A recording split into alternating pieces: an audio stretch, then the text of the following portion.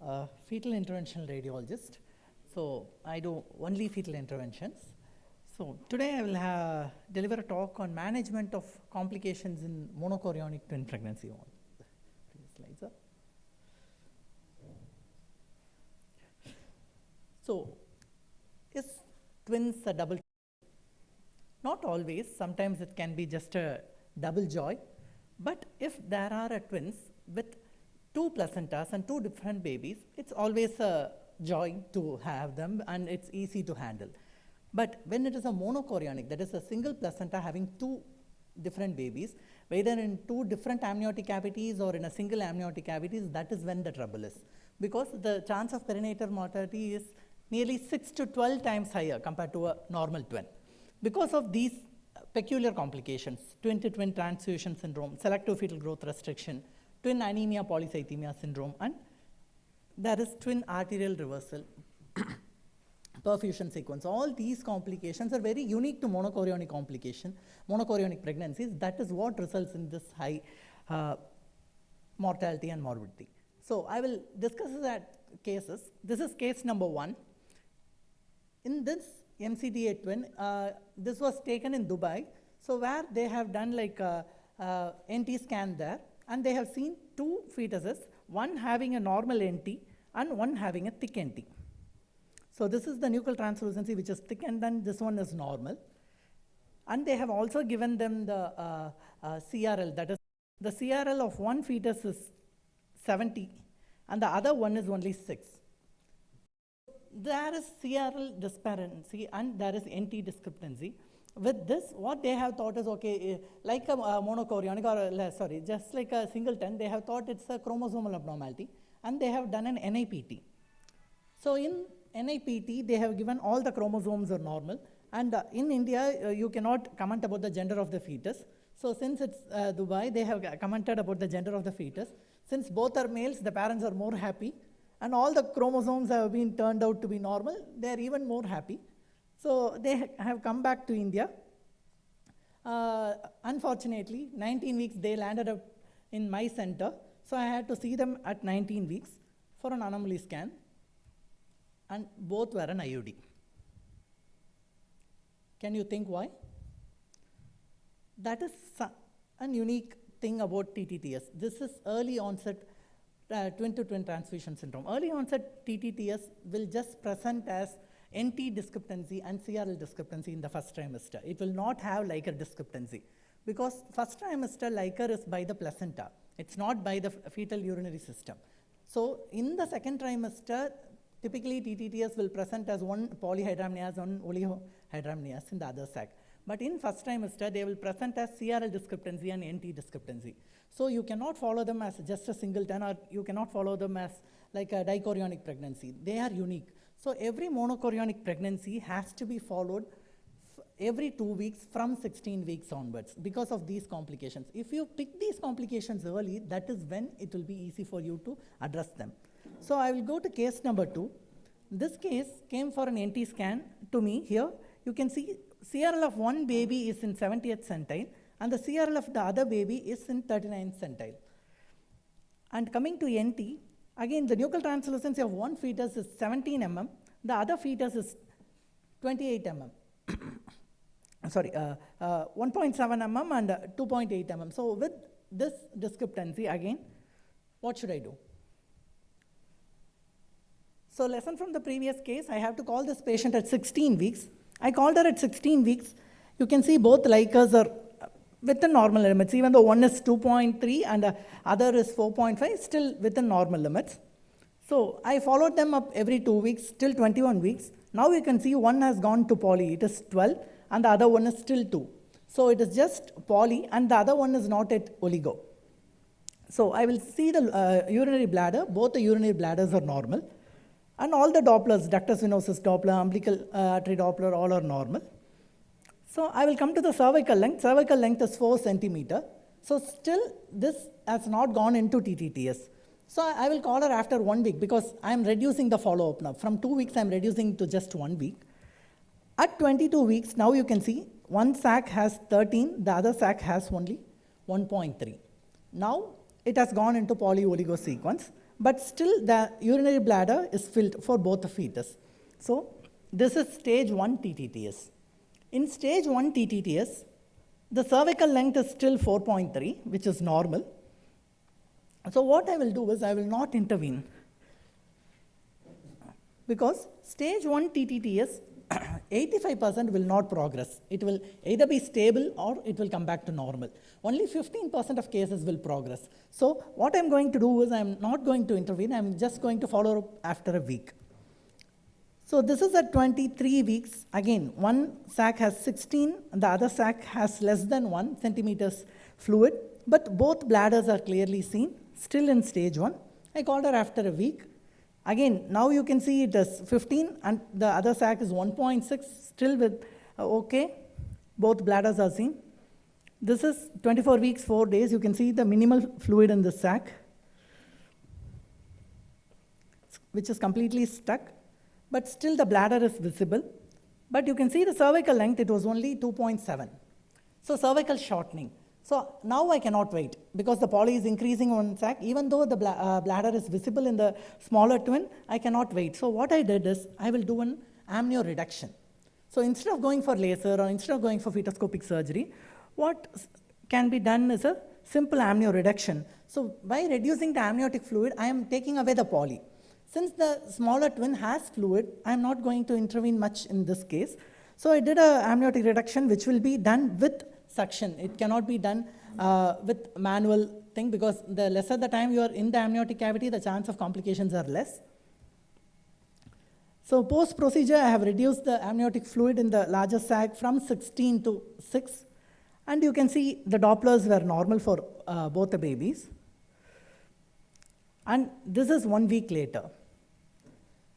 Now you can see fluid beautifully appearing in both the sacs, the membrane freely floating, and both fetus being active.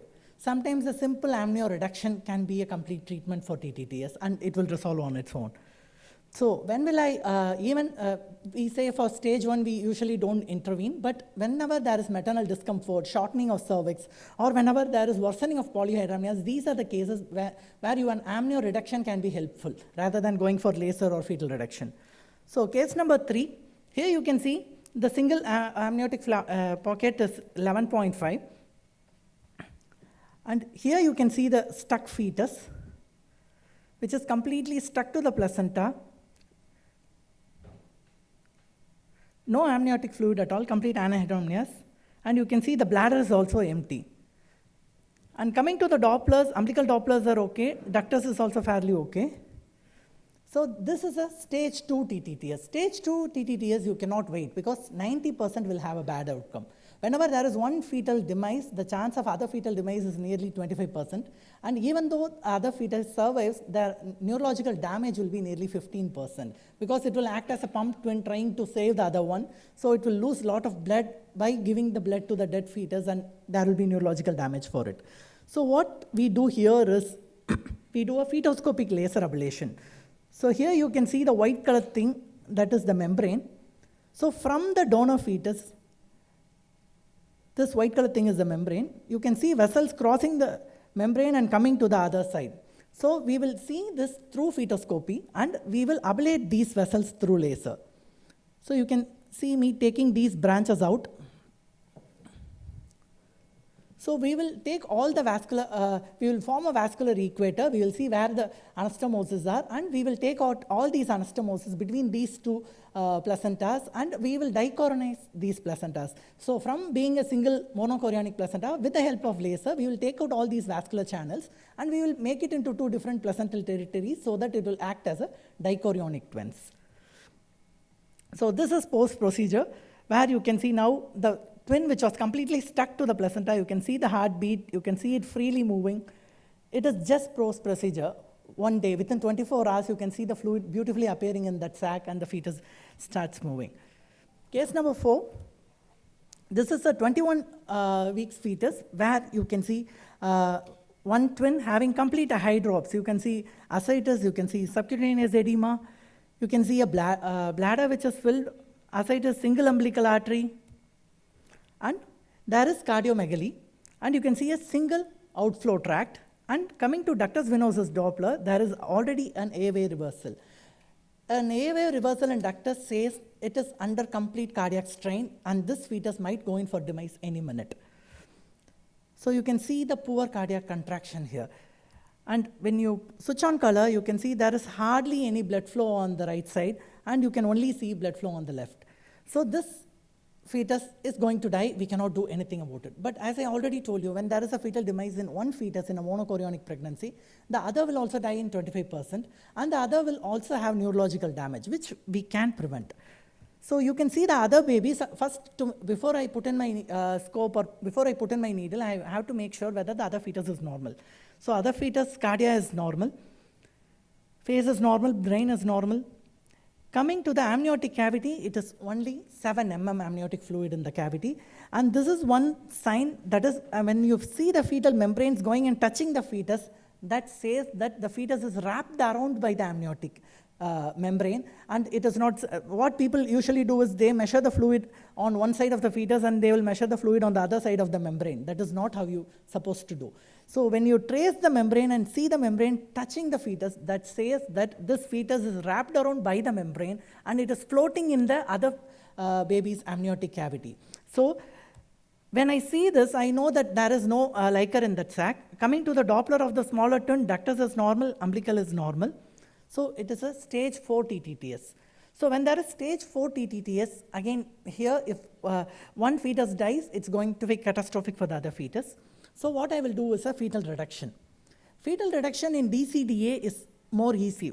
You can just go in and inject ACL in one fetus. Because its placenta is different, that fetal heart will stop and it will be, the other fetus will be completely not bothered at all. So this is how we reduce an dichorionic pregnancy, that you can see one placenta here and one fetus. You can see my needle coming in, and this is one baby. I will go into the heart of the baby and I will inject KCL, and that's done. But in monochorion, you cannot do that. If you go and inject KCL, it's going to travel through the placental anastomosis to the other baby, and the other baby will also die. So you cannot do it. So what you have to do it, you have to either go for an interstitial laser or bipolar cord coagulation or radiofrequency ablation or a microwave, which has newly we have started it up. So the point is we will ablate the cord. So by ablating the umbilical cord, we will cut the connection between both these fetuses. So if this fetus dies, the other one will not be bothered. So there are multiple papers on this, and this is one systematic review which beautifully says, among all these techniques, RFA is the one superior-most one because the complications are very less and the co-twin survival is nearly 82% with an RFA. So what we do is we put in an RFA needle and we place it in the middle of these three vessels, that is 2 umbilical arteries and 1 umbilical vein.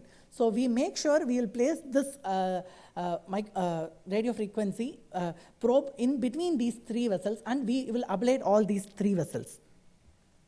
So when we ablate all the 3 vessels at once, the chance of this baby going for demise might take another half an hour or 1 hour, might even take 4 hours, but this will not be, this will not affect the other fetus, and the other fetus will be completely normal. So you can see the procedure video here. So this is the single tine RFA. Again, in RFA, we had multi-tine, which will go in and open up like a umbrella, and it will burn structures within it. I prefer a single tine one because you can easily place this single needle between all the 3 vessels. But what here is the planning is more important. You have to know the distance between where you're going to place the needle and the distance from the needle to each one of these vessels. And you have to take particular size of tip RFA needle because some will have 1 centimeter burning and some will have 3 centimeters burning. So depending on the abdominal circumference and the distance between each vessels, we will plan the needle size and we will go in. So this is how the needle will be placed in the fetal abdomen. And you can see the echogenic ablation which is happening. So this, when we ablate these vessels, you cannot expect the heart to stop immediately because it's not like DCDA where you go in the heart and inject KCL. So for this, the heart to stop, it's going to take time. But what we will see is there is complete stoppage of blood in the umbilical cord. So in the umbilical cord, all the 3 vessels will be completely ablated and there won't be any blood flow within the umbilical cord, which says that our procedure was successful. So this is the FHR of the other fetus, which is completely normal. And here you can see, this is 24 hours post procedure. You can see the fluid beautifully appearing within the sac. And this is the tie index of the fetus. The cardiac function is completely normal. And this is after a week. Now you can see the fluid appearing even more, and it is completely dilating the amniotic membrane. Middle cerebral artery is normal. There is no evidence of fetal anemia. And this is after 2 weeks. You can see the fluid has come to nearly 5. From 7 mm, it has come to 5 centimeters. And after 2 weeks, we will also do a neurosonography to see if there are any neurological damage. Even though you are reducing the neurological damage from 15%, still it can be 2 to 3% post reduction. So still the brain is completely normal. Dopplers are normal. And finally, she went and delivered a term baby, which was at 36 weeks. So we did the procedure at 21 weeks, and she delivered at 36 weeks. So that is the power of RFA or microwave. It's a simple needle technique which will help them have a healthy baby. So stage 2 TTTS, yes, the risk of perinatal mortality will be nearly 80 to 90% if you don't intervene. So it is better to intervene in these cases. And if you don't intervene, 15% chance of fetal demise and nearly 25 to 50% chance of neurological damage if you don't do anything. If you do an RFA, 82% you can save one baby. And if you want to do a fetoscope, then at least you can save nearly 85% of one baby and nearly 60% of survival in both of twins. And monochorionic, always remember the chance of cardiac abnormality is 9 times higher, because even this TTTS would be there even when in the embryonic state, so it will prevent one heart from developing properly. So whenever you are having a monochorionic, always do a fetal echo, and if there is TTTS, the chance of cardiac abnormality in one twin is nearly 12% high. So 12 times high. So always do a fetal echo to look for cardiac abnormality before you do a procedure, because you cannot do a procedure and then say there is a abnormal heart and we cannot do anything about it. So always make sure both babies are fine before putting in a fetoscope, or at least if one baby is having a cardiac abnormality, other is normal, you can reduce the cardiac abnormal fetus and you can save one. So coming to case number 5. Now the amniotic fluid is normal in both sacs, but the problem is the weight discordance, nearly 28%. So when the discordance is more than 25%, the chance of them again having adverse outcomes are high. So this is selective fetal growth restriction. So in selective fetal growth restriction, once you know that it is fetal growth restriction, it's not like singleton where you have a stage 1, stage 2, and stage 3. In monochorionic, it is different. It is types. It is either type 1, type 2, or type 3. This type is purely depending on the umbilical artery Doppler of the smaller ton. So umbilical artery, if it is stable, whether it is high resistance or it is normal, it is stage 1. If it is absent, persistently absent or persistently reversed, it is type 2. And for type 3, it is intermittent. Either it is intermittent absence or intermittent reversal. Then it's type 3. So how do you take a Doppler for these cases is you will not just take a Doppler like a singleton. You will take it at the placental cord insertion site, because that is where the anastomosis from the other baby will push in blood. So when you see this Doppler, you have to wait for some more time to see whether it is becoming absence and it is becoming reversal. So if I would have stopped with this, I would have misdiagnosed this as type 1 SFGR, which has a very good outcome. It will not progress. I will just follow them up weekly. But it is a type 3 SFGR. The problem with type 2 and type 3 is type 2, the chance of it having co-twin demise is nearly 10% and the neurological damage is 16%. For type 3, it is unpredictable. Unpredictable fetal demise is nearly 20% of cases, and the neurological damage is nearly 10 to 30% even if both twins survives. So if you see a type 3 SFGR, that is before 24 weeks, or a severe one like severe severe oligo, and all like ductus venosus, Doppler changes are there, that is when we think of a fetal intervention. So what I have done in this case is I have done a microwave ablation. So just like RFA, we will place in the needle between these 3 vessels, but microwave, you know, we don't have different needles. We have a single needle, but we have different kind of energy. So again, the distance between each vessel will be calculated, and depending on the distance, we will decide upon the energy and we will burn. Why is it more important? Because you should not put the heat into the amniotic cavity, because once you put the heat into the amniotic cavity, the other fetus skin will be burnt. So during a term, during delivery, it will be a surprise to the parents and the doctors that you can see even the half of the skin and the chest wall being burnt for one common case which was circulating in the WhatsApp group. So that's how you have to perfectly plan the distance between these vessels before you start your ablation. So you can see my needle here. This is the fetal cord insertion point. So you can see me entering, and this is the video where you can see some burst of energy happening into the amniotic cavity. That is completely normal. So microwave is more short and more easy to do compared to your RFA, because RFA it takes 2 to 3 cycles usually. Microwave, single cycle it will be done.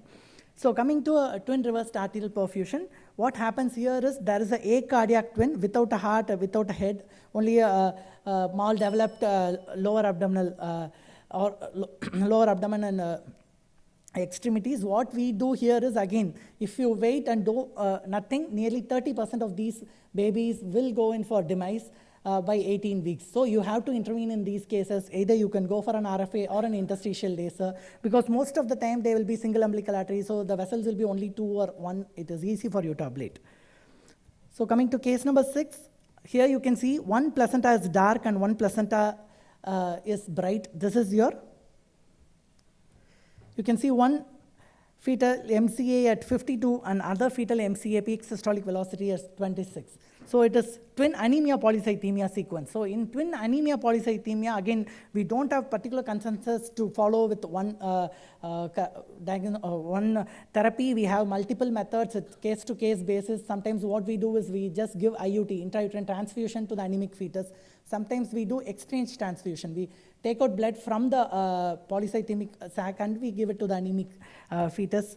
Or what we do is we remove blood from the polycythemic sac and we push in saline to compensate the polycythemia. So this is an exchange transfusion which you can see there, pulling out blood and pushing in saline through other tube. So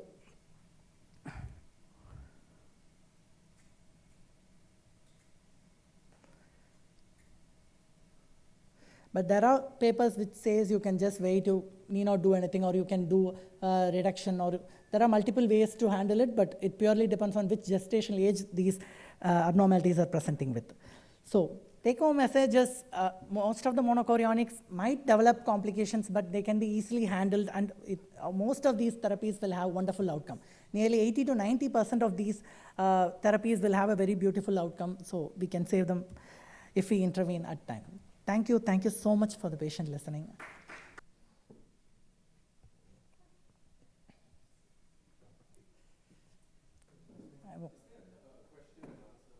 Yeah.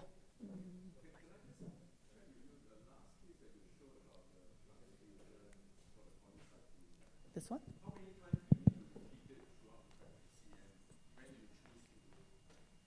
It depends purely upon the anemia of the other fetus. So we will say if the MCA, middle cerebral artery Doppler, is more than 1.5 mom, that's when the fetus is anemic. So when we do one transfusion, usually it takes nearly 3 to 4 transfusions if you diagnose it at 28, 29 weeks. So we plan the delivery by 34 weeks because we don't take it forward from 34. At least we try to push it till 34. Thank you.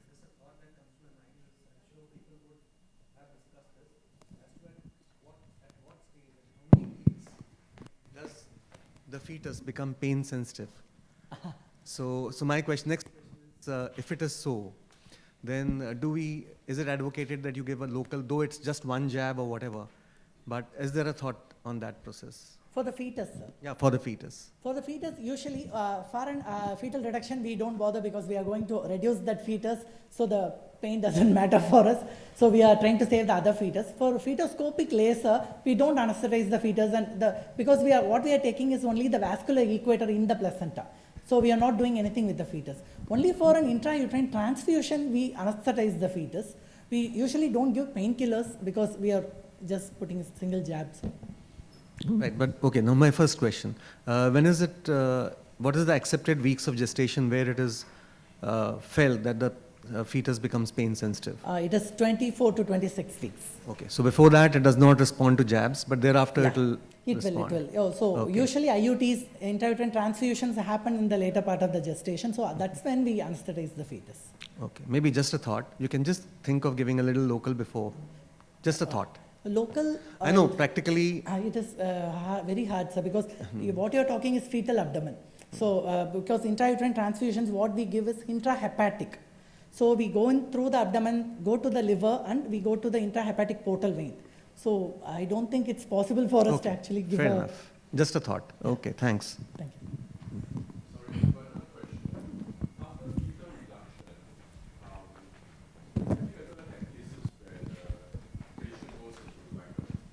Contractions and how do you manage those?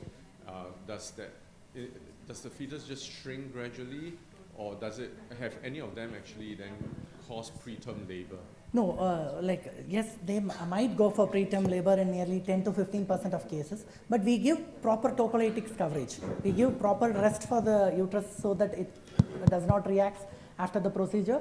We keep them under tocolytics for another at least 4 to 6 weeks. We gradually taper them so that they will not have any contractions.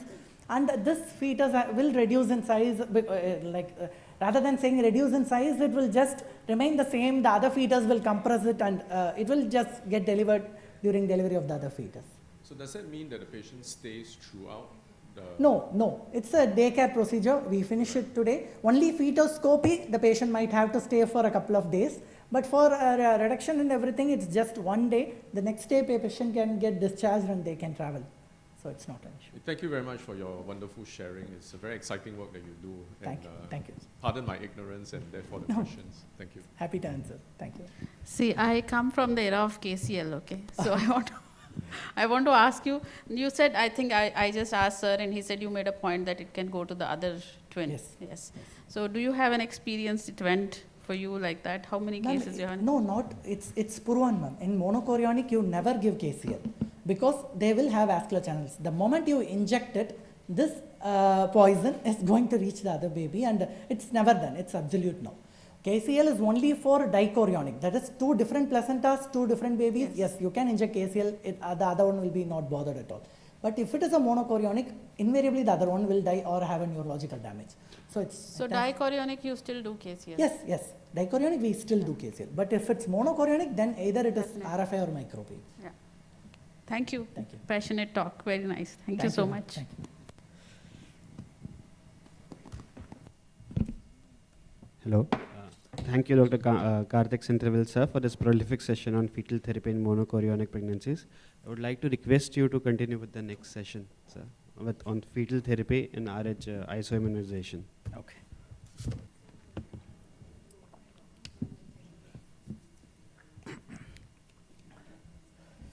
So, intrauterine blood transfusion.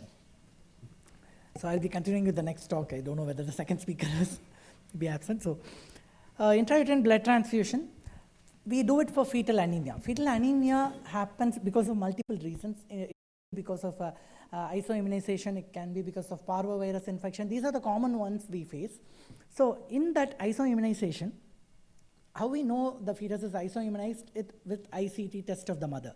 When the ICT becomes positive, it doesn't mean directly we are going in for blood transfusion. When the ICT is positive, then we will see whether it is actually done by what method it is, whether it is a gel method or tube method. If it is a gel method or tube method, only when it crosses critical titers, that when we will think whether the fetus will be affected with anemia. When it crosses the critical titer, then what we do is we do an antibody identification test. Because there are 3 groups of antibodies, only group 1 antibodies will cause fetal anemia. If it is group 2 or group 3, group 2 will have neonatal anemia at least, group 3 antibodies will not have any kind of anemia, so we need not follow them up, we need not do a transfusion. So only if it is group 1, that's when we think of a transfusion. And if it is group 1, it is D, then there is one slighter advantage of it.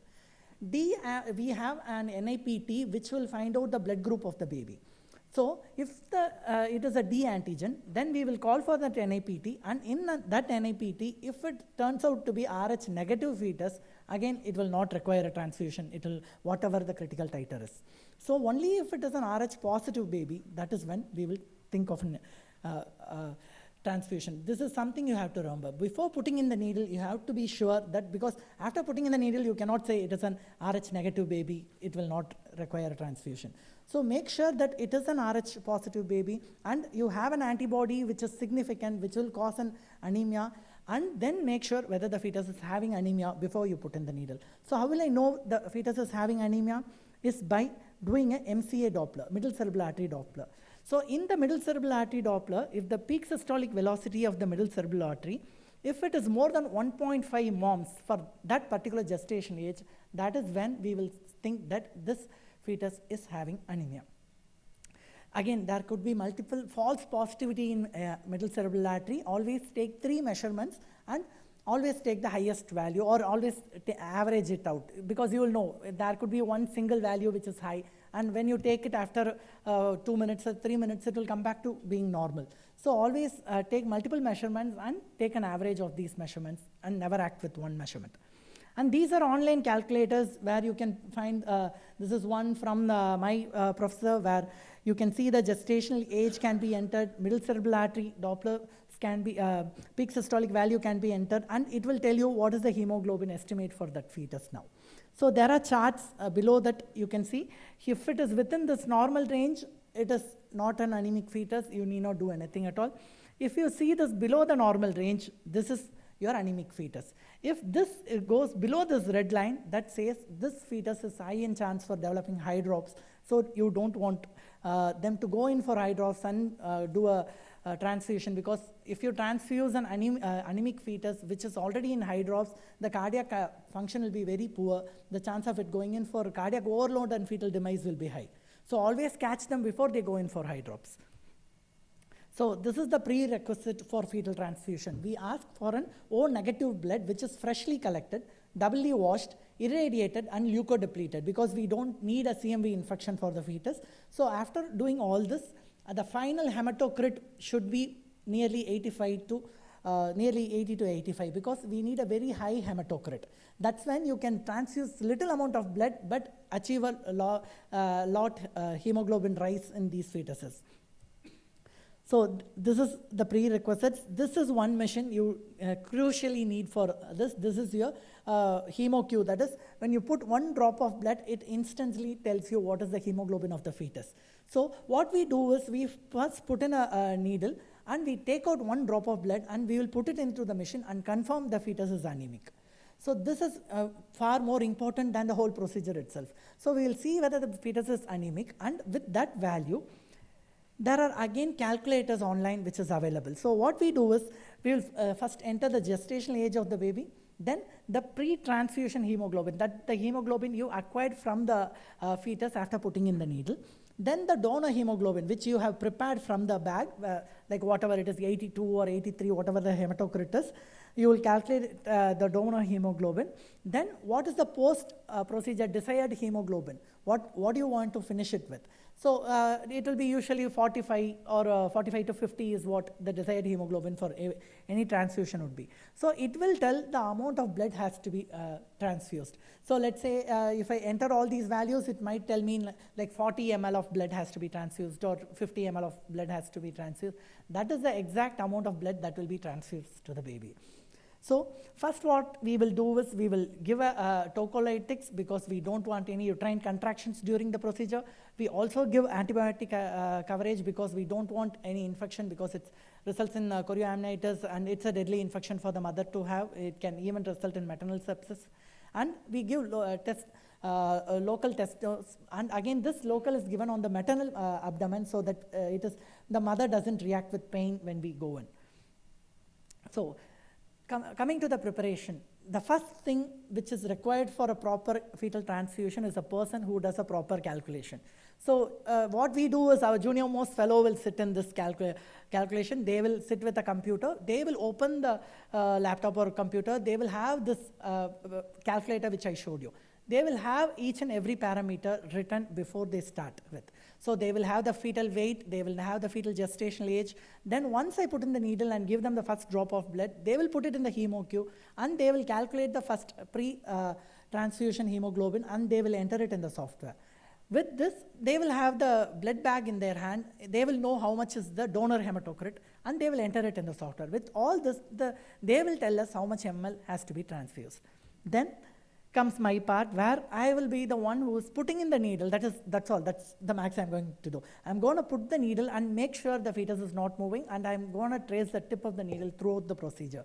Because if there is the extra vessation of blood into the liver, like usually it's an intrahepatic route which we choose, it will create a tamponade to the umbilical vein. It will result in demise of the fetus, so which you don't need. You always have to see the tip of the needle throughout the procedure, making sure that the blood flows only into the arteries, only into the veins. So coming to the assistant, because this is one, again, my senior fellow, the one who I trust most, because if they make a small mistake of putting in some air bubble into the system, it's going to have an air embolism and the fetus is going to die. So they have to be very careful in handling stuff. So we usually take the senior most in this. Then a proper ultrasound machine with a very good grayscale where you can see the tip of the needle, where you can see the fetus properly.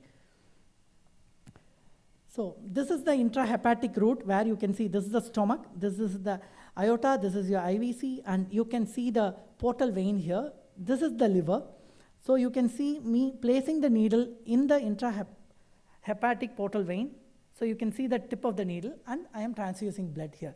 So this is the most preferred route, because all the other routes, like the free umbilical cord, if you puncture it, it might move away. Other one is the placental cord insertion site, but the placental cord insertion site, you will have the two arteries close to the vein. So you should never enter the fetal arteries. You should always enter only the fetal vein.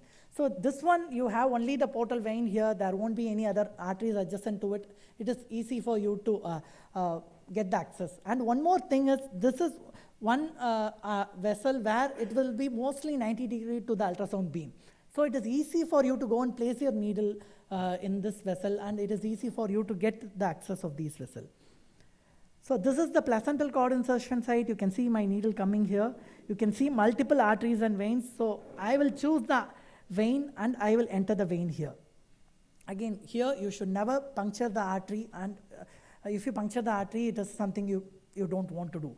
So always enter the fetal vein. So once you put in the needle, the first thing you will do is you will withdraw blood and send it to the HemoQ, obviously for the calculation, and you will send it for blood grouping and typing. You will also send it to direct Coombs test, to see whether this reaction is because of that, the anemia in the fetus is because of that, or is you are missing out something else. Then you will see the hematocrit to make sure it is from the lab, not from the HemoQ guy, because I want both of them giving the same hemoglobin of the fetus. That assures me that I'm doing the procedure right. Then this is a closed circuit which I will form.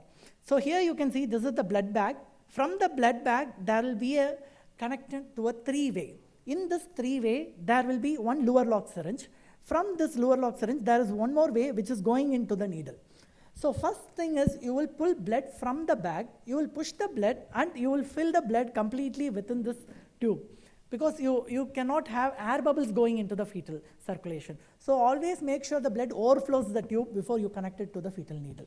So we do this, then we will again lock the bag side. You cannot, just like a adult transfusion where you can free flow the blood from the bag directly into the fetus. What we will do is, we will lock the bag side, or we will lock the fetal side, we will withdraw blood from the bag, we will take 10 ml of blood, then we will change the lock and we will close the bag side, we will open the fetal side. Here, the needle or the syringe will always be held in the vertical position, because there will be some amount of air in this needle which should not be pushed into the fetal circulation. So that's why I said your second assistant should be the most important one. So what they will do is, they will have this needle vertical always, and they will push blood, and always push only 8 to 9 ml of blood. Don't push the last 1 ml. Again, that will have some amount of air bubbles, because this is high hematocrit blood. When you try to pull high hematocrit blood, only people I think who have done it will know it's very hard to pull and push. So when you pull it, make sure that you take at least like 8 to 10 ml every time. You are pushing it, push 1 ml lesser than what you pulled in. So after some time, there will be some amount of blood within the needle. You will push out that needle completely or change the lower lock, put in a fresh needle, and then start pulling and pushing. So you will do it, and every time when you do it, I will start, I will be just monitoring the needle and the probe. My assistant will be telling out that 9 ml has been pushed, 8 ml has been pushed. The calculation guy will sit and calculate all these things. He will tell me when the final hematocrit reaches, and he will tell me that, sir, we have reached the limit. Once he says the limit has been reached, we will stop all this. We will remove the blood line. We will push 1 ml of normal saline. After pushing 1 ml of normal saline, what we do is we just put in the stillet back. We wait for a minute. Then again we will take out the stillet. We will take out 1 ml of blood, and we will again give it to the HemoQ guy to calculate the ending hematocrit. Because what you have transfused is adult hemoglobin. It is not going to follow your MCA Doppler pattern of a fetal hemoglobin and charts of a fetal hemoglobin. So your second transfusion will be based on your ending hematocrit which you do. So depending on this ending hematocrit, there will be fall of hematocrit 1 per day. So let's say we finish it at 45, we will see whether when it is coming to 20 again. So when it comes to 20 again, that is when we plan for our next transfusion. So this is how we plan our next transfusion. So final step is the most important step, because if you don't have a ending hematocrit, you will never know when to transfuse the next time. So coming to complications, you don't want an arterial puncture, because arterial puncture, again, it will go in for fetal demise. And breathing into the peritoneal cavity is completely fine. This blood will get absorbed within the peritoneal cavity. Sometimes what we do for hydropic fetuses, when there is hydrops, we give intravascular transfusion. After giving an intravascular transfusion, I'll pull the probe, pull the needle out. I will place it in the peritoneal cavity and push some blood into the peritoneal cavity, because it's going to have a slow absorption. So once the vascular, the hemoglobin is done, it's going to take hemoglobin from this peritoneal cavity, which will get beautifully absorbed, and this will also act for another 1 or 2, 3 days, and it will give us some more time for the next transfusion. So maybe the next transfusion might not be, the hydrops might not be there when you do the next transfusion. And something you should not miss is the chorioamnionitis, because the fetal infection might result in a maternal infection, and maternal infection will lead to maternal sepsis. So you don't want it. So make sure you do it in a complete aseptic environment. I usually prefer to do it in the OT theater, operation theater. I don't do it in the OPD. And the chance of procedure-related loss is nearly 2%, and the chance of procedure-related preterm birth is also 2%. So if you do a procedure before 28 weeks, the loss is 2%. After 28 weeks, the PPROM or like preterm birth is 2%. Thank you so much for the patient listening. I'm open for questions. So like this is for the mother. For fetus, we give fetal anesthesia. We go to, I haven't included that point. Yeah, so how do you make sure that the baby doesn't move? That's what, we give fetal anesthesia, sir. We usually give intramuscular injection in the thigh of the fetus. So what do you give? Atracurium or vancuranium. Vancuranium. Okay, so that's a muscle relaxant. Yes, sir, but that works. Yeah, that's beautifully right, for the that's right. fetus. Okay, thanks. And what is the dose for that? It depends on the gestational age of the baby and what you are using. For rocuranium, it is 1 ml per kg body weight of the fetus. And for atracurium, it is, no, vancuranium, it is 4. Okay, fine, thanks. Thank you, Dr. Karthik. Thank you so much. Thank you so much. Thank you. So, thank you, Dr. Karthik Senthilville, for this amazing presentation. Thank you. And Thank you. thank you, Dr. Bhavnadev, ma'am, for chairing this session. So we'll be moving on to the breast intervention session, and I would request Dr. Bhagyam Raghavan, ma'am.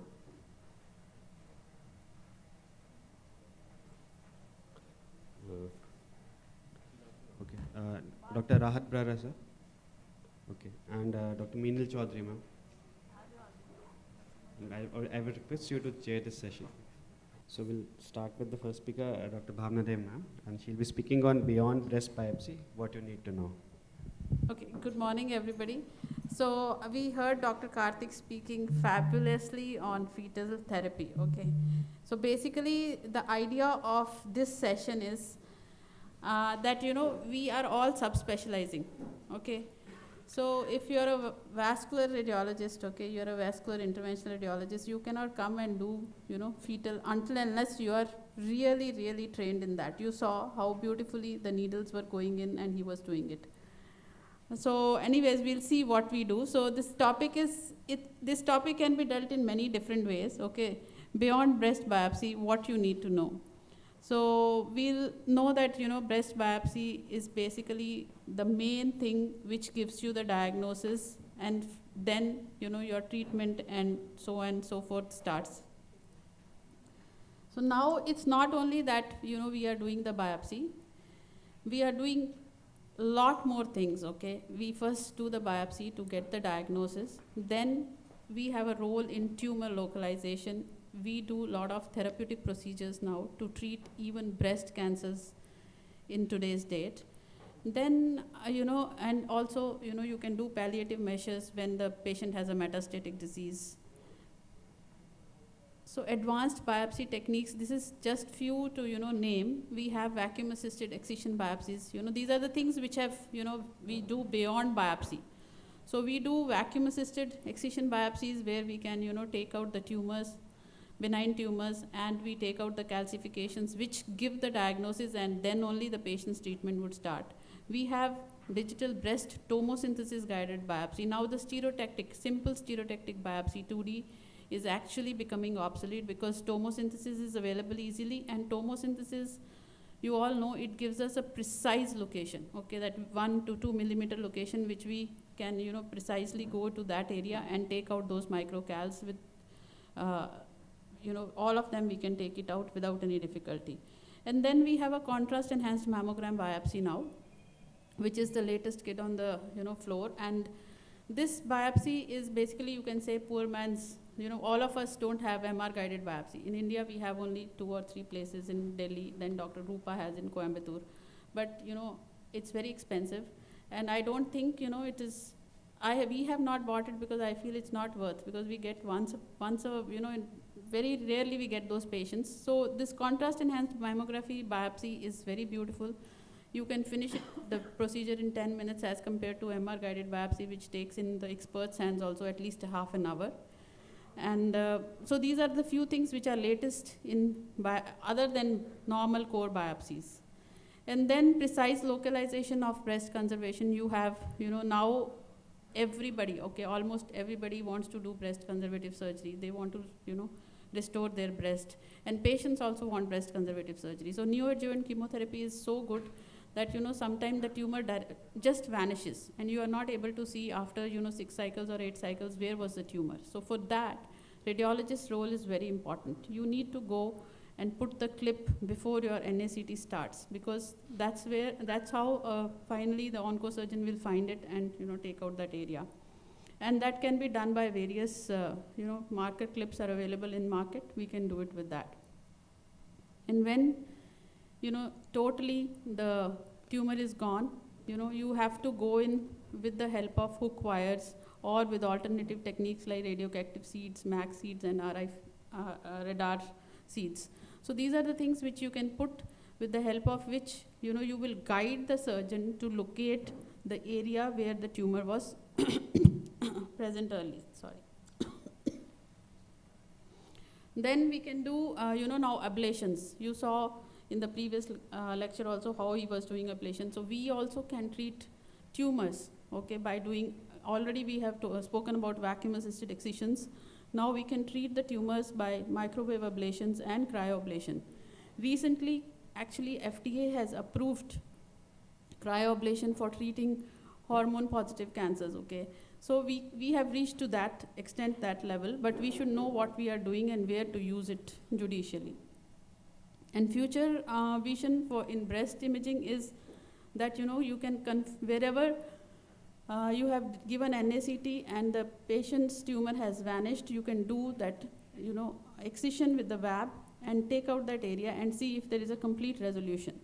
And everybody wants to do a target axillary dissection because they don't want to take out all the lymph nodes and give patient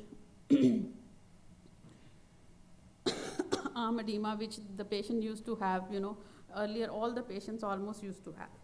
So till now what we saw is that radiologist's role has gone much more beyond the diagnosis and biopsies. Modern imaging techniques offer more accurate, less invasive and more patient-friendly options. Breast radiologist is now a critically therapeutic partner in patient journey from diagnosis to palliation. So these are the new things which are there in breast imaging. But what happens is main common challenges when it comes to the general radiologist.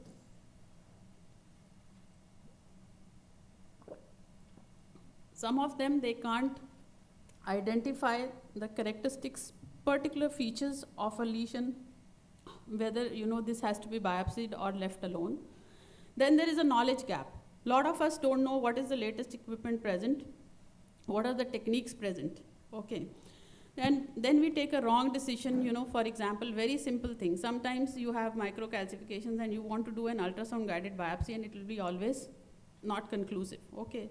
So we take wrong decisions because it may be due to the lack of knowledge, lack of understanding, or because of the lack of machines you have. If you don't have a tomo-guided biopsy, obviously you will think, okay, yeah, I can do this, so I will try it. But why you are trying it on the patient when you don't have a specific thing? So you should know what you want to do at what particular case. And then we do not communicate with our referring physicians what they want and how the patient should be managed. This is very, very important. These are very important things. So for this, the main issue is lack of experience in breast radiology. So I'll show you a few of the cases which are very common scenarios. And these are the things which have been managed wrong by outside people or by inside people in our own hospital. But I thought I should share these with you and give you some insight that how we can make mistakes. So this is a 29-year-old female who came with complaints of multiple breast lumps for past 8 months. So outside this patient, this lump was biopsied, the second one, in the middle, okay? But if you ask a breast radiologist, if you ask me, or if the people who are specialized in breast, if I ask them, their opinion will definitely be different, okay? They would go and do a biopsy for this because it has some cystic spaces. Okay, these are the typical features. The second and the third are typical fibroadenomas. A breast radiologist cannot miss it. But the other person will think, yeah, this is looking very black, this is dark, this is looking dirty, let me biopsy this, because this is big. But that's where you lack your breast radiology knowledge. So you need to biopsy which is required for biopsy. So anyways, this one was biopsied by us. We biopsied this lesion. As you can see, there are some cystic spaces, small tiny spaces are also seeing, and the HPE was fibroepithelial lesion, likely benign phylloids. Another common scenario which is made mistake. This is a patient which has lump on the both sides of her breast, and she has been biopsied this lesion twice outside, and both times it has come as a sclerosing fibroadenoma. Okay, fibroadenoma. Twice she had got it. And nobody has even bothered about this lesion. She came to us, we saw her ultrasound, and this is how this lesion looked on ultrasound. Okay, definitely, if I ask you, I'm sorry, can I ask you, would you biopsy this patient? Definitely a breast radiologist will say that I will biopsy this lesion, because to us, now we have so much of experience, we can tell you what is the histopathology of this lesion by looking at it, okay? Yeah, she doesn't know these cases, she's already told it, she's nailed it. She said triple negative cancer. These are the typical features of triple negative cancer, and patient has been roaming with this for past 3 years. So this is a very simple mistake, when you don't know what you are looking for and what you should do. This also, we have managed this patient, we have managed first patient wrong, second patient wrong, okay? It was done by our own community, general radiologists. Another patient, this patient is like already right MRM done and routine annual surveillance mammogram of the left breast. So I don't think so we can, when the patient comes like this, when patient is coming, we need to see there is anything new happening in that breast every year when we do. Okay, so when we see this, all this was there before, this was there, this is there, this is there, this is there, this is there, okay. But what is not there is something which is popped up next to that calcification. I don't know whether you can see it or no, but yes, this is a zoomed view. So this was something new. So definitely this has to be biopsied. First of all, first thing is, I'm pretty sure if it has not gone to the proper breast radiologist, they don't have a proper monitor to see, 99% of the people will fail to see this new finding. Okay, the first fault lies there. Second fault, now you have seen this lesion. How are you going to tackle this? How will you biopsy this? Definitely we need to biopsy it because this is a new thing and this looks not like a very benign calcification. This is a suspicious calcification. So what do you do? So you have to obviously do a core biopsy. No, I'm not asking you, I know you know. So we definitely need to do a vacuum assisted biopsy for this, okay? Because vacuum only can take out these kind of calcifications. Otherwise, if you need to do if you try to do core, even with 12 gauge, which is available now, it is very difficult you will get this, okay? And obviously you have to do, don't even dare to think that you will see anything on ultrasound. You have to do a stereotactic or tomosynthesis guided. So anyways, this patient underwent a stereotactic guided biopsy, and you can see that the calcifications have come out, whatever it was, it's there in the sample. You need to take this picture always, because otherwise your pathologist will say, कि नहीं है, कुछ नहीं आया. What will you do then? This is my proof that I have taken it out, because it was so tiny, otherwise you will not see it. And now after that you have taken out that calcification, this thing is very important. You need to place the clip there, because in case if that calcifications come as a malignant calcification, then where does the surgeon go back and take it out? Because already you have taken out the entire thing. So you need to put a clip so that if in case if it is malignant, the surgeon should go back with your guidance and take it out. This was fibrocystic disease on this thing. This patient roamed for almost 4 years in the market. She kept on telling that I have something in the, I can feel something in the lower inner quadrant, I can feel. Okay, this mammogram was reported normal. She came to us, we saw this mammogram. We thought that there is something extra over here, okay? This is not here, it is something extra here. So we did her ultrasound, you know, showed this dirty kind of a lesion. Anybody sees, we'll think, we also thought it is Barrett's 4C, okay? It is suspicious of malignancy, biopsy done. It came as a histopathology granular cell tumor, okay? I don't agree, because for me it is looking like a very, very malignant lesion, okay? And we went ahead and did a PET, because the pathologist said it is, so it was a discordant thing between radiology and the pathology. So we thought we'll do a PET. Okay, we could have done MR, but anyways, the patient went in for PET. And PET also showed focal area of non-FDG avid soft tissue. So how should we manage this patient? Shall we leave it? Do you have a courage to leave it, or what else you will do now? So you should know. See, this your surgeon will ask you, what should I do now? Okay. So obviously you have to do a re-biopsy, either with VAB, you have to give them more representative tissue, or you go ahead and do an excision biopsy, okay? So this patient underwent an excision biopsy, and final histology was granular, again a granular cell tumor with fibrosis, no evidence of malignancy. And these are the benign tumors, granular cell tumors, which are associated with architectural distortion. So what we were seeing on mammogram, if you remember, it was not looking like a mass, it was looking like something architectural distortion. Similarly, on ultrasound, there was a black shadow, but a lot of, you know, it was looking like AD only if you review it back, okay? So sometimes, you know, we also can be wrong, but we should know how to go ahead with it and prove your point. Because if we would have not done excision biopsy for this lady would have roamed in the entire, you know, India and gone here and there, and people would have told her a lot of things. Now she's on follow-up. So another case, this patient came and, you know, outside X-ray done, somebody told her there is a very huge mass, and she's feeling this mass. Okay, so there is a very huge mass, it has to be taken out. Okay, surgeon. She comes for the second opinion. We said, okay, we'll do your ultra. We saw this, we know what it is. Okay, breast radiologist will again know what it is, okay? So we saw it, And then we told her, what do you do next? You do ultrasound, because ultrasound is easily available. Ultrasound also, it looked like this, something which is very inconspicuous. Like, there is nothing to be worried about on this.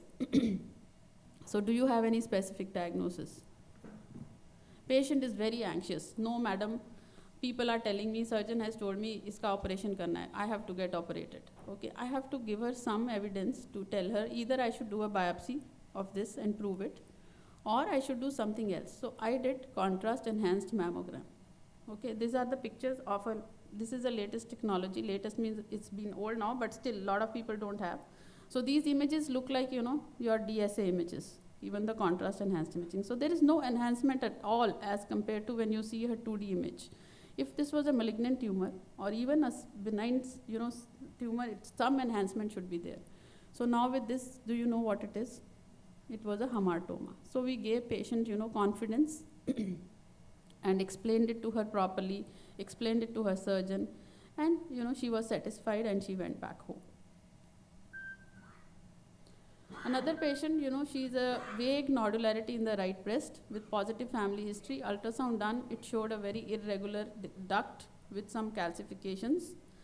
And when you see her mammogram, actually there was a small focal asymmetry here, if you see here and here. Okay, there's no arrow here, but there was a very focal asymmetry. This 100%, I can tell you, if you don't have, again, a proper monitor, you will not be able to find this abnormality. Okay. 101%, not even 100%, I can tell you. Okay, so anyways, we saw this and then we did a zoomed view. So there was some small calcification. So when you see something like this, you have to do what you have to do? We have to do something else. We first have to do a spot magnification to identify the characteristics of that calcifications. So we know these are malignant, suspicious calcifications. So spot magnification done, it showed that. We did a contrast. As compared to the previous contrast, if you remember, that was totally, nothing was enhancing. Here you have a minimal enhancement, okay? Here, upper and outer quadrant, exactly in the area where you were having the asymmetry, focal asymmetry. And then, obviously, we do a biopsy. On biopsy, it is a luminal B type of cancer. And obviously, it is such a small thing, so patient wants it to be breast conservative surgery. Patient doesn't want to remove the entire breast, obviously. It's such a small thing. So after the biopsy, we have put a clip before her neoadjuvant chemotherapy. So you have to work up the case properly. Now you have to discuss with the surgeon, discuss with the patient, okay, what will be the course of events? Okay, so after the biopsy, it is luminal B. Patient wants to do a conservative surgery. So we need to put in such a small lesion, you need to put a clip because after NACT, most likely it will have a complete pathological response. So this is her post, again a contrast done, post 6 cycles NACT. You can see there is no enhancement totally, and only thing which we are seeing is a tiny marker here, which we had put. So this is the guidance to the surgeon, okay? This will guide the surgeon to go and take out this area. So now what do? Surgeon cannot palpate, I cannot palpate. So you have to put a wire. If you are seeing that area under ultrasound still, you are confident about that marker, you can put it. Otherwise, you can do a stereotactic wire and send the patient to the theater. So we did an ultrasound guided wire and we confirmed it on X-ray. Okay, with this we sent the patient to the theater. Okay, so this is a marker, this is the wire. So, the surgeon will go into this area. And then the surgeon from up sent us an excisional biopsy specimen. So you can see that wire and the marker both are out and there is quite a lot of margins around it, okay? And are we done with this? No. You have to see whether, whatever it was, what is the histopathology now? You have to go till that end. So histopathology report showed no evidence of malignancy, complete pathological response. So that's where this is how you work up the case. When you have that much of, knowledge that this is how it will go, I think the surgeons, your colleagues will also respect you, okay? Because radiologists will give them everything, but finally they don't appreciate us. So we have to find a way to get it done. So anyways, so this is a patient with serous nipple discharge, 3 months. This is her ultrasound image. And if you see, there is a mass here. So everybody was after this, okay? So we are not concerned about this. I am pretty sure, we will say this is a benign mass. So what we did is we did a contrast and we saw that, there was an enhancement in the duct. just at same position where we found it on ultrasound. And obviously, this lesion, which somebody will think, okay, we'll biopsy this and it will enhance and all that, nothing was enhancing. It was a simple fibroadenoma, benign fibroadenoma. So we did a ultrasound guided biopsy and it was a benign papilloma. So you should know what to target. Unnecessary, don't faltu mein go here and there and do nonsense things. So we had concluded that all these things, our role has increased, this, that and all.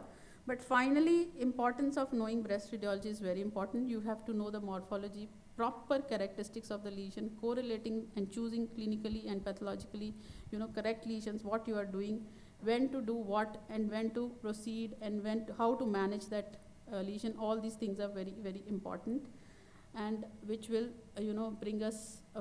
bring faith in the other specialities for us. And now we are not looking, if we know proper breast radiology, then only we'll be able to, not only find this, which anybody can find. Your surgeon also looks at like this and say it's a big lesion. First year MBBS also will tell there is something abnormal. Final year MBBS will tell this also, that there is something wrong. But if you are a breast radiologist, you only can find that this is a lymph node and this is a lesion. Okay, so we have gone to that level. We can save lives by, getting 100% curity, but by doing the right thing and managing the right thing at right time. Thank you so much. Thank you, ma'am, for this informative session. Now the session is open to discussion. No discussion. I would like. Any questions anybody wants to ask? Good morning. So after Dr. Bhavna's talk, this talk will be focused only on the advanced breast intervention techniques. And we all know that breast radiology has moved from just diagnosing the breast cancer to sampling for the sake of diagnosis. We have moved a long way to treating many benign lesions and few malignant lesions selectively. So these are the various breast interventions in terms of diagnostic, therapeutic, and localizing the lesion, right from biopsy and or FNAC and biopsy of the axillary lymph nodes, aspiration of a complicated cyst or an abscess, steroid injections, percutaneous steroid injection for selective cases of granulomatous mastitis, vacuum-assisted biopsy or excision of benign breast lesions, especially the papillary lesions, and ablation and vacuum-assisted excision of a selective group of breast cancer. And we also localize the non-palpable breast lesion and the axillary lymph node for targeted axillary dissection. So, and we use all the modality for our guidance. If the basic rule to actually select the modality is where the abnormality is seen the best. So we would not try to localize a calcification, abnormality which presents only with calcification on ultrasound, because we have to be 100% sure and the lesion should be seen best. So we use all the modalities. So if, for example, if a lesion is enhancing only on MR and you don't have a mammography and ultrasound correlate, we would not try our best to somehow convince ourselves that probably this is a lesion on ultrasound. We would definitely recommend an MR guided biopsy for that set of patients. So in many of the advanced intervention techniques, whether it is on ultrasound or mammography, we use vacuum-assisted biopsy and vacuum-assisted excision. Why? Because it is basically a manual vacuum with rotating or scissoring technique for sampling, and we have needles of variable sizes, and we can sample different clock positions. The main advantage of a vacuum-assisted biopsy over a true-cut biopsy is basically you insert a larger needle, so you have big sample volumes, and you, by a single insertion, you can take many samples without taking the needle in and out. So for breast, especially in terms of calcification, vacuum-assisted biopsy is superior because a breast pathology, for example, if it presents as a group of microcalcifications, can have a benign fibrocystic change to a high-grade DCIS in the same set of calcifications. So it is known for its heterogeneous presentation of the pathology, and so sampling is very, very important so that your upgrade rate after surgery is less, and you are also confident in telling the patient the RAD-PATH concordance. And you have the chamber size, which actually the sample also can be collected for smaller lesions like papilloma. We do not have to excise normal breast tissue. We can just target only that particular area, and we do it. On mammography, we also can give local anesthesia, and we can place the marker with within the same needle. You don't have to even take out the needle out to place the marker inside. And this is how it looks. This is the half, and I'm sure we will demonstrate this during the workshop. And the indications for indications of the vacuum-assisted biopsies, as I said, was microcalcification, smaller lesion on ultrasound where you weren't very sure where your true-cut biopsy after the first throw will actually make the lesion completely disappear. Whenever you have a discordant core needle biopsy reports, when you suspect a spectrum of pathology, especially a fibrocystic change to a high-risk lesion and a DCIS, and we always use vacuum-assisted biopsy for MR and architectural distortion and intraductal lesions which are less than 5 millimeter size. So this is the size which to tell you that this is the 14G. Many of the body parts we use 18G as a standard, but for breast it is 14G is a standard for the core needle biopsy. And this will be the size of the 10G and the 7G, and that is why the pathologists are always happy when we give a bigger sample and a larger sample and numerous samples. So the basic difference in the principles of core needle versus a vacuum-assisted biopsy is you insert the needle into the lesion or you will keep the needle at the margin of the lesion for core needle biopsy, whereas in a vacuum-assisted biopsy, you tend to go posterior and the vacuum actually sucks the lesion inside. So this is the basic difference between a core needle and a vacuum-assisted biopsy. With vacuum, we do biopsies as well as excisions. So we'll quickly run through the mammography guided procedures, which is stereotactic guidance, which can be by a simple mammo or a contrast-enhanced mammography. The contrast-enhanced mammography also follows the principles of stereotactic biopsy. And once you have the tomo-guided biopsy, you will never go back to stereotactic, and you will realize how accurate and how easy the target is, especially for architectural distortions, asymmetries, and calcifications.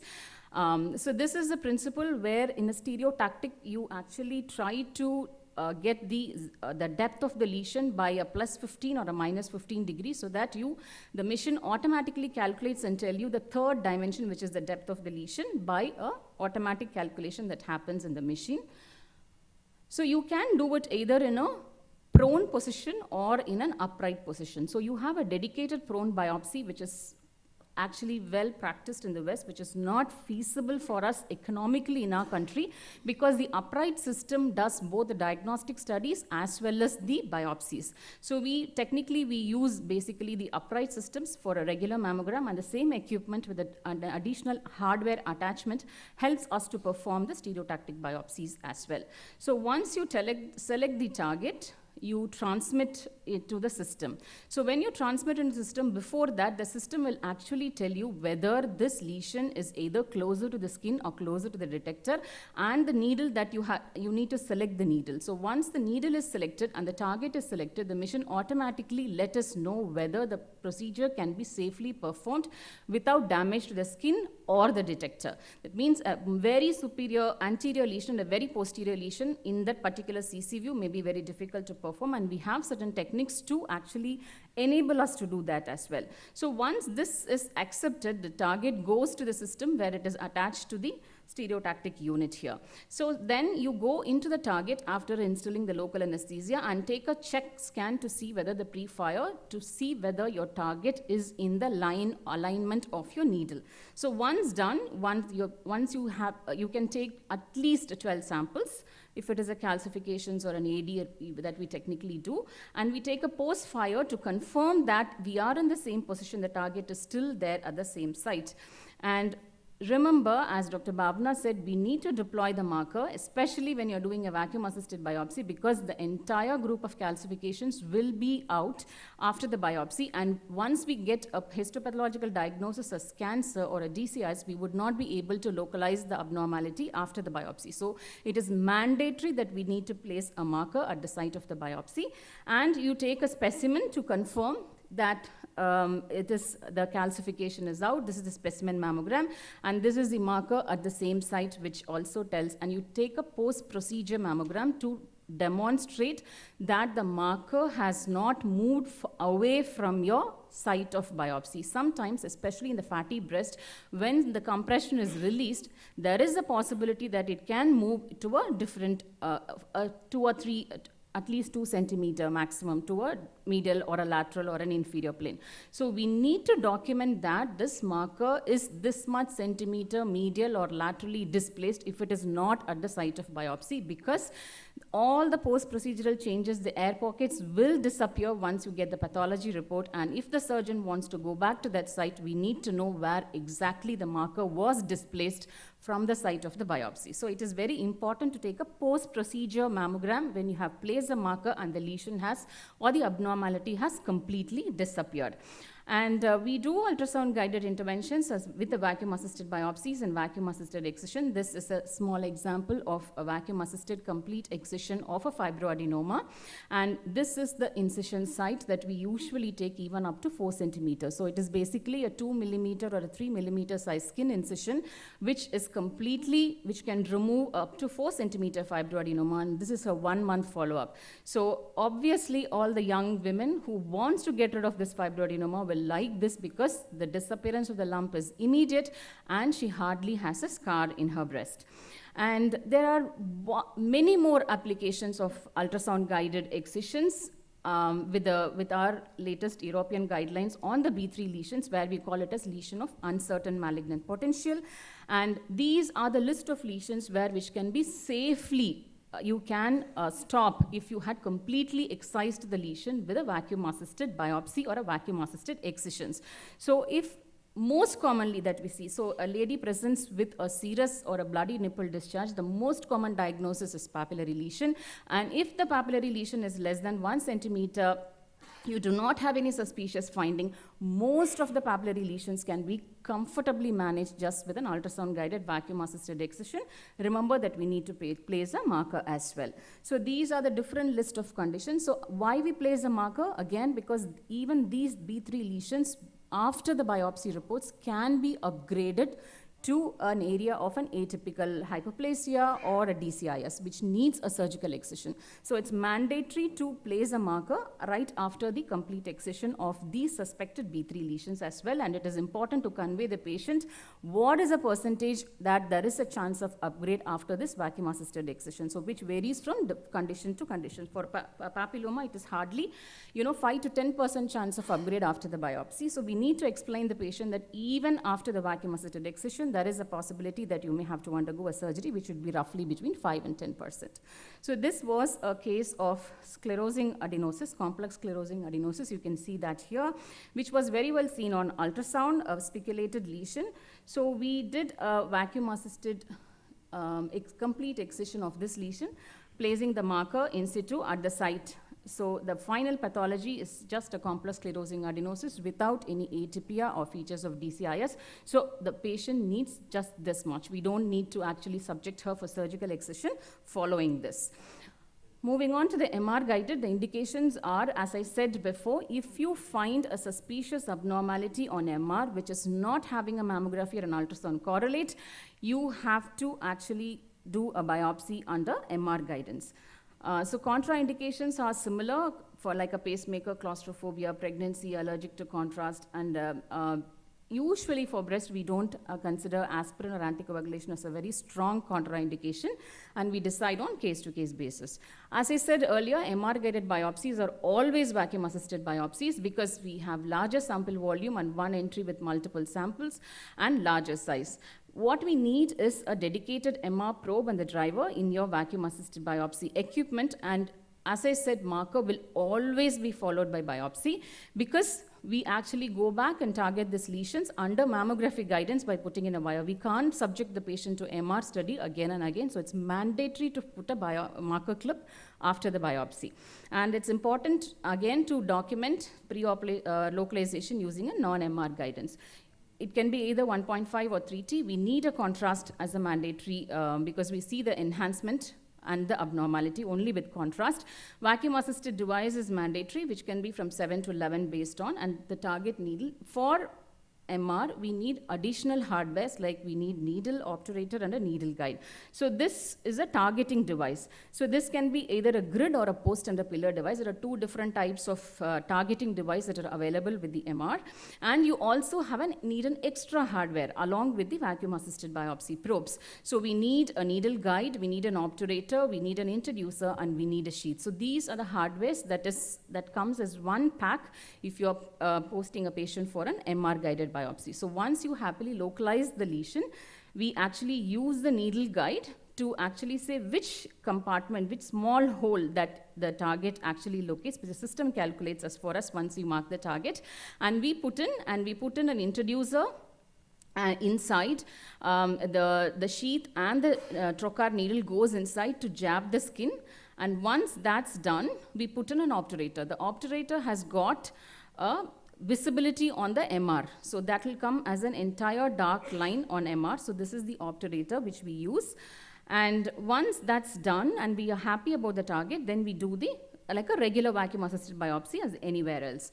So once that is done, so this is how it looks finally, and you place the marker at the end of the procedure, as I said. So it's important, again, after the MR-guided biopsy, after the marker placement, to take a mammogram to see where is the post-biopsy clip, and we also, so that we can do a preoperative localization if it turns out to be a suspicious lesion for a mammography-guided via localization. So you can, like any other vacuum-assisted biopsy, you can have a hematoma, pain, infection, and injury to the skin, and as Dr. Bhavna said, in breast, wherever we do biopsy, we do a RAD-path correlation. So if it is a concordant malignant, after the biopsy, we do mammography-guided wire localization. If it's a concordant benign, we follow them up at 6 months post-contrast MR. And if it's discordant, we will either repeat the biopsy or surgically excise after discussing with the patient. So this was a 43-year-old lady with right breast lump, and histopathology showed an invasive cancer. So it's a very dense breast, difficult to identify any abnormality, and this was the abnormality which was originally biopsied. We did MR because she had a pretty dense breast, and we found a segmental non-mass enhancement on MR on the contralateral breast, which we did not have an ultrasound correlate or a mammography correlate. So we had to do a biopsy. So this was very much lateral, so we used a lateral approach, and this was the post-biopsy. You can see the hematoma here, and you can see that the marker is placed at the site of the biopsy. This is the post-procedure mammogram, and the final pathology came as ductal carcinoma in situ at the site with the cancerization of the lobules. So it was a DCIS segmental presentation, totally occult on the contralateral side. So this is again a young lady, very dense breast, 42-year-old with left breast lump. She has a lump here, but she also had 2 areas of small enhancing masses in the medial quadrant, which was very much away from her the primary index lesion. So we decided to take a medial approach. Focus is no more used. Previously, focus is the terminology that was used. And this medial approach, and we placed a marker at the site of the biopsy. You can see how far it is from the index lesion here. And this turned out to be a fibrocystic change with duct papilloma and adenosis. And so she went ahead with the breast conservation surgery. So as Dr. Bhavna was telling, that nowadays, because we have a contrast-enhanced mammography procedure, which is much easier both for the patient and for the radiologist, many of our MR biopsies, we actually convert them into contrast biopsies. So it is very similar to the stereotactic biopsy. We look for landmarks, decide the approach, again, full or half length, and the contrast injection to be ready. The main challenge which is different from a stereo biopsy is the time period. The visibility of the lesion within like first 2 to 3 minutes is what that we need to target the lesion. So we need to be really prepared. You need to have your team having the role each role very well defined so that you do the biopsy within 10 minutes. You can complete the procedure. So this was a skin mark. This was a small enhancing lesion that we found. This is a scout view, and it is a stereotactic pair. So it is not a tomo-guided biopsy. Contrast enhanced is a stereotactic biopsy. So this is a +15 and a -15 stereo pair. And this was the target that was sent. As I said, we actually got the target right. The system had accepted it is neither close to the skin nor to the detector. And so we proceeded with the biopsy. Similar to MR biopsy, again, we need to leave a contrast here, the marker here. So the marker need to be deployed post-procedure, and that was actually a small area of invasive carcinoma. So this was a very interesting case, 55-year-old with a right axillary lump, FNAC elsewhere revealed metastasis. So she was referred to us to find an occult primary in her right breast. So it is not a very dense breast. We really did not see any calcifications or a dominant mass. This is the tomo slice, again not demonstrating any architectural distortion or a small mass, but you can see there are small areas of enhancing masses on the contrast. It was seen only on contrast. We attempted to actually do an ultrasound on this. She had few dilated ducts, but we did not really pick up the abnormality. So we decided to go ahead with the contrast enhanced biopsy. This was a contrast biopsy, and you can see a small hematoma with the marker in situ at the site of the small area of enhancement we saw, and this was actually an invasive carcinoma, and she was actually triple positive, ER/PR and HER2 positive occult breast cancer, which had presented with a metastatic lymph node as the only presenting finding. The last component, which I'm not touching much because we have a dedicated speaker for that. So this was actually a lady, elderly lady who presented to us. She was 80 plus, presented with a right breast lump. So you can see it is almost a scattered parenchyma. We did not see any other abnormality other than this lesion, but on contrast, we saw two small enhancing masses on the contralateral side. So the next step is to see whether this lesion can be targeted on ultrasound. So we had, this was her presenting right breast lesion. This was one of the lesions in the lower quadrant. So this lower central quadrant was actually visible on ultrasound, but we did not have a correlate for this tiny lesion, which is seen in the upper outer quadrant in the anterior third of the breast. So these were her challenges. She was 80-year-old, wheelchair-bound. She had a chronic respiratory failure with respiratory alkalosis, pulmonary arterial hypertension, ejection fraction of less than 30, and she was on dual antiplatelets. Obviously, the surgeon was not happy to take her for surgery. So we offered her to do a contrast-enhanced excision and biopsy, actually, of the smaller lesion, which did not have an ultrasound correlate. What happened was when we did a contrast mammogram, she went into a flash pulmonary edema because of her cardiac condition. So under the cardiologist's cover with a negative fluid balance, we did a CEM-guided biopsy versus excision of the smaller lesion which did not have any ultrasound correlate. And we did a cryoablation of the other two lesions, one on the right and one on the left, which had got an ultrasound correlate. So we did this was the final ice ball, which was 5 centimeter and which was very satisfactory size for the right breast lesion and her left breast lesion, which had an ultrasound correlate. So we did an ultrasound guided cryo for the lesions, which had an ultrasound correlate, and we did a CEM biopsy and excision of the lesion, which was visible only on contrast. So this was her immediate follow-up. You can see that there is a fat necrosis that is happening, and she had a hematoma because the cardiologist was not happy to stop aspirin for her, so she continued to be in aspirin and clopidogrel, and we did a vacuum-assisted biopsy, explaining the risk that she will have a hematoma there. So she did develop a hematoma, which sort of resolved at I think it is at 1 or 2 months follow-up, and this was her 6-month follow-up. So again, we actually need to do some form of a contrast study because the documentation of a treatment response for a cryoablation is documenting a fat necrosis. So again, we maintained her in a negative balance, and then we did a contrast biopsy to document whether there is any residual enhancement seen at the site of the tumor. And you can see she did not have any enhancement in the site of bilateral cryoablated tumor site, and this was a small hematoma which had shrunk so much with a marker clip in situ at the site of a CEM-guided biopsy versus excision. So we have moved a long way from just doing a biopsy and giving a pathological diagnosis to the surgeon and leaving the rest for the other colleagues to manage the breast cancer, to managing the breast cancer of really challenging cases by the breast radiologists. Thank you. Thank you so much, ma'am, for this informative session. The session is now open for discussion.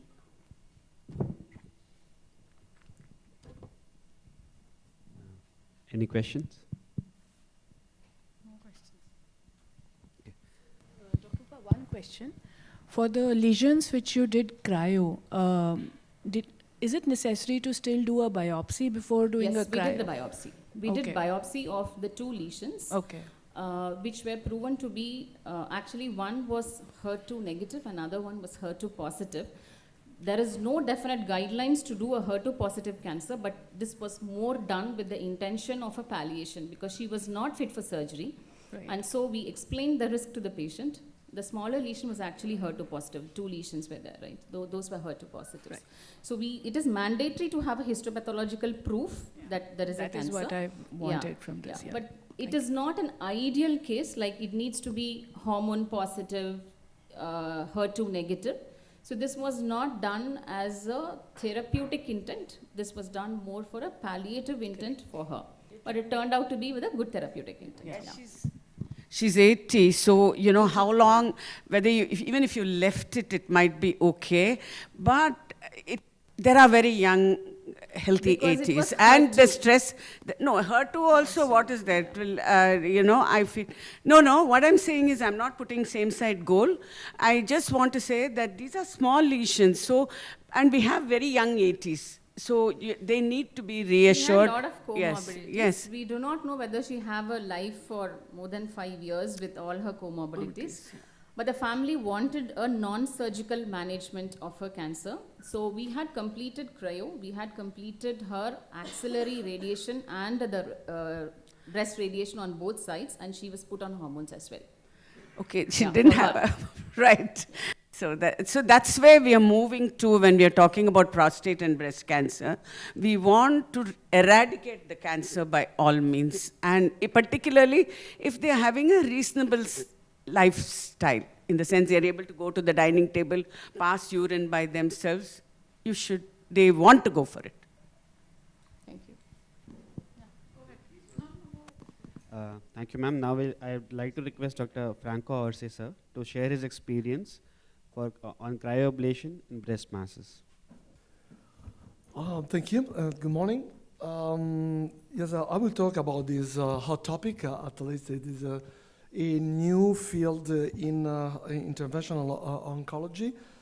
I will share my experience and all the data coming from the more recent literature. First of all, we know that in the last centuries we were witness of a de-escalation in breast cancer treatment since the mastectomy that was presented by Ørsted in the late 80s centuries. I mean, through the invasive surgical approach with quadrantectomy that was proposed by Professor Umberto Veronesi, who founded the hospital I'm working in, to the cryoablation. This kind of evolution from excision to, I may say, precision was made mainly by 2 important factors. One is the biology. We may better select our patient according to the biology behavior of our tumors. And thanks to the improved imaging that we already saw very well presented by previous speakers. So thanks to biology and imaging, now we may select the right patient and the right target to be treated in minimal invasive way. So according to the biology, now we know there is a distinct subtypes of tumors according to hormone receptors and HER2 receptors and Ki67. So we know there's a lot of tumors who has a low risk to relapse or to promote metastatic disease, who may be de-escalate in terms of treatment. As you can see in this graph, the luminal A and luminal B has a lower risk of recurrence in the first 2 years compared to the triple negative breast cancer and the HER2 positive tumors. The good news is that the majority of patients diagnosed with breast cancer has a luminal A and luminal B. They are exactly the biology that are fit for being treated with a minimal invasive approach. On the side of imaging, then we know that even the size matters for the escalation. Of course, we want just to treat the smaller lesions. And thanks to the screening programs available in many, many countries, nowadays we can detect tumors usually smaller with a size between 15 and 20 millimeters. And even the ultrasound and MRI staging imaging may detect those patients with clinical axillary lymph node negatives. So they are those patients who may be selected to be treated with the best outcomes compared to the surgical series. I want to share with you some important papers who were at the background of the collaboration today. This is the most important and the first paper ever published. It was a classical ablate and resect. Those patients that has been ablated and then resected. And as you can see, results were very good. 100% of tumor up to 1 centimeter were successfully ablated. And the specimen after surgery was completely negative. This is another important milestone in breast cancer treatment. As you can see, this paper was published by Professor Veronesi from my institution, and they demonstrated the big advantages of adding radiation therapy to the breast resections. So it means that according to this paper, nowadays, radiation therapy after breast resection and lumpectomy are mandatory for improving the survival of those patients. And then this is another milestone, that is the ICE3 trial that was published last year. It is a trial that was run in United States. Probably the majority of you knows about the results. The primary endpoint of this study was the local ipsilateral breast tumor relapse at 5 years. They included 19 centers, around 20 patients. All patients were HER2 negative, of course, and tumor size was up to 50 millimeters. As you can see, the post-ablation treatment was completely unhomogeneous, and only 153 patients received adjuvant treatment, and very few of them received radiation therapy.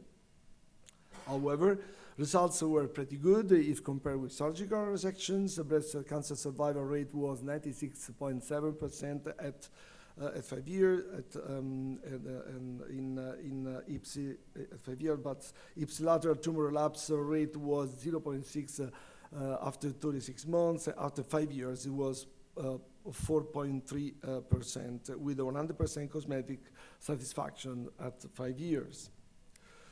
Another important study was run by the oncologists and breast surgeons in my hospital. It was published some years ago.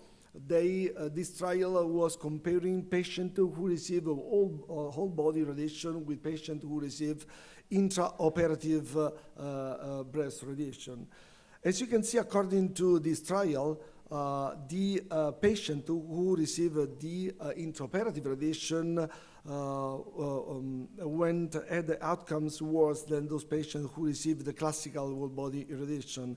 With a IBTR at 5 years, there was 0.5%. That is much lower if compared to the ICE3 outcomes, that is 4.3%. But I want just to remind you that all patients treated with the last majority of patients treated with collaboration in the ICE trial weren't treated with radiation therapy afterwards. Another important paper is again published by the group of my hospital. is based on the so-called sound trial. So they demonstrated that in around 1,000 and 5,000 women, that is not inferiority survival after 5 years if the central lymph node may be skipped if it is clinically negative. So the meaning of this trial is that patient with breast cancer up to 2 centimeter and older than 50 years and with a preoperative axillary negative ultrasound scan can safely avoid any axillary surgery. And this is a most important message. They may open the street and open the room for treating those patients without resection. And according to this data, 2 years ago, we designed this study that is, the name is PRECISE. It is a percutaneous collaboration of low-risk breast cancer. It is a prospective observational study that is sponsored by Umberto Veronesi Foundation and IceCure. And the foundational criteria of the study is to treat patients older than 50 years, breast tumor up to 50 millimeters, cryoablation followed by radiation therapy, and with the aim to reach the IBTR non-inferior to 0.5% at 5 years, the same outcome that can be achieved in our center after lumpectomy. So this is the design. It is a monocentric phase 2 two-stage single-arm observational study, and we may avoid the axillary biopsy in relation to the sound results, and the patient will be treated with radiation therapy or systemic therapy, hormone therapy if needed. The primary endpoint is the procedural failure rate. This is the study design. We plan to enroll 234 patients in 3 years, and with a follow-up of 60 months, that means 5 years. 96 months will be the total study duration. And all patients will be with subtype disease as luminal A and luminal B. So it means R negative and R2 negative, R positive, R2 negative. Just for let you know how easy it is to treat patients with cryoablation if compared to resections. For instance, we don't need any sophisticated facilities. We need just a room like any ambulatory with a table for patient, a good high-level ultrasound for breast imaging, and of course the cryoablation device. The patient is usually lie down in supine position with the arms down. The reason why arms have to be down is because usually the procedures may last more than 30 minutes, and it could be not comfortable for the patient to maintain the arm upwards. So this is the reason why we usually use the adhesive band just to move the breast in order to allow a best position for the target. So this is treatment planning. Of course, we need just to put the needle through the tumor and be sure that the tumor will be in the center of the ice ball. And that is because we know that the temperature at the center of the ice ball is good enough for killing the tumor, and the killing zone will last until the minus 40 degree. That is a real killing zone. Then we know that up to minus 20, there will be a zone where the tumor will be at risk to be still viable. The periphery of the ice ball, that is the image that we can see on ultrasound, is at 0 degree. That is almost nothing. So it will never affect the cells. Patient preparation is so easy. We need just peripheral vein cannulation. Of course, the patient will be monitored, and we used to inject antibiotic one shot, midazolam just on demand. The patient usually could talk to the operators during the procedures because it is absolutely unpainful procedure. This is the injection of the local anesthetic on the skin, as you can see here. Of course, before do the treatment, we prepare the cryo probe to be ready. Then this is the incision of the skin. Sometime because I mean it is a 10 gauge needle and the tumor may be a little bit harder to be transfixed, and as you know, I mean the nodule may floating within the fat, but we need just to spend time to be sure that the needle will be through the tumor. So we need just to measure the distance from the tip until the center of the tumor in order to be sure that the tumor will be exactly in the center of the ice ball. That is the area where the tumor will be completely destroyed. Very often it happens that the tumor is very close to the skin surface, so we need just to protect the skin surface by injecting saline with a Chiba needle. As you can see here, it will be done. You can see the ice ball here, and the Chiba needle that is injecting, that is used just for increasing the distance between the surface of the ice ball and the skin layer, as you can see here. It is very easy. It is a 4 hands procedure because one is taking the cryoprobe with one hand, the needle with the other hand, and your colleagues may inject the saline by using the other needle. And this is the end of the procedure. So usually the cycle is 10-10-10, so it means 10 minutes freezing, 10 minutes thawing, and 10 minutes freezing again. That's the reason why the procedures last at least 30 minutes. At the end of the treatment, of course, the ice ball will be still there. This would be a movie.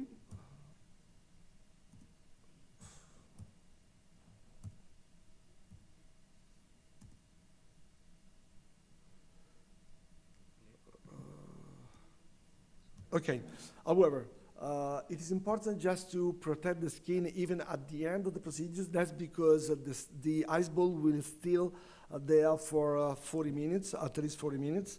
So when you move the patient from the table to send the patient on the ward, it's important just to avoid any compression of the breast because, again, the ice ball within the breast is still there for 40 minutes.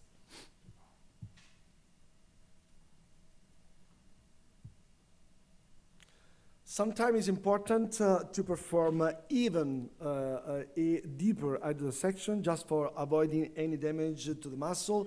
It is not a big damage. Usually it comes without any complications. However, in very small breasts, it will be beneficial having this kind of protection. For instance, in this patient with a very small breast and small lesions close to the skin surface and to the deeper layer, to the muscle. We need just to inject the saline with 2 different needles in the periphery, I mean between the skin and the tumor, that is here. And even, as you can see, by injecting the water, the distance between the tumor and the skin is increasing. On the same time, we have a second needle that is placed just below the tumor. You can see the tumor very well because there's a clip inside. We usually put the clip because it is the target for radiation therapy. And you can see this is an axial view. You can see both the 2 needles, the superficial one and the distal one. This is the axial view of the area. And this is the follow-up on ultrasound. So this is a patient that we treated bilaterally. So she had one small tumor in the left side, as you can see here, and the other on the right side. This is 2 months later, and this is 1 year later. This is the findings you can see on ultrasound. They are not very well confirming the tumor is completely done. Of course, we need something more. And this is the mammography. This patient is outside our protocol. That's because our protocol included MRI before and after, and every year. So this patient couldn't get the MRI. So that's the reason why I can show you only the mammography. And this is the typical findings after 2 months and after 1 year.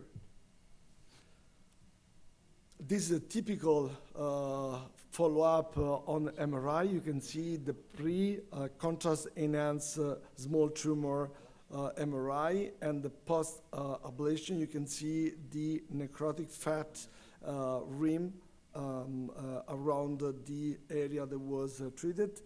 On CT, you can see the clip within the tumor. This is the CT, the usual radiation therapy achieved for the simulation before the treatment. And this is a typical findings on MRI. After 1 year, you can see, again, you can see the rim of tissue reaction after the cryoablation.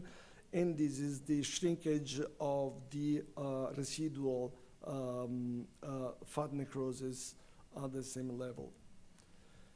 As you know, I mean, one of the most important advantages coming from this treatment is the cosmetic results, and this has been very well published by Japanese people, Japanese authors. You can see they put the pictures on 67 patients, if I'm not wrong. Every picture has been taken on the same way with the specific lights who may give you the idea that nothing happens in the two breasts after cryoablation. So the cosmetic results is usually one of the most important outcome the patient may feel. So dear colleagues, in conclusion, we know breast cryoablation is technically easy and absolutely oncologically effective if the patient will be very well selected. There are no complex instrumentation needed for doing the ablation. The precision in the placement is essential for optimal outcomes. Remember the isotherm rims around the affected zone of the needle. Patients' feedback is always positive, believe me. I mean, we do have a lot of feedback, positive feedback from our patients. The patient enrollment is still a main issue. And this is because, of course, there is a lot of fighting with surgeons. Even my hospital, they do more than 4,000 lumpectomy every year. But even with those numbers, they don't want just to leave these activities to other specialists. So this is an activity that can be run by interventional radiologists, diagnostic breast radiologists, even by surgeons, because you need just to be an expert on this field to do the procedures. I would like to thank you for your assistance and for your patience. Thank you. Thank you, Dr. Franco, sir, for such an informative presentation with such beautiful videos and illustrations. The session is now open for discussion. Any question? I had one question. Thank you very much for the presentation. One is, how much is the maximum saline you would use because when you have superficial tumors? Because what is, in an average, how much do you inject? I can tell you, I mean, we don't have any limit. I mean, Okay. we can inject how saline we need just for the, and very often we need to continue to inject saline because usually saline may be, may go away from the area Exactly. we injected, Yes. or may be reabsorbed by the tissue. Okay, and nothing happens, because these are very elderly patients, right? And they are, you usually use cryo. What you get is for patients like what Dr. Rupa showed, 8+, where they have cardiac issues. So I want to ask you regarding was there any systemic adversity you had? Okay, I have to disclose that, I mean, the trial has been designed the first time 10 years ago. And we started just 2 years ago because, as I told you, I mean, we had a lot of frictions with surgeons, with oncologists to start. But we do have experience in doing cryo even before this trial.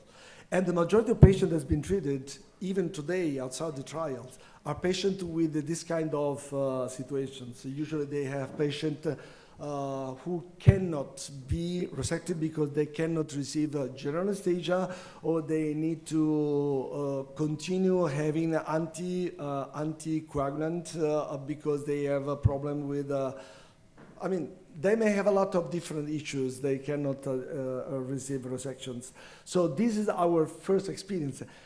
As interventional radiologist, I can tell you, this is my story. This is the story of any interventional radiologist in the room. We started to face the worst patient ever at the beginning of our experience. Then we raised the bar as we reach the results and the outcomes. But at the beginning, every one of us started with the worst patients. So you didn't face any cardiac issue or any systemic Never. complications. That's Yes. great. Then the other thing I wanted to know is when we have lesions which cross-sectionally and long-sectionally, they look different. So you do change your approach, right? 50 millimeters means the largest diameter. This is for our trials. So Okay. 50 millimeters is small enough for being treated without any issue regarding the position of the needle. Because a 5 centimeter ice ball means that you have at least 3.5 centimeters of killing zone. Yeah. That is enough for having at least 1 centimeter safety margin around the tumor. So that's one thing. And at the end of it all, we have so many ways to kill the cat or skin the cat, as they say. So what do you think? You had RFA, you had microwave, you had this.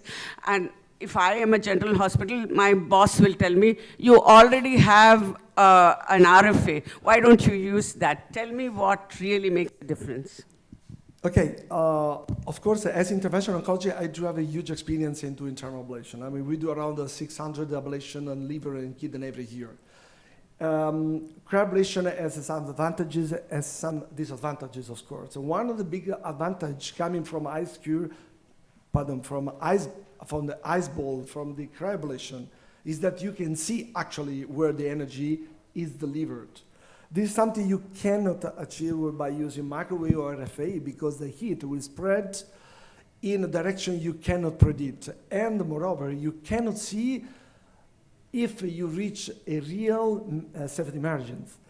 That's the reason why it's important just to be sure that the needle will be through the tumor at the perfect middle of the tumor, because once you have the ice ball, you cannot see anything, but you know that the tumor is in the middle. You cannot have this kind of findings with other technologies. For instance, laser, or RFA, or microwave. Once more, cryoablation is completely unpainful. Completely. I mean, we treated at least 2 patients who were allergic to anesthetics. So we only freeze the skin, make the incision, and put the needle inside, and that's it. And then during the cryoablation, usually the patient doesn't feel nothing. It is completely different if you are using heat, because the heat is painful. So in those patients, usually you need just to use midazolam in a very high dosage, or sometimes even general anesthesia. Thank you. Any other? Pardon? The immunological response it Yeah. can elicit in This, the I mean, abscopal is also yes. unique. I didn't want to address this topic because there's a lot of trials ongoing. One of the effects of cryo is that you may have immunological response and a sort of self-vaccinations because you are not coagulating proteins. You still have proteins in there.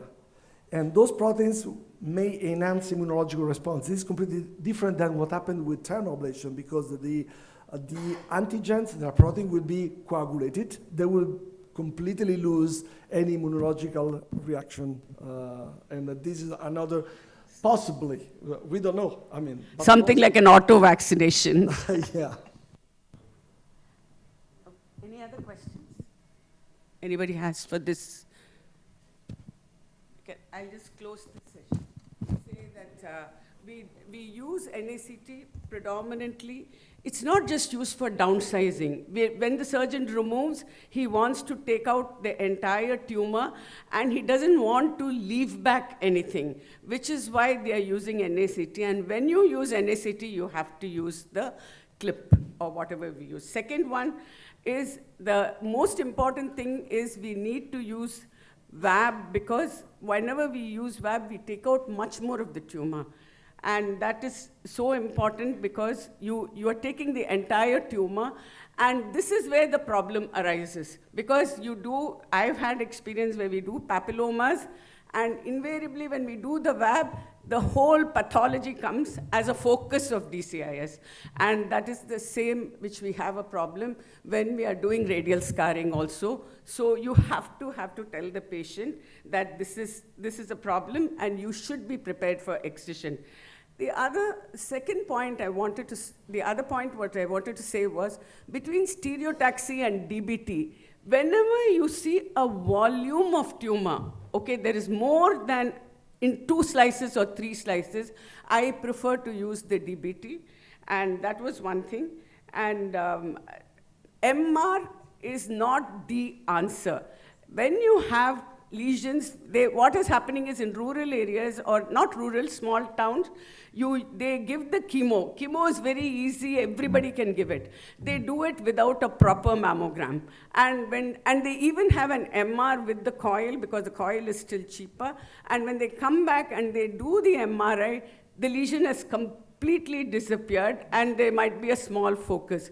But it is still important to do a mammogram, because the microcalcifications are there, and the edge of that has to be removed, otherwise there's no point in doing so. These were the 5 points, the other 2 I discussed, and thank you very much for a wonderful session by Bhavna, Rupa, and Dr. Orsi. Thank you very much.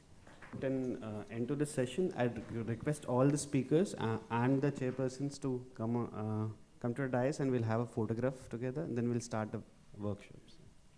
Engulf our lesion completely and expose the lesion cells to very cold temperatures.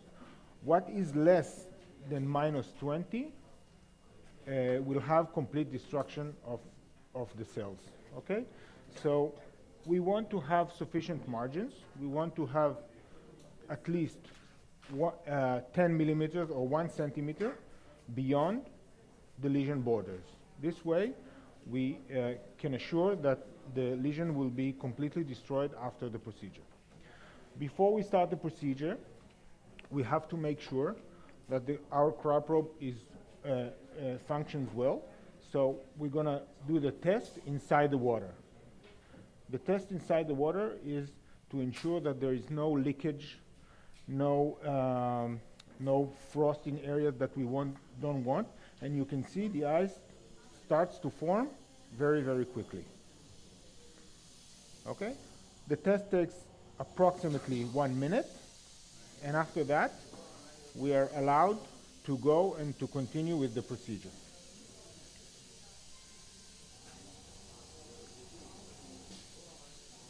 Because the cooling zone center mark, the small black line, is not visible under ultrasound or CT, we have another way, like Professor Orsi showed, another way to ensure that we place our cryoprobe accurately.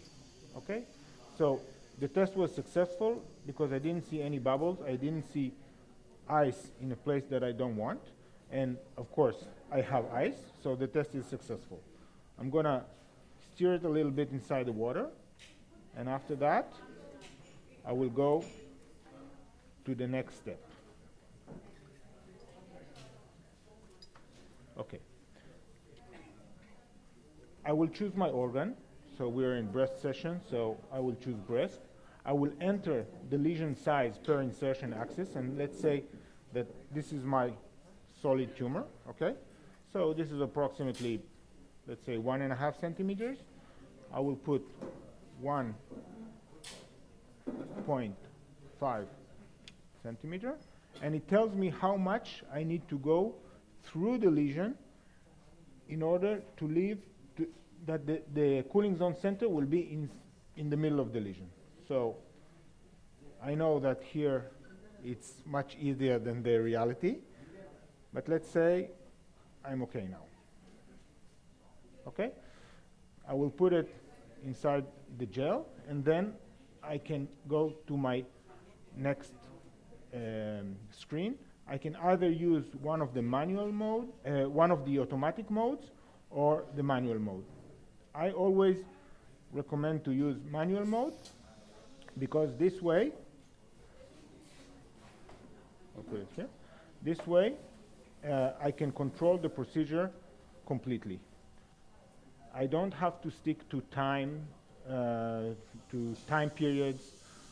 The most frequent question that I've been asked is, oh, so we have something wrong with the system right now. We will wait until the elevator will go down, and then we will start again. Once I started the freeze, I just need to engulf my lesion with my margins that I decide on the margins before, okay? And this way I will not stick to time frames, because even if I have time frames over there, preset protocols like 666, 777, I will not stick to that. Only when I reached my margins, I will stop the freezing, move to thawing. Thawing should be approximately the same time frame, and then I will do another freeze step. Okay? So let me take care of this. In terms of what we have 5 different cryoprobes that can create either more spherical ice balls or more elliptical ice balls. We have a coaxial system that allow us to navigate with free hand all the way, and then only when we are ready to remove the inner part and put the cryoprobe in all the way. You don't need to calculate anything, and the cannula conducts the cold as it like this. Okay, so there's no it's not compromised. 2 more advantages that you have for the coaxial system is that you can take biopsy before the procedure, and you can inject gel foam at the end of the procedure, or cement if you want to support the bone after the procedure. So we need to wait until the machine will be ready for another test. Any questions at the moment? Yes. Yes.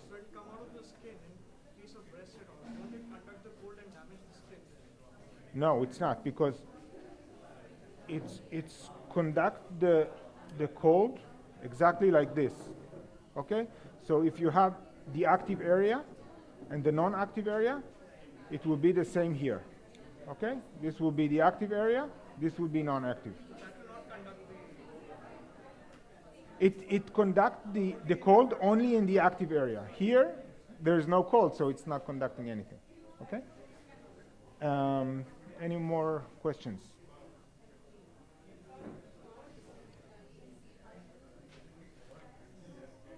What we need when we're doing, especially when we're doing breast procedure, what we need to make sure is that the safety mark will be completely inside the patient tissue to avoid any skin burn. So that means that if I want to treat this lesion, I cannot go in this direction. I have to plan it in a way that the safety mark will be completely inside the tissue. Okay? So I will take care of the device, and then you can come and see how we engulf our lesion completely.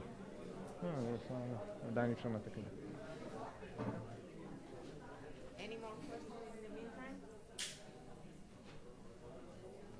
Give us a few minutes and then we continue. Okay.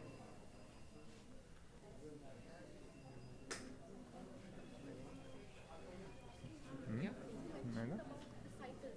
Yes. Yes. We freeze the lesion, and then we thaw to the same amount of time, and then we do another freeze cycle, another freeze. So total is 3, but we divided in, we call it cycle, freeze thaw freeze cycle, but each one of them is steps. So it's 3 steps, 1 cycle. Okay? So it takes approximately 30 minutes to ablate 1.5 or 2 centimeter lesion. The procedure will take approximately 30 minutes if you, after navigation process and everything. Another advantage that we have in our device that each cryoprobe can be used 3 times in the same patient. So if you want to treat slightly larger lesions, you can do some overlapping ice balls. So you can use the relocate option, and then to move it from, if this is the lesion, I treated this area, I will move it to this area, I will do another ice ball, and I will do here another ice ball to do overlapping ablation. Okay?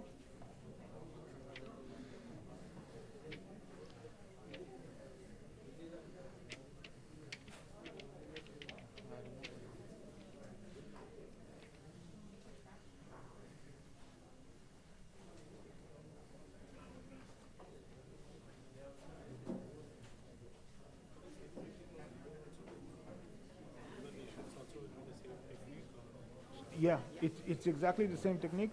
The only thing that it's going to make your life easier to use this, because once you have to do your scan. Usually liver procedures are done under CT, so it's better to use this because you have to clear the room to go to the other room, to the screen room. So it's better to use this, and then the navigation process will be much easier. Sorry? Did you show this? I came a little late. Can we see? Here with ultrasound? You just repeat the whole process. You came late. Okay. So I explained that this is a cryoablation system, that the coolant material that we're using is liquid nitrogen. Very easy to get, very cheap, and almost existed almost in every hospital. This session we're talking about breast procedures, so we recommend to use 10 gauge needles, 10 gauge cryoprobe that can create big ice ball in a fastest time. Okay, so approximately after 10 minutes we will have this kind of ice ball, 5/4 centimeter ice ball.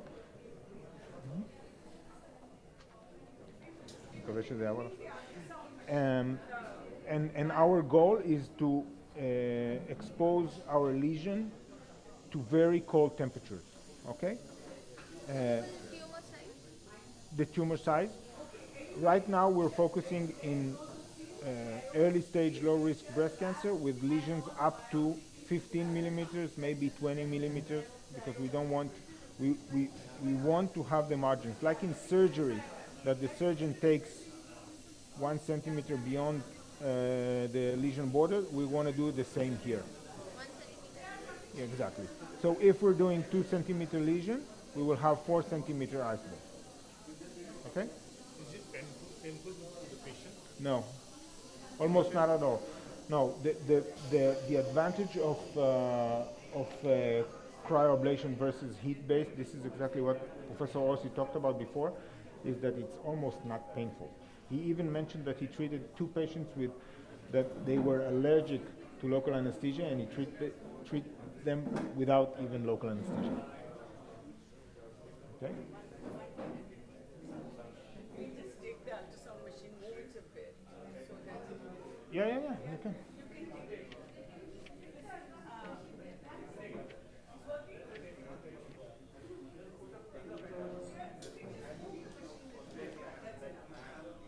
So we will try again to freeze our lesion.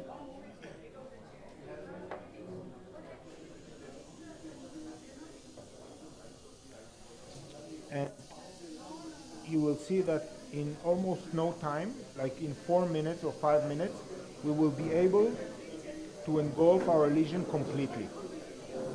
If we engulf our lesion completely, it means that we're good to go. We can move on to the thaw step and then to do another freeze. Okay? So if you can see now, you can also touch it now, it's frozen. Okay? And in terms of the safety of the procedure, you can see, now I'm freezing, okay? But here, you can touch it, it's completely insulated, nothing gonna happen. And this is what makes the procedure very, very safe, because we're not over-treating and we're not under-treating, okay? I'm putting it in gel because this is like demonstrating the human tissue. But you can see already our lesion is covered, okay? And we're not even in 1.5 minutes, okay? Any questions? Yes. What case is this? This is 10 gauge, and we also have 13 gauge. So we have two options. But for breast, almost, I would say, let's say 95 of our breast procedures are done with the 10 gauge. Because again, the 10 gauge needle can create the fastest ice ball and the largest ice ball. Almost in no time. You see, 2 minutes, I covered my lesion, okay? But anyway, to do safe and effective procedure, I will keep on freezing until I have sufficient margins, and only then I will move to the toe step. This ice formation can be seen on ultrasound? Yes, absolutely. Yes.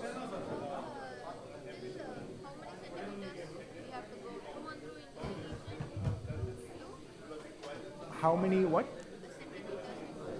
So your goal is to put this in the middle of the lesion. Okay? But you can see now the needles inside now have our an lesion is electrical coil. completely involved. I can move As the on machine, you to click on the the thaw option. to the toe step. temperature at this active The pose, toe the step, black pose. the only thing that I need to care about is that there will be no any Hello. crumple displacement. So as I was saying, If there is a the crack- needles have a inbuilt electrical coil.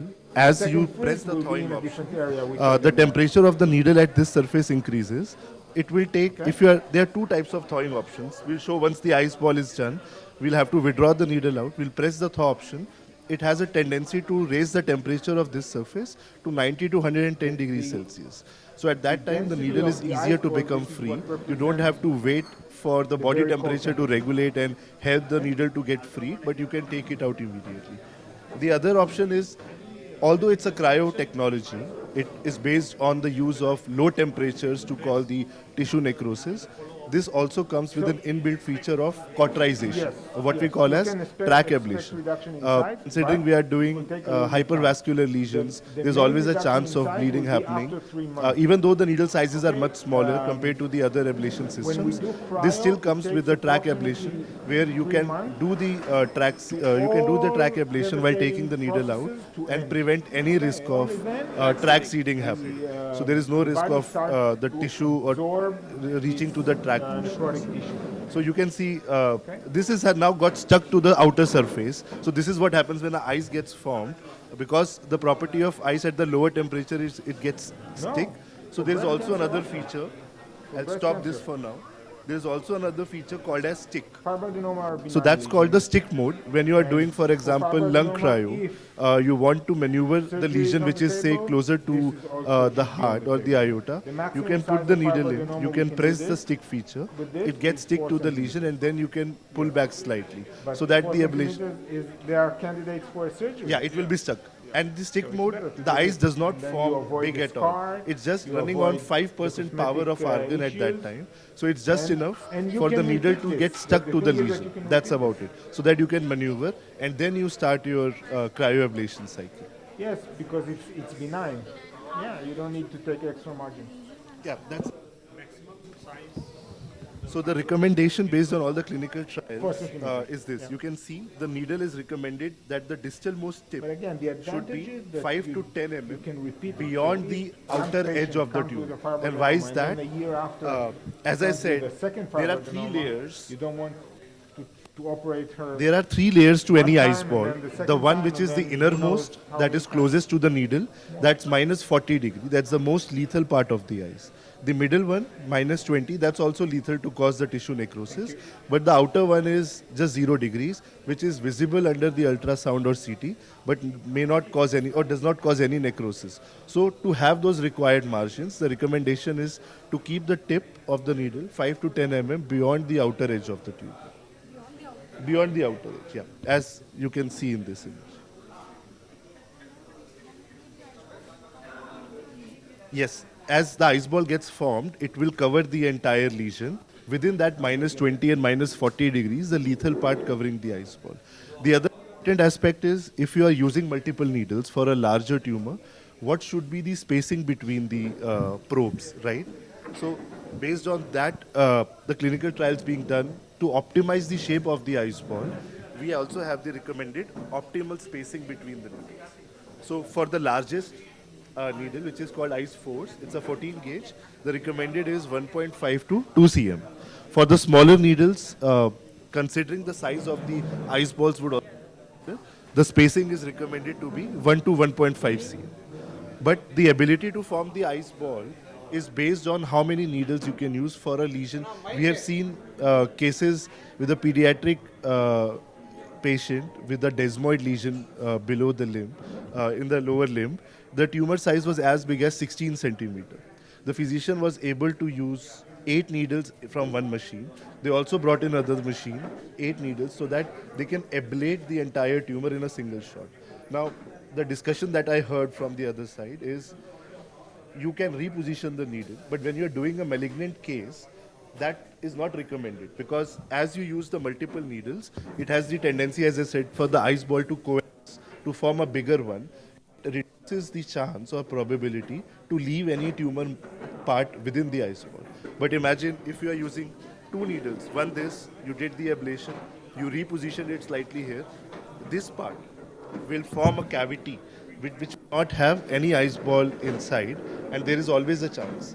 If we have heard a lot of talks on cryoablation, the recurrence that happens for any cancer patient is when a small part of the lesion is left behind unknowingly, because you guys have done your best to form the isotherm ice ball as per the margins, but this is where the ability to use multiple needles help, that you can coalesce the ice in a much more uniform and confident manner.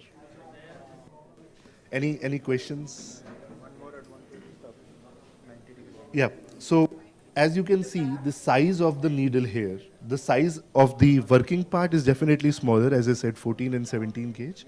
The size of the handle is much smaller. So why that helps is, if the handle is much bigger, there is always a chance for the needle to torque by its own weight. So this is the smallest size available anywhere. It comes in straight and 90-degree configurations. If you're doing under ultrasound, usually physicians prefer to have a straight needle so that the probe can be adjusted. If you're using inside the CT gantry, you may want to use the 90-degree. Yes, it can be used for both solid and cystic lesions. And that's because there is a bend. When you move the patient inside out of the CT gantry, it's a smooth movement. So it will not affect the. Yeah. No. That's the advantage. Now, can you can hold this. So we have to hold it from here or there actually? So you don't have to hold it. Because the ice ball will stick to the tissue. You don't have to hold it. Position you don't have to Yeah, at all. But sometimes it is moving, then we can hold from here. Yeah. It's just the frost. This will not have any frost. Just the handle has frost. This is what we call, we have the vacuum insulation. So this does not cause any burns to the skin. Now you can talk about fast thaw. Because the ice ball was stick to it, if you have to really take the needle out quickly, the electric heating feature that I was mentioning, let's use that. Hello.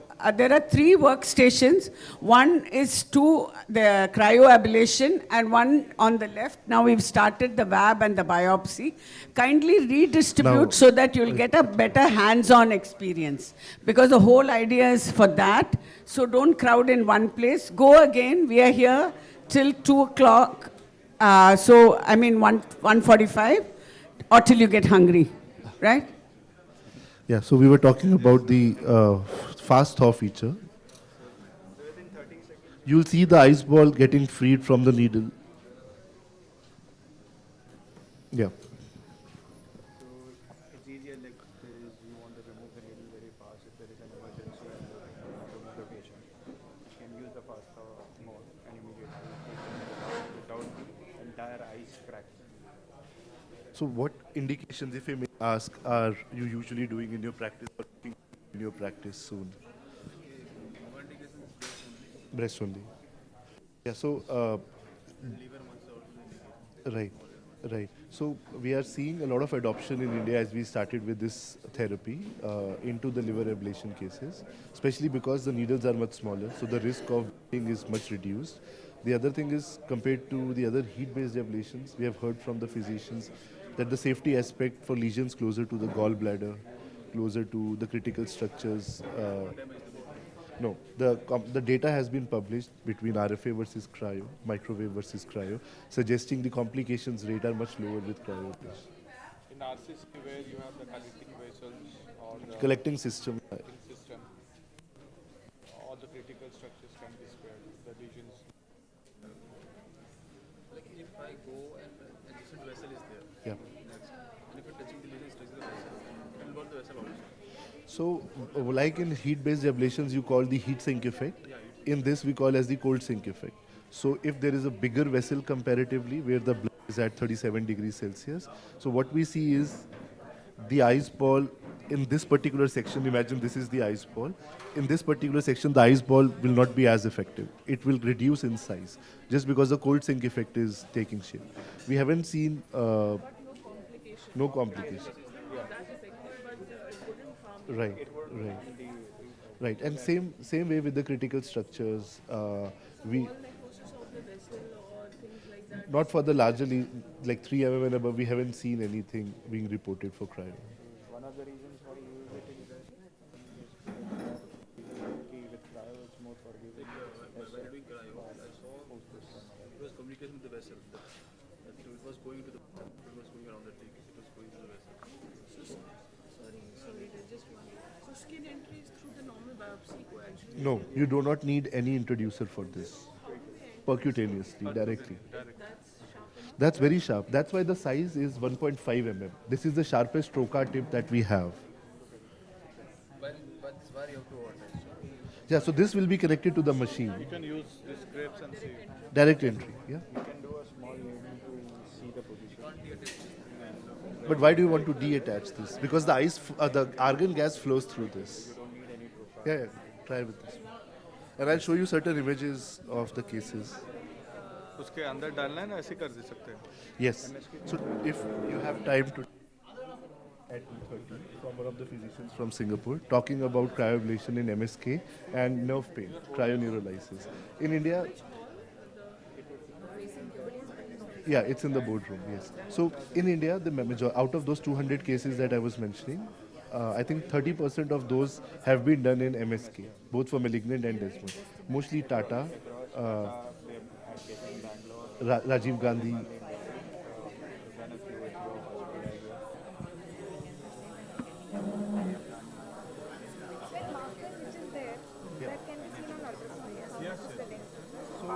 The markers defined.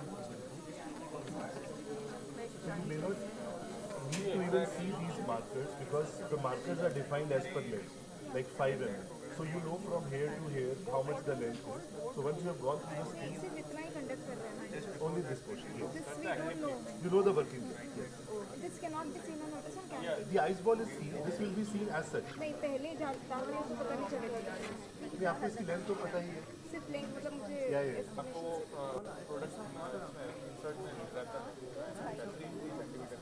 Because under CT or under ultrasound, you will see this as a straight shaft. You will not be able to see these markings. But this you can anyways understand while you have done the planning.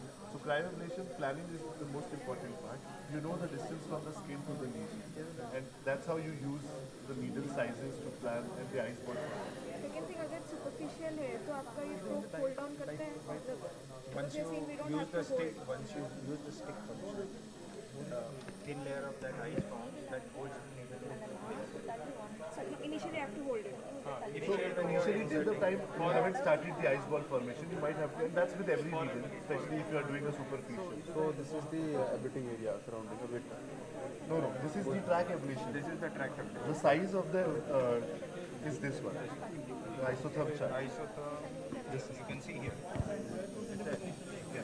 So for this one, the biggest needle, the isotherm chart says the minus 20 degree of the ice is 3.2 cm, which is this, and almost 5 centimeters.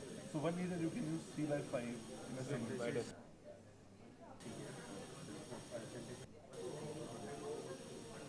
This is your zero. That's why, as I said, I will show you the thaw feature. As the temperature of the needle increases, you can take it out. Otherwise, at this moment, it will be definitely stuck to it. आप नहीं खींच पाएंगे, है ना? That's what happens during the procedure. So you don't pull the needle out while the freeze cycle is going. But you have to freeze, thaw, and then freeze, no? Yes. So after that, you are saying to Take the needle. and this is only with Boston Scientific or with others? Usually, all the clinical data for cryo, this is more on the cryobiology, that why do you need two cycles? For the necrosis to happen, this is what the data has been from. That you need the intracellular and the extracellular death to happen. That's why two cycles for any cryo. You have to do again freeze? Yeah, because this second freeze is very important. Because when you're doing the first freeze, cell ice forms inside the cell. And when you thaw, this comes out, and when again you are freezing, everything rushes back in, and that causes the actual necrosis. Yeah, so the other thing that we recommend to the physicians is you can still touch it, but if it stays in contact with the patient for long, then it might have some. So that's why the recommendation is to put a small cloth underneath. But this part of the needle, it touches the skin directly. This is insulated. This has a vacuum insulation, so this you can touch. This is not molded. 3 minutes on cycle. So you don't need, like, say, if you are completely inside, the skin is not coming in contact with the ice ball, you don't need a warm saline bag in that. For lung, So I'll stop this and I'll show you how do we take this. actually, MSK that we are doing this for MSK. So ma'am was asking about MSK. And that doesn't change the temperature or the ice ball, the size? No, because as you saw, it's just 10 to 15 seconds. So what it does is, just on the needle surface, the temperature of the needle increases to 100 degrees. So very close to the needle, the temperature. But by then, since we have done the 2 cryocycles, the necrosis has already happened. So temperature will not change? It will slightly go down. That's why the needle comes out. But by then, as I said, the ablation has already done. The tissue necrosis has already been completed. Right? So now you can see. What I'll share it over time. Your mail ID is here, right? So you can see the ice ball. Just because the needle positioning was as such, that it has come out. More at the tip. Yeah, that's why if you remember when we said the positioning of the needle should be ahead of the outer side. And this is the 0 degree. This is not the lethal part. That's why we are able to touch this. Inside is what you will see here. You can see the outer 0, inner minus 20 and then minus 20. This is our line. So these two are lethal. This is what you will see actually in the city. The same probe can be used for multiple Yeah. Multiple indications. So the probe decision is based on the size of the lesion. Because eventually size, eventually it's the moving temperatures that is causing the damage of it.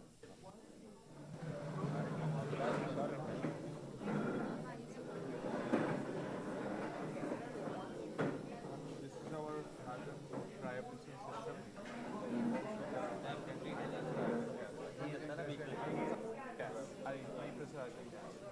So if you see here, there's 8 boards are there. So you can, if there is a like, big lesion, you can cut it up to 8 but definitely cost more, but you have the options to have. So this one more feature is that you can do track application. At the time, 8 lesions at the time? At the time you can connect 8 pieces and do that.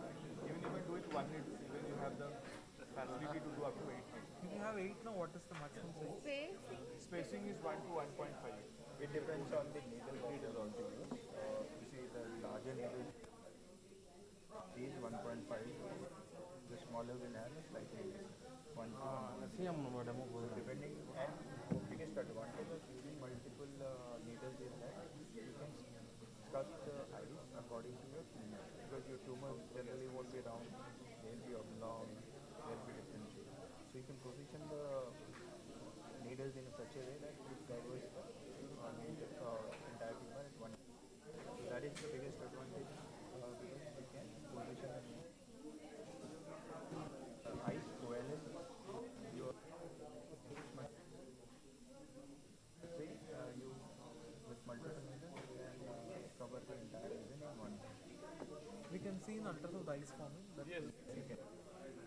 Possible edge of it, but not the under. I'll So show you you for will a actually breast. see the 0 degree,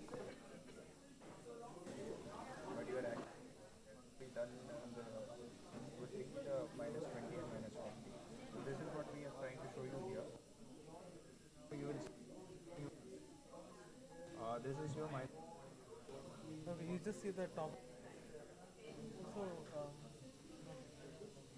the probe has to be in the center of the lesion. Yeah. So there are two techniques that we see physically. If you're using a single probe, the tumor size is small, you have to go dead small.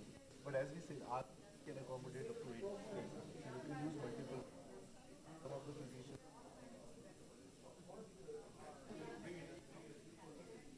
The tumor is difficult to go dead in the center. So what they do is they bracket it. Using toxin.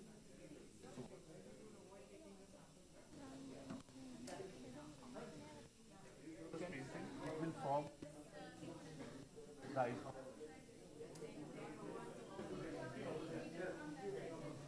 And here you can see. Yeah, this is for one needle, like the size that you can, for minus 0.2, 4.9 C. So 4.9 is the needle length.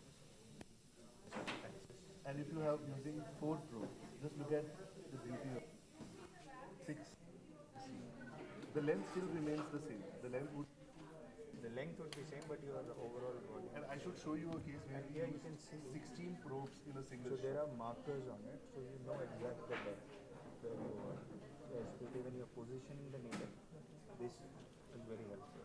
And it is fully insulated, so you can hold it. You don't need any additional trocar or anything. So where is the tip of the finger? It should be in the center. Inside, this is the active part. ahead of the This has tumor to be edge 5 by 5 to 10. So just look at this case. This is a pediatric case for a lower limb moid case. 16 probes used at a time. So we had to bring in 2 of these machines. We do have another machine which can accommodate 20 needles. In India, we currently have. In India we don't. So that's why we had to bring in 2 of these machines. Currently, like we have done cases where they have used up to maximum 8 probes in one case. And that was again a MSK case because those tend to How be. much reduction will be there in size or So that depends on what indication are we talking about. We do see the MSK cases usually like the one I showed, those are mostly palliative. So the reduction in the tumor volume as we saw in today's presentation by Tata, that's usually around 40 to 60 days. Depends on case to case. But the idea is to free the patient from the pain. So this is more of a pain palliation. Second, to give him freedom of the lower limb was like this section. Small 8-year-old kid could not move his hands. And then he went out running. He came back running after 2 days of That's how immediately you see the pain score going down. The freedom of movement. In that case, the volume reduction was even more significant. So it depends on patient. benign tumor? Both for benign. So desmoid, the cases that I showed was a desmoid. If it is a small and a benign nearly 2 centimeters. Yes. Then you can use a single needle. Yeah, will it completely? Yes, it will be taken away majority. Breast lesions. Breast lesions, as the clinical data is coming up, we are seeing even for breast, especially because the probe sizes are much smaller. So you don't have to put any biopsy into you can directly go. The ice ball sizes are still comparable or better than the other machines, even with the smaller machines. As I said, 14 gauge and 17 gauge. So it's easier for you to reach the lesion. This is the 17 gauge, but imagine if we had used the 14 gauge, this would be what the ice ball is. Again, this is the size at 37 degrees body temperature. This is what not you in from the Yes. This is the 17 gauge. If you see the needle, it's quite slim, and especially this profile. So it gives very this minimum damage because of the torque of it.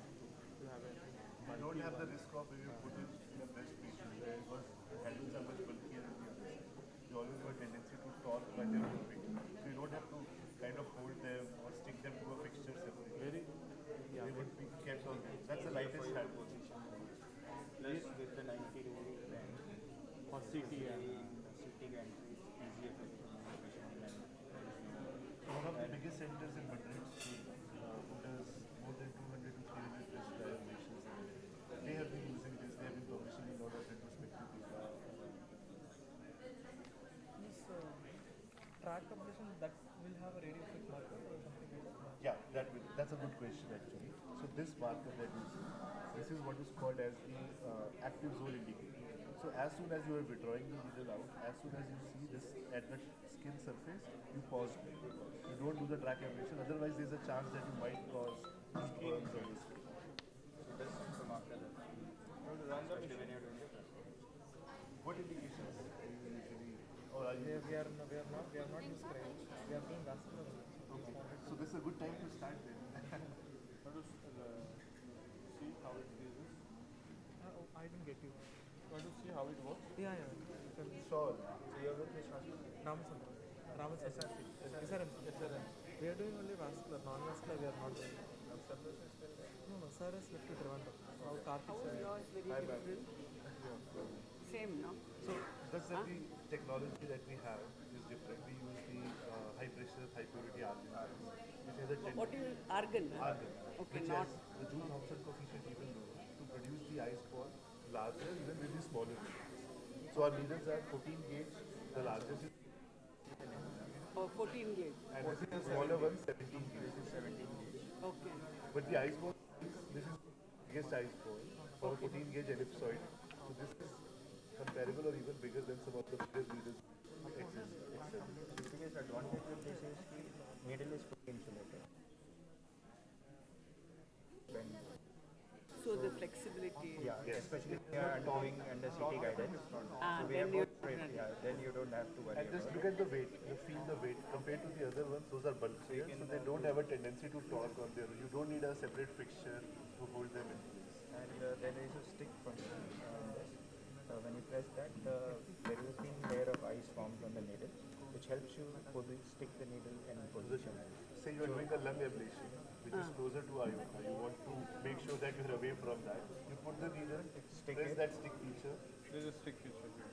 and then pull the Then you tumor can pull the slightly tumor over. back away from the critical structure, and then do the Can you show the fast thaw feature? Yeah. Now, if you see, this ice is formed, we are not about to take out, right? Because it's stuck. Yeah. So we have a fast thaw feature. There is an inbuilt heater in it. So this has a inbuilt electrical Yeah, like core. they So have. you have to take it out immediately. So Nobody else it is so fast. This happens much quickly. This happens other in company 10 to 15 seconds. So I have done it.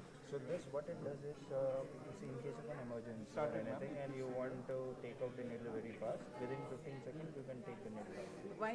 How come you have a? They also have a heat. So this still use the gas to form the temperature on that. We have an electric heater. So Oh, imagine, you have a heater. yeah, imagine this is 1.5 mm and still built. Another Attract relation can be. For liver cases, This or quarter for function is there. renal Track cases, seating. you can prevent any track seeding. any track seeding. For liver and all that. For any track seeding. So these are some of the advantages, and you can connect up to 8 needles at one time. So why would you need it? Because for lesions, Large tumors like RF, big So ones. like desmoids and all. Desmoid and all if you pediatric case, which is 16 meters a day. So we recently did So you have so many. Yeah, Okay. we need a one chest wall case where it was 8 minutes.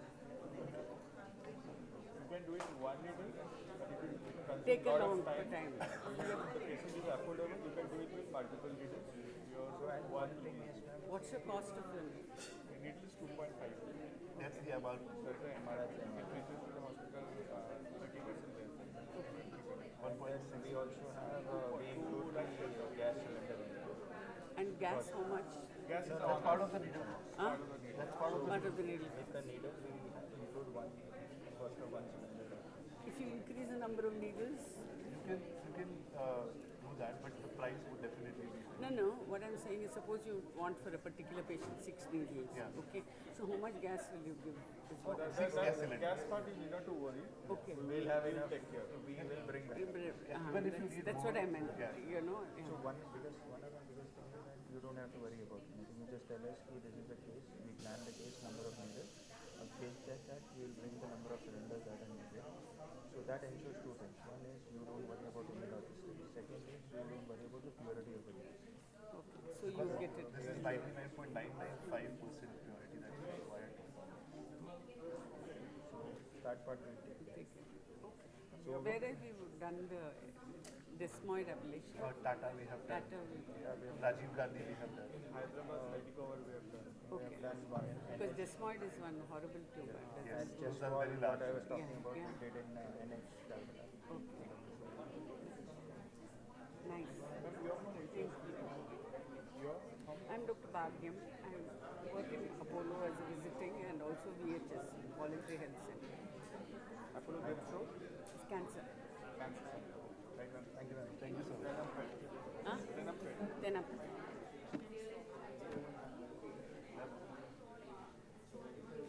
तो मैं वहाँ पे देखता हूँ session के लिए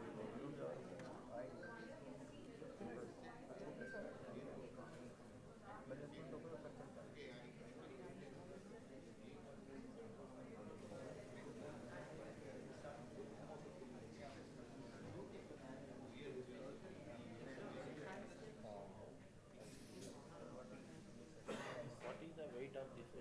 20 kg. That's very portable. Like if you have multiple centers, multiple branches. Procedure is one minute or 2 minutes. Half an hour. Half an hour. It is a full system, na? Yeah. Ice. Ice system. So for that, why half an hour means including all you are saying? No, because the freezing time, the time to form that ice ball is requiring 2 cycles. Yeah. 10 minutes, 2 cycles. Okay. That's why. So 10 minutes freeze, then 5 minutes thaw, then 10 minutes freezing. CO2 and N2 both you can use. Gas. Yeah. The gas is needed only for the freezing. Yes. For thawing, you don't need any. Okay. So gas is sufficient for you to use for one case. We provide 1 gas cylinder per week. So orthopedic and shoulder for everything, dinner, freezing. Yes. So any distributor is there for you in India? Yeah, we do have. We have local. You are from which? I am from Hyderabad. Yeah, Hyderabad we have. Oh, what is it? Hyderabad distributor is shear therapy. We are present, our presence is there and we get the job done by shear therapy. You are associated with which hospital? Yeah. You are from which hospital? I am belongs to one occupation company. This is leather equipment. Do you work with IRs? Yeah, microablation I am doing in Kenya. Kenya, no. So it is related to same anesthesia and IR and neuro all related to this field also. Yes, this is always like the same like RF, but only thing is breathing. More or less the same technology. Technology is method. Method is same. Do you have any inquiry or something? Oh, okay. Give me that number, sir. He is the person who was based out of the office.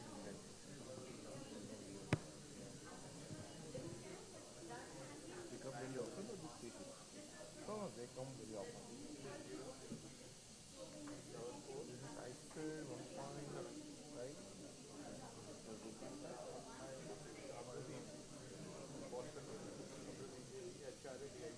Abhijit.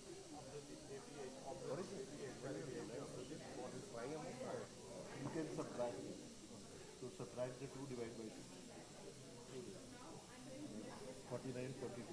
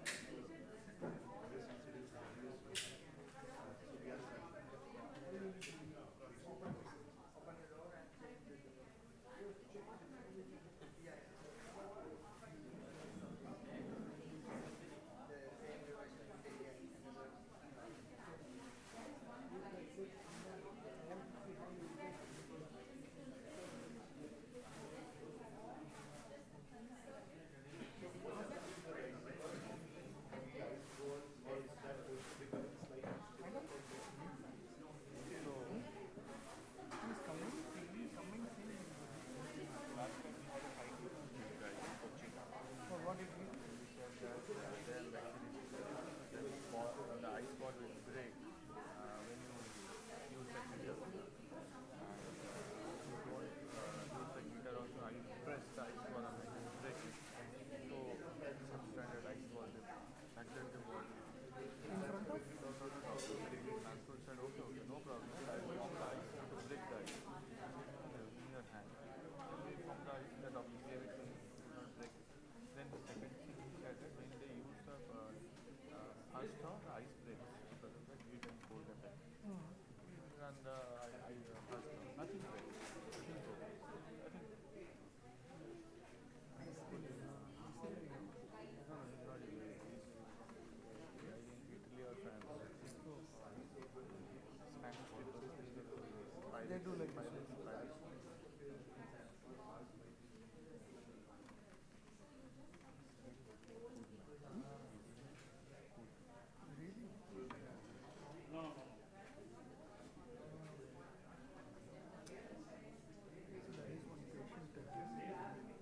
Who took one prescription for testing. Okay.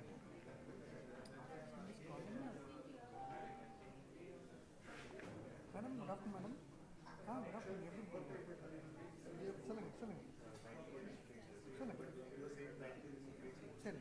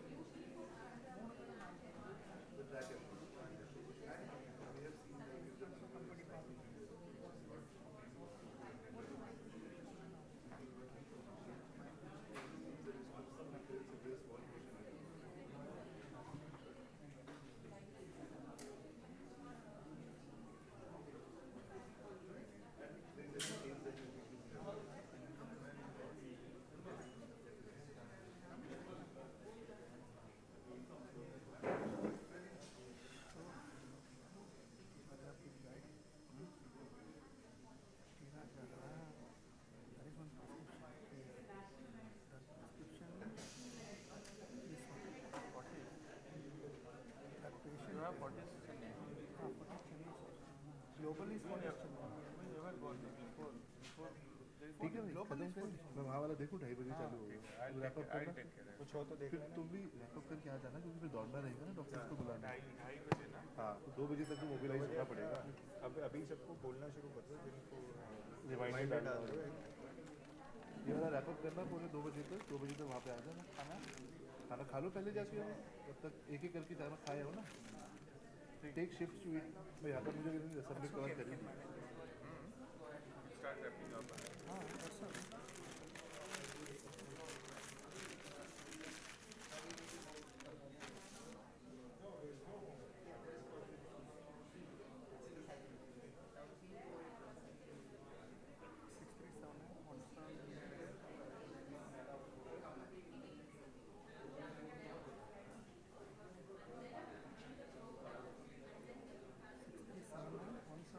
Yeah, you said wrap it up.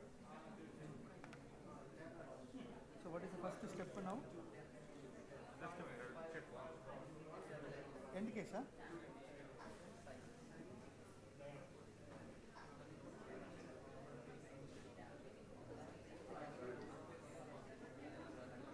Hello? Come on, வரீங்களா?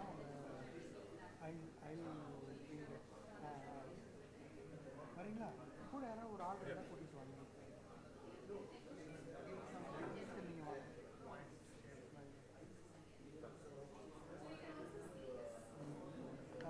Indication. Yes, sir. Huh? Yes. Don't say.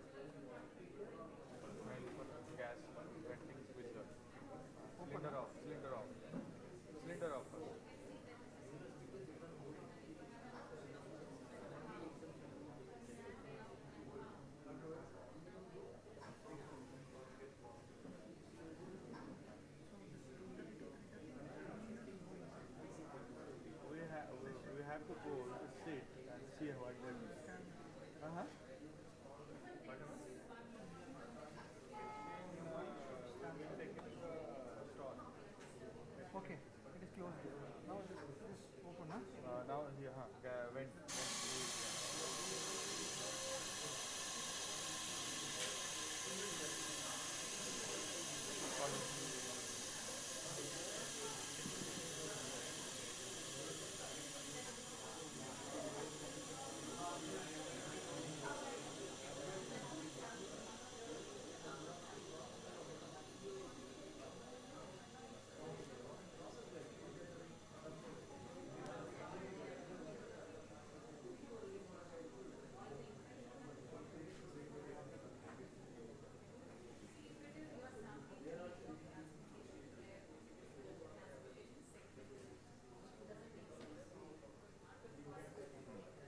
Then close.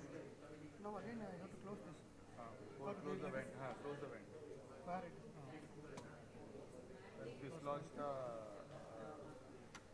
first pipe. Now remove the. Right. Now remove the cylinder.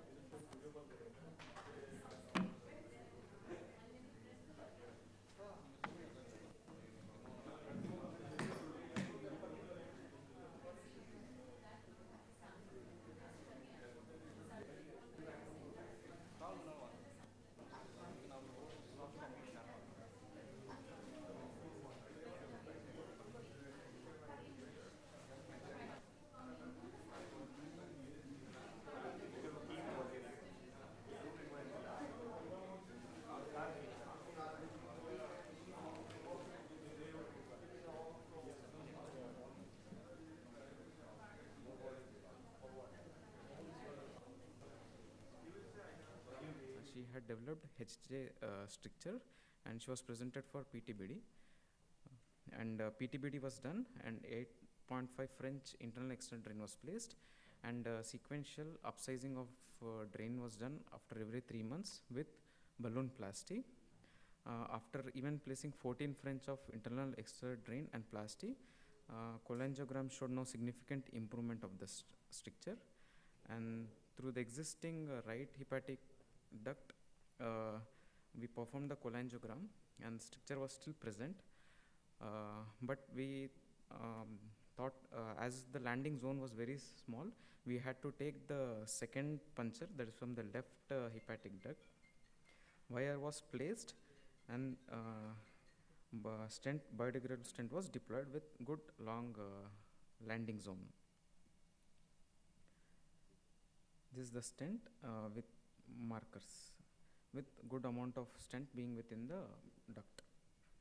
And post 3 months and 6 months follow-up, there was no IHBR or any biliary sepsis. Next case, 68-year-old male patient who had undergone cholecystectomy and had injury to the CBD, hence hepatico-jejunostomy was done.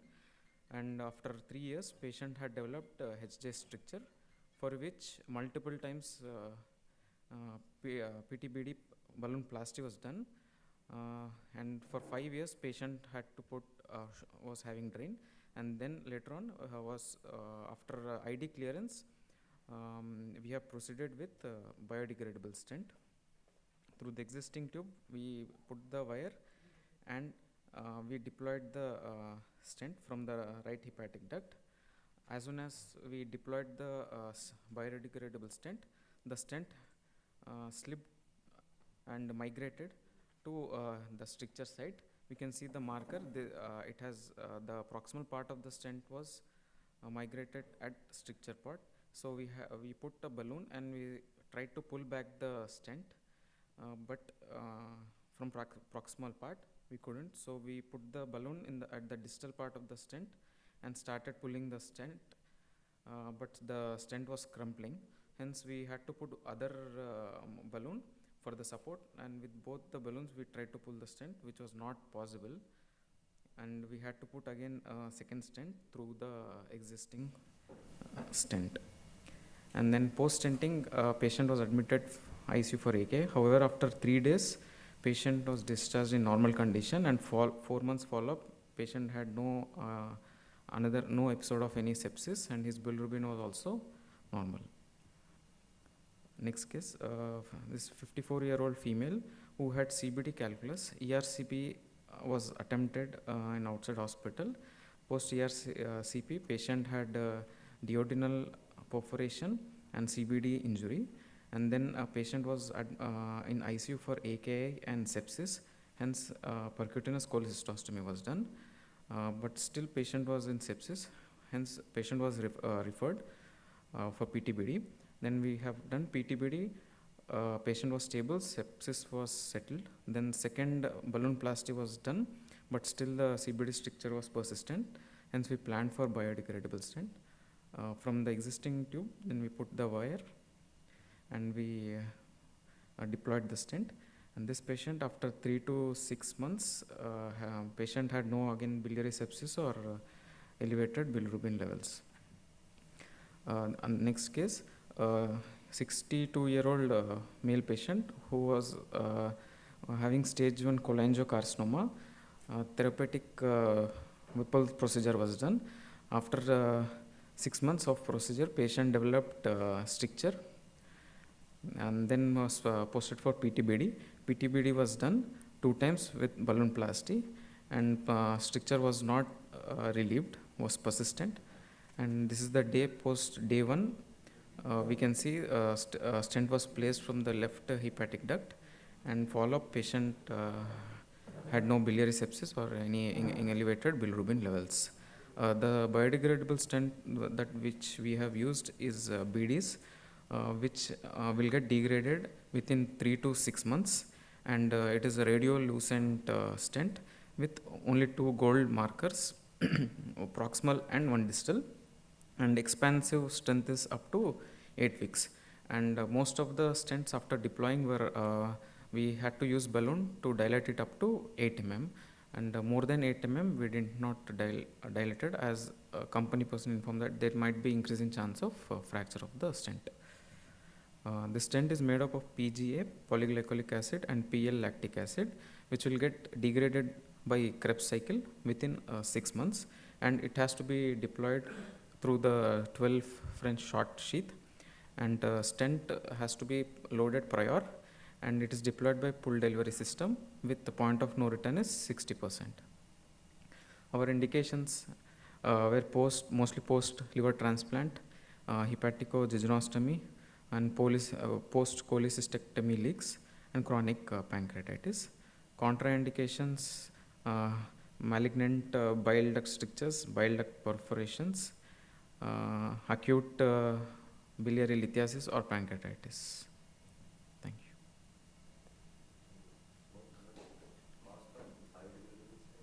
$3.7 lakhs.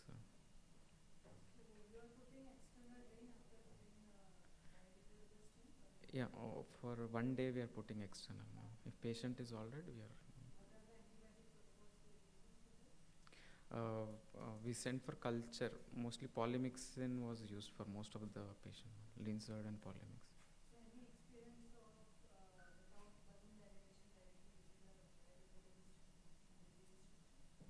No, ma'am. Most of the patient we did plasty, and after that few patient has insisted for permanent cure or long-term treatment. Yeah, ma'am. Thank you. So the next presenting author is Dr. Vikas, OP61. Good afternoon, everyone. Today I'll be presenting on US-guided genicular nerve radio frequency ablation. This was a short study done on a small set of patients in our center, and we have evaluated on the efficacy and the complications related to the procedure. So let's see osteoarthritis. The basic law with the nerve innervation is first year's anatomy, that's Hilton's law. The nerve which innervates the muscle will also supply the joint which crosses the joint. So it goes on the same principle. The nerves which innervate the quadriceps muscle will also innervate the nerve joint. The knee pain will usually be anterior. The nerves which are treated or targeted in genicular nerve ablation is superomedial genicular nerve, superolateral genicular nerve, and inferior-medial genicular nerve. The other nerves which are important is inferior-lateral genicular nerve and recurrent peroneal articular branch. So these are the predominant most important sensory supply to the knee joint. Usually the knee pain will be anterior, medial and lateral, not the posterior part most of the times. So with this anatomy in idea, how does osteoarthritis cause knee pain is because of few of the things. One, anatomical factors coming with the cartilage damage and the bone damage, erosion of the bone in advanced stages, stage 4 and beyond, and production of cytokines and prostaglandins there, which irritate the free nerve endings, and that is where the medical therapy comes into role to decrease the prostaglandins and the oxidants there. That is where we try to cut the pain through medications. And if you see the 3-step analgesic ladder with the WHO, it doesn't fit all the purposes and it doesn't relieve all the kinds of pain. This is a non-cancerous chronic pain 3-step ladder approach, where in step 3 we use opioids, and this is a modified step 4 where minimally invasive treatments have been included as a step 4. So this modified step 4 is an arena for the genicular nerve radiofrequency ablation. So when we go from step 3 to step 4, we can include radiofrequency ablation here for the pain. However, even in the NICE guidelines, there is no talk about the genicular artery embolization or radiofrequency ablation. So we need to do more study and give a literature evidence and the clinical evidence to the deciding bodies to include these. However, one recent paper which has taken into consideration of all the treatment availability and the recommendations present, this is a meta-analysis of the recommendations from different societies. None of them actually recommends genicular nerve ablation as a treatment modality. However, it is shown superior to the intra-articular corticosteroids, hyaluronic acid, and oral analgesics, and also with good safety profile as compared to others. However, it's not recommended in any of the societal guidelines. This is an Italian study. However, in the conclusion, they tell that the treatment modality has to be chosen according to the patient and the individual's needs, as in the patient is able to walk within the house, is fit for surgery and not fit for surgery. And the main focus conventionally, radiofrequency ablation for the genicular nerves was done with fluoroscopy, but we have done all of our 22 cases using ultrasound. Why ultrasound? Is cadaveric study, a study has shown in 2022 has shown that there is a frequent anatomical variation of the genicular nerve. With the conventional method, blindly putting a needle through the fluoroscopy might not give a good result. And ultrasound is widely available and the cost would be less, and it can be done as a OPD procedure also without an hospital setup. So that is one thing. And another study showed head-to-head comparison between the ultrasound and fluoroscopy, and they said there is no much difference between the ultrasound and fluoroscopy. So it's the evidence is evolving to show that we can use ultrasound as frequently or with correlation to the fluoroscopy and replace fluoroscopy eventually.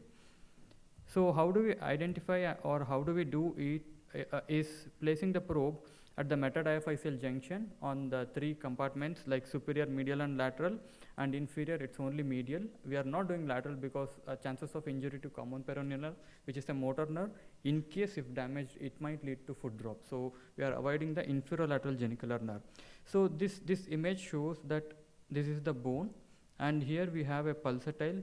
We doesn't see nerve actually. We just identify the vessel and target it. Because we all know that the nerves goes along the blood vessels. So this is the target area, and here we can see the local anesthetic injection is shown here. That's the local injection given around the neurovascular bundle there just prior to the radiofrequency ablation. Once we have given local anesthesia and placed the probe, this is just a fluoroscopy images just to depict how we have placed.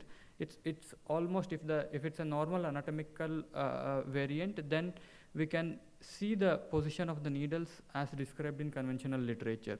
Nothing much changes. Here we see the inferomedial and superolateral probe placements.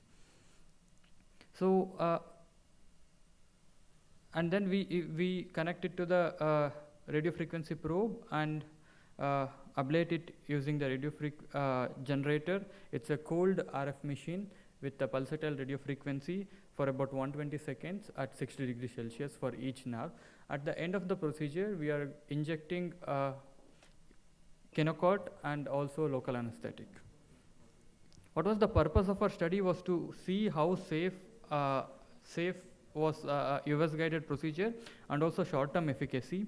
We have evaluated patients at 2 weeks, 1 month and 3 months. So what was our selection criteria? Since it was initial pilot study in our hospital also, surgeons post TKR, and also we have started GAE.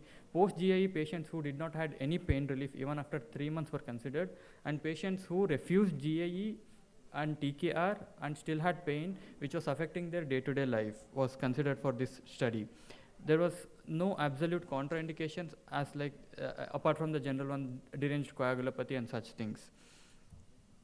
So it was 22 knees aged between 63 to 85 years who had chronic knee pain for more than 6 months and which was not resolving to the pain, and few of them had undergone TKR.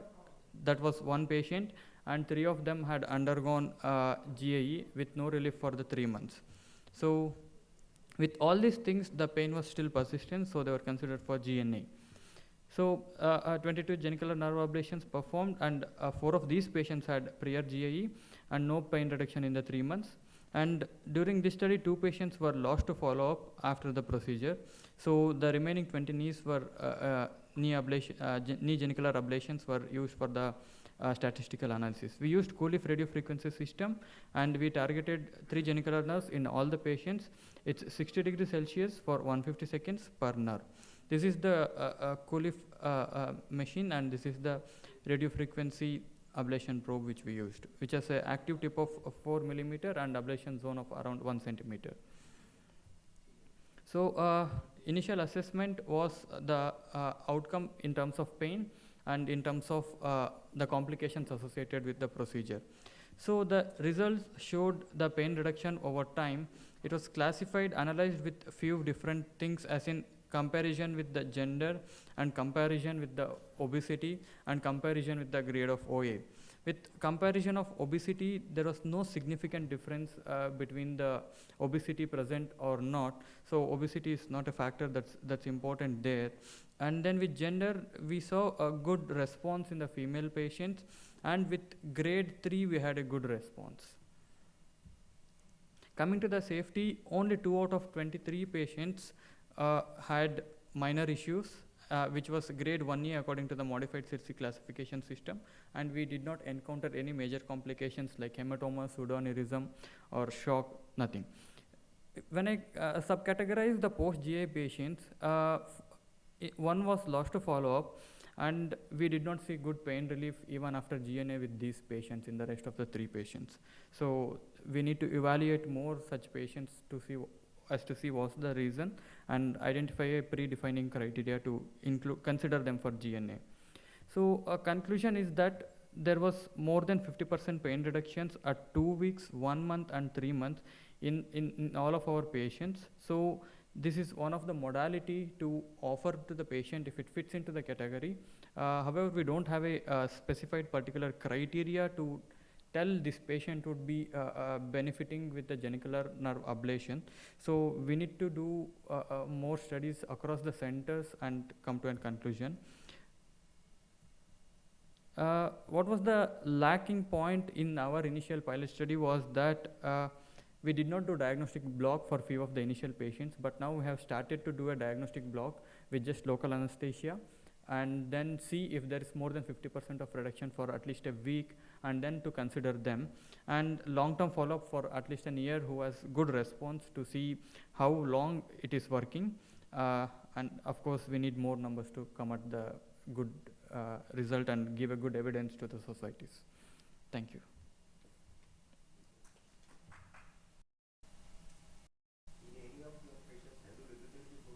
No, sir, none of our patients we have repeated. Not repeated. Because it's hard to convince them once they have gone GAE, then again GNA, it's hard to convince them. We usually try to counsel them if it's a severe OA directly to TKR. In case if the patient refuses or the surgeon is not offering TKR, then we are considering him. So I think it's like the last resort for them for the pain relief. Thank you. So our next presenter is Dr. Pankaj Gupta, OP64. Good afternoon, judges and dear friends. So I'll be talking about a machine learning algorithm for predicting response to biliary drainage in patients with malignant obstruction. So we know that biliary drainage is an important procedure for palliation in patients with malignant biliary obstruction, as a certain level of bilirubin is required for starting systemic therapy, both chemotherapy as well as immunotherapy. However, the reduction in bilirubin is not predictable, and there are some patients who may not have the expected fall in bilirubin following the procedure. So our objective was to develop and validate a machine learning model to identify key clinical, radiological, and laboratory predictors of drainage success. So we defined success of PTBD as more than 50% decline in the total bilirubin at 2 weeks following the procedure. So this was a retrospective study comprising consecutive patients with unresectable or metastatic proven malignancy. Patients were treatment naive, and they had hilar involvement. Patients who were already on chemotherapy or who had SEMS insertion previously and again presented with jaundice, or those who had concurrent drainage in the form of endoscopic, ultrasound guided drainage or ERCP were excluded, and patients who had involvement of secondary confluences were also excluded. We included 25 predictors in terms of clinical, laboratory imaging, and the biochemical predictors, and these are listed here. And using various machine learning models, we try to assess the model performance. So on univariate analysis, we found that out of the 128 patients, we had 31 responders and 97 non-responders. And baseline bilirubin was significantly more in patients who were non-responders. The total leukocyte count was also more in patients who did not respond to PTBD. Similarly, total protein was lesser in patients with non-responders. Although cannot see significant, level above that which is normal, but the baseline creatinine was also significantly higher in patients who did not respond to treatment. There was no difference in cholangitis between the two groups. So out of the 5 machine learning models, which include gradient boosting, XGBoost, Light, GBM, random forest, and logistic regression, the gradient boost had the best performance in terms of accuracy, area under curve, F1 score, precision, and recall. And when we took an ensemble of all the models, we found that the specificity was 96.9%, and the overall sensitivity for predicting the correct response was 77.4%. And this is the 94 true negatives and 24 true positives were accurately identified using gradient boosting. Total bilirubin was an important predictor. So as already mentioned, that patients who had a higher total bilirubin at baseline were more likely to show less response to treatment. Similarly, presence of high total count and creatinine were also important parameters to assess the response. So to conclude, machine learning model can be incorporated into patient's clinical workflow while deciding on performing drainage. Gradient boosting emerges as the most robust clinical tool in this particular study. However, there were several limitations in the study. As I have already highlighted, there were a lot of exclusion criteria. And in fact, in actual clinical practice, we will have patients who will come with a lot of procedures that are done previously and concurrent endoscopic procedure also. So we did not really assess the subgroup analysis for those type of patients. It was a pure patients who just underwent PTBD for primary confluence block and did not have any previous interventions. So we definitely need more studies which are prospective and multi-center. And obviously there is an inherent bias in the study because this was a single center study and we did not have any external center data to really validate our model. So there is a real risk of overfitting as well in this particular study. Thank you very much.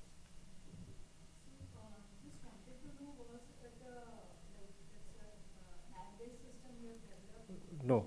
So it is basically, you can say, code that we run. We haven't developed any app, so you have to run a code, Python code basically, where you fit in the parameters into that code. But I mean, it can be easily translated into an online tool also. It's not difficult.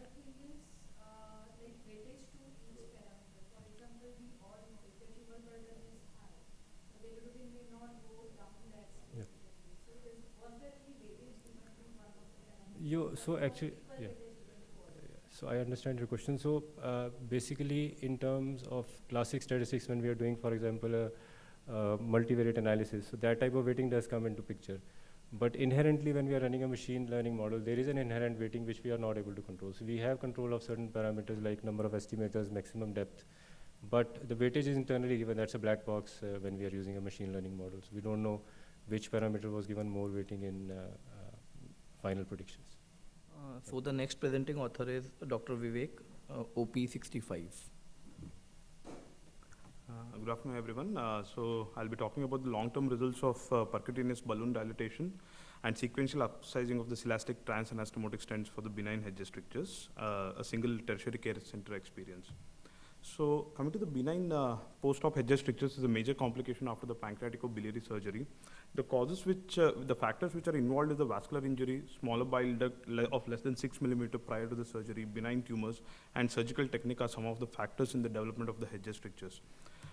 This is one of the reasons the females are affected more with the hedge strictures than the males. And the sequelae is the jaundice, recurrent cholangitis, hepatolithiasis, and secondary biliary cirrhosis can be the sequelae of the Hedges strictures. So coming to the Hedges stricture, the standard treatment would be surgical revision, but again, the redo surgery can be difficult due to the shorter bile duct, inflammation, and the adhesions, increased morbidity and the mortality, and most of the times our surgeons are not keen to do a redo in the Hedges stricture already. So endoscopic management is not always feasible due to the altered anatomy, and now the percutaneous management has become a first-line treatment in the patients with benign Hedges strictures. So percutaneous biliary balloon dilatation and sequential upsizing of the transanastomotic celastic stents is what we have done, and the evolving techniques are the biodegradable stents, magnetic compression anastomosis, and the endobiliary RFA can be thought of. So this was our materials and method. This was a long prospective study where a 15-year-old study, and it was stopped in 2007 to 2022, and total patients were 215. So the symptoms were, the symptomatic patients which had an altered LFT, IHBD, and even pneumobilia were taken, and ultrasound and fluoroscopy guidance, intrahepatic bile duct drainage was done. Segment 5, 8, 6, and 3 was preferred. On the right, we have not done a segment 7 puncture. Usually it's a segment 3 on the left, or the 5, 8, and 6. And 5 patients, in fact, underwent a retrograde placement from the transjejunal puncture. And Hedges stricture was negotiated, and percutaneous biliary balloon dilatation was done, and then a placement of celastic catheters were placed as in the method of stents, and then they were sequentially upsized once in 3 months. And we have used some of the spike cholangioscope for the internalizations, and for all the patients, the endpoint was cholangiogram was done at the end of 12 months and before the removal of the celastic tubes. And this is one of our case, as we can see here in the first picture, where there is a stricture over the Hedges side with multiple filling defects in both the right and the left biliary ducts were there. The right side we could internalize, and we did the dilatation, but the left was becoming very difficult to even negotiate the stricture. So then with multiple catheters we took here, and in intrahepatic stricture was there. Here we did a 6 millimeter balloon dilatation in this case, and I think then these stones were pushed with the stone balloon catheter, stone balloon this thing, and the stones were pushed, and this was the final image where we could achieve. This was one of the complicated cases of which we had, and finally the patient was discharged with 2 transanastomotic catheters. And this was one of the cases where we could not internalize the stricture from the percutaneous route. We tried for a long time. We tried 3 attempts were failed, and then we took the jejunal puncture. And one second. Yeah, jejunal puncture was placed. In 3 of our cases, we did the snare, and in one of the cases, 6 French sheath was placed, and internalization was done from the jejunal route into the PTB, into the biliary duct, and from did the balloon, and then transjejunal balloon dilatation, and the same method was done.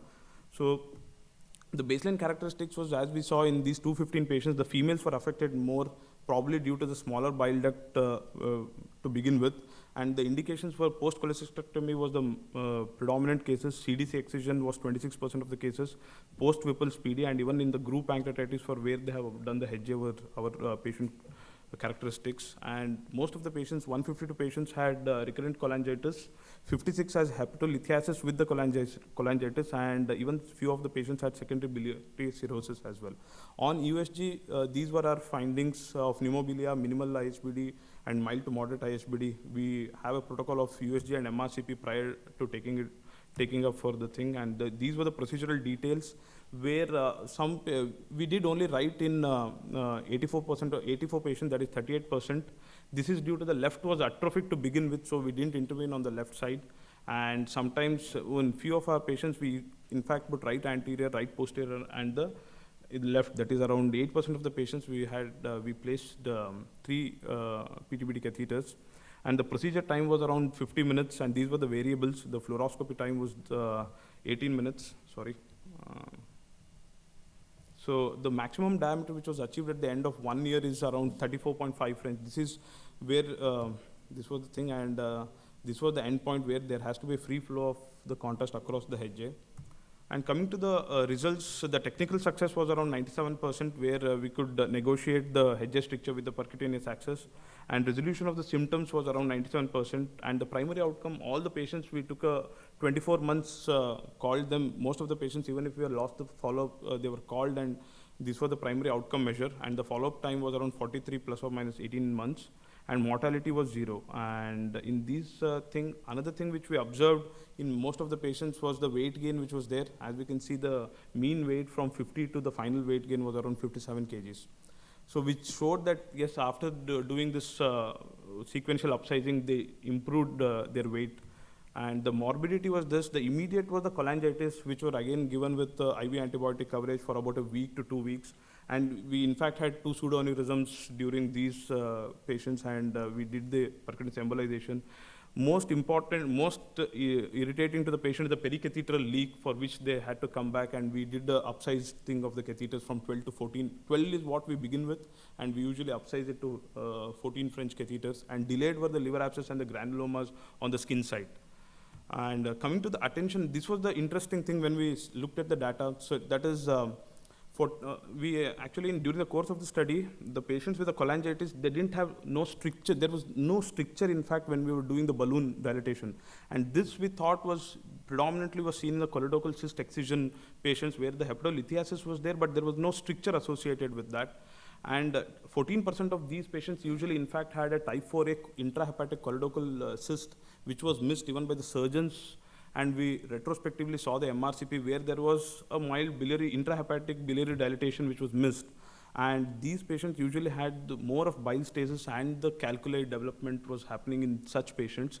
I think now this is one thing which we saw. And another patients who had cholangitis had the afferent limb syndrome, where there was a reflux of the content from the hedge, from the afferent limb into the bile duct. And this is the next plan. What we are thinking is the biodegradable stents, as our speaker already told.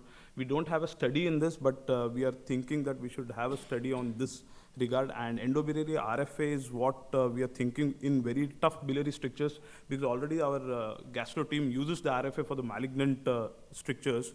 So whether the endobiliary RFA can be thought in these refractory benign biliary strictures, which requires the need for repeated dilatations.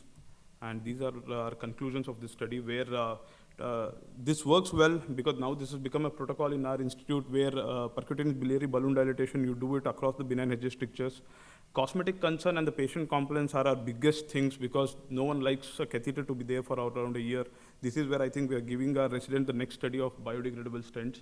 But the fibrous remodeling which is achieved at the hedges stricture is much superior to the enteroscopy. I think even our MedGastro team also are now not doing the enteroscopy guided plastic stent placements in the benign hedges strictures. And this is our conclusions. Thank you. Thank you, sir.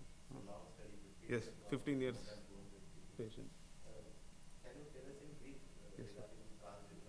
Yes, sir. It was transjejunal. Actually, in 5, we usually do a spicolan. This was done on our initial days. Now we use a spicolangioscope for the internalizations. We take the patient to ERCP suite. Those 5 patients, actually I was not there. It was mainly done by Dr. Jagdish, our head. So what was done was, I have been there when I was a fellow there. So take a jejunal puncture, keep a 6 French sheath, and from the catheter, from the ultrasound and the fluoro guidance, try to enter into the biliary duct from there. So that will give us a help. And 2 patients we in fact snared it from the, because we have already done the PTBD. Our catheters are and sheath, 10 French sheath is in place. Negotiate. The only problem was the negotiation. Nowadays we have not attempted, for the last 3 years we have not attempted that. So because now we are going with the spicolangioscope. Thank you. So our next and the last presenter is Dr. Manam, OP67. Good afternoon. Mine is also similar to the Mr. Dr. Vikas. So GNRF in advanced knee osteoarthritis with 6 months prospective results. So we all know knee osteoarthritis is a common degenerative process and one of the most common cause for disability in older population. And usually, according to Kellgren-Lawrence grade 3, grade 4, usually fails to respond to medical management. So GNRF in those patients is a minimally invasive technique targeting mainly sensory nerves responsible for pain transmission and thus decrease the knee pain. So to evaluate the, aims and objectives to evaluate the clinical efficacy and to improve the pain and function along in the moderate to severe osteoarthritis, and to assess the safety profile and monitor for any adverse complications. So a total of 28 patients with mean age of 63 years plus or minus 8 years. Among those 17 females and 11 males with grade 3 and grade 4 were considered.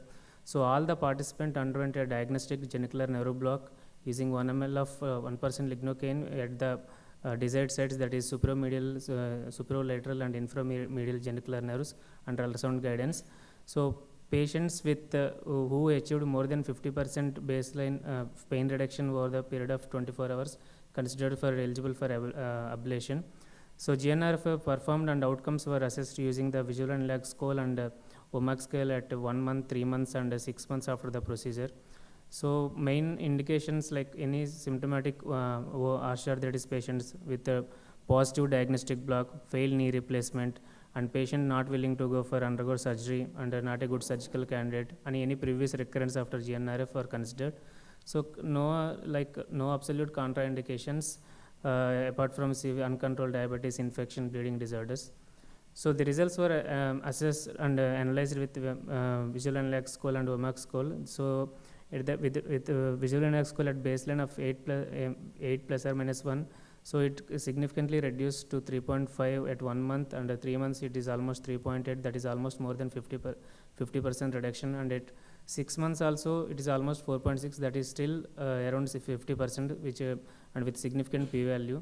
And WOMAC functional score also improved from 74 to 52 and 45, 46 consecutively with 1, 3 and 6 months with again significant p-value. And one more important point is like more patients with more than 50% pain reduction are also like relatively significant at 3 months and 6 months, that is almost 19%, which is almost more than 60%. They are still pain free, so that indicates the significance of this GNRF in the advanced osteoarthritis. So coming to complications, as such, no complications, major complications were observed, except some 2 patients were developed some transient neuritis, which we managed with conservative measures like some small opioids, and sometimes it is self-limiting. So to 24 patients, that is 85 with more than 50% reduction in pain at 3 months, and 19 patients, that is around 67%, maintained this for response for at least 6 months. So depicting this graph depicting the same. So complications, as I already mentioned, no major complications like aneurysms or vascular injuries or any infection or motor weakness. 2 patients transient neuritis, that already discussed. So coming to discussion, so usual position like supine position with 30-degree flexion, 20 gauge 10 centimeter needle, usually supromedial, superolateral and inframedial genicular nerves are ablated. And so do not infralateral genicular nerve we never did because close association with common peroneal nerve, so that we don't want any adverse effects. So place the antenna, that is a cooled RF probe, and sensory stimulation done at 50 Hz and motor stimulation at 2 Hz and 2 volts. So perform motor stimulation to ensure that we don't want any undesired motor fiber activity, so that we don't want any motor complications. Then inject local anesthesia and perform ablation for 60 degrees for 2 to 3 minutes. So then post-procedure, inject a cocktail like lignocaine with triamcinolone acetate to prevent post-ablation neuritis, and cold compression for 1 or 2 days, depends on the symptoms. So this is the usually our standard procedure to follow. So our results are like whether pain reduction or response rate or functional improvement and safety profile are almost comparable with like many studies, and we observed close similar association like the studies I mentioned here, like pain reduction like 50 to 60% pain reduction, and WOMAC score 67% patient achieved more than 50% pain relief at 6 months, and functional improvement also significant, that is from 74 to 41, which closely parallels the various associations, and safety profile is also established. So these are propositions and all supromedial, superolateral and inframedial genicular nerves.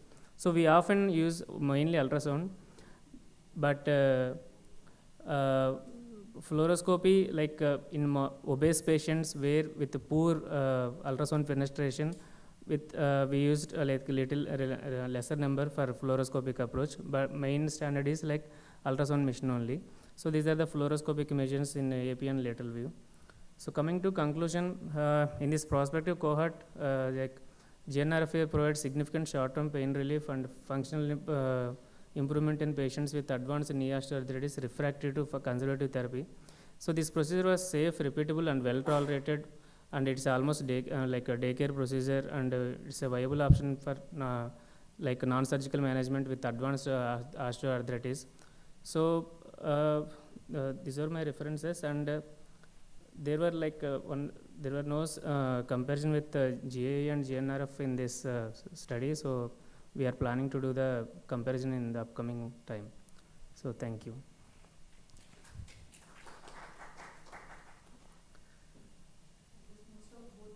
Same. Only that the diagnostic block is the difference point, ma'am. We also thought the same actually. Thank you. Okay. So now what this whole workshop is for is that we want more people to start doing aortic aneurysms.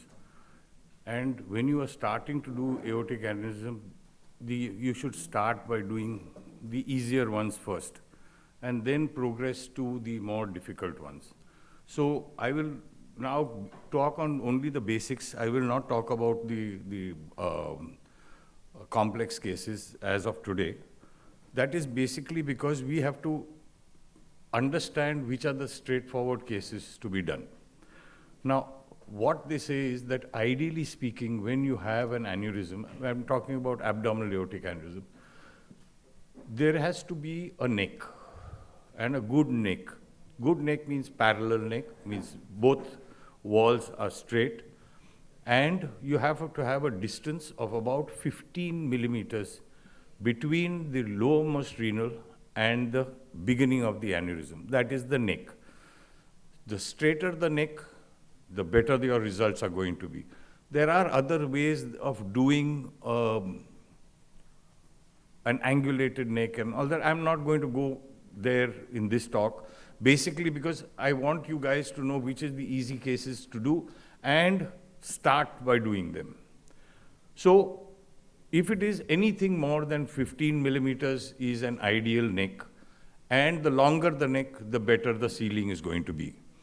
Apart from that, you have angulations. So you have an angulation which you take the straight line in the central axis of the aorta and see the angle where the aorta deflects.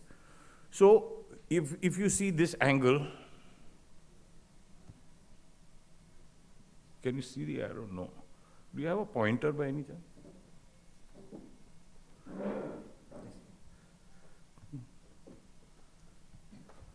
Okay. So now, if you see this angle, that is the central axis and the axis of the aneurysm. That should be less than 60 degrees. Now, the other angle is this angle and the angulation from the renal going upwards. So that angle should be 45 degrees. We are doing the difficult cases also, but as I said, there are ways and means of tackling this. But as a beginner, if you are going to start the aortic program, then this is the ideal. The other thing is that why are these measurements important is also because you have to decide on the size of the graft that you are going to order. And when you are deciding on this, of course, the company guys have guys who are trained in this, but I suggest that you should do it yourself. And secondly, you should then corroborate your findings with the company guy's findings. And if it may vary, and then you have to come to a amicable middle road to decide on the size of the graft. One is the length of the lowermost renal to the bifurcation. The other length you have to look at is from the bifurcation to the bifurcation of the iliacs on both sides. Of course, you have to look at the diameters also, which is the diameter just below the renal, the diameter at the bifurcation, because sometimes the aneurysm ends very close to the bifurcation, and if you are going to land your limb, the limbs have to open. If there is a minimum, they say, depending from company to company, they say 18 millimeters and below is a problem because the legs will not open. So that is another dimension that you have to keep a note of. And just in case you have any doubts, we can clear it immediately. If you want to ask questions, you are free to do so. The important is that most of the graphs have a central body, and then they have the limbs. So that length, usually most of the companies have 5 centimeters, means from the top where the covered stent starts to the flow divider, we call it, is 5 centimeters. So remember that that 5 centimeters is the common limb, and then you have the 2 limbs. The other thing is that different companies have different lengths of the main body. So you have to be careful that the contralateral limb, that means to say you have to have a length from the lowermost renal to the bifurcation. That is important because the contralateral limb has to open so that you can cannulate it. So what is the role of the radiologist? Apart from doing the plain X-ray, ultrasound, most important, we plan everything on CT angio. Quite often you have a problem in the sense that the patient's creatinine is high, they have got renal disease, so you have to be very careful to decide on what to do. Ideal is to do a CT angio. God forbid you cannot do a CT angio because of high creatinine, then we can do, on the basis of the plain CT, we can still do the sizing. Then planning of the treatment is definitely on CT angio, and then you decide on whether it should be endovascular, surgical, or a hybrid approach. Follow-up is usually by ultrasound, and maybe every year you can do a CT angio, that I'll come to a little later. So interpretation of the CT is primary importance, and we all are radiologists, we all can read CTs, so we are much better geared to plan a AAA repair rather than any of the other modalities, like vascular surgeons, interventional cardiologists. Cardiologists are lazy, so they forget about them. But vascular surgeons are not lazy, but their grip of CT is not that good. So and most of these people rely on the companies to decide on the size, which I think we hold a better knowledge of CT, so we can decide it ourselves. So you confirm the type of aneurysm. That means to say, is it a fusiform aneurysm? Is it a saccular aneurysm? Saccular aneurysm is a totally different ballgame. I'm not going to go there right now because most of the time saccular aneurysms are mycotic and we should not be treating them. Fusiform aneurysms are the ones we should treat. So then you look at the length. We are not concerned about the length, how long is the aneurysm, but we are more concerned about the diameter of the aneurysm. Worldwide, they say 5.5 is the cutoff. But in India, we all know that our arteries, our aortas are much smaller, so we take a cutoff as 5. Anything above 5, we should treat. Why? Because the incidence of rupture, once it goes beyond 5, is higher. So that is why we have taken, in the Indian population, the cutoff as 5 centimeters. What are the possible difficulties? As I was just showing you, there can be a tortuosity, there could be a calcium, there could be a thrombus. All these things we can see when we do a CT angio. We also have to know if he's an old person, then I would not put him through surgery. I would definitely put him through an endovascular approach. The important is that though AAA EVAR has been now all over the world, it's been performed for many years now, so we have a follow-up. But still in the younger population, I would think a long-term result would be surgical. If the surgical facilities are there in your town or your hospital, then if it's a young patient, I think surgery would be a good option. Then we also have to look at what are the collaterals, because of the collaterals you can get an endo leak. And most importantly, you have to look at all the access sites, basically both femorals and iliacs. Now, depending on the size of the graft, the French size of the delivery system increases. Now, the smallest we have in India is about 18 French. However, there are some, when you go to higher diameters, it goes all the way up to 24 French also, 22 to 24. So, you multiply, say 24, multiplied by 0.3, that would be the size of the femoral artery that you minimum have to have. Because otherwise, if the access site is small, or the iliacs are diseased and the luminal diameter is very small, then we should not be doing them, because your device, one, may not track, and even if it tracks, to pull it out would be a problem, and then you will have your iliac artery just wrapped up around the device and comes out, and you will have an avulsion of the iliac artery, mainly the external iliac artery. So, suitable morphology. Adequate iliac and femoral access, compatible with the required introduction system, which I just explained to you.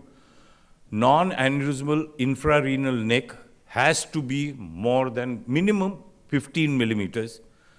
Diameter should be 18 to 28, outer to outer wall.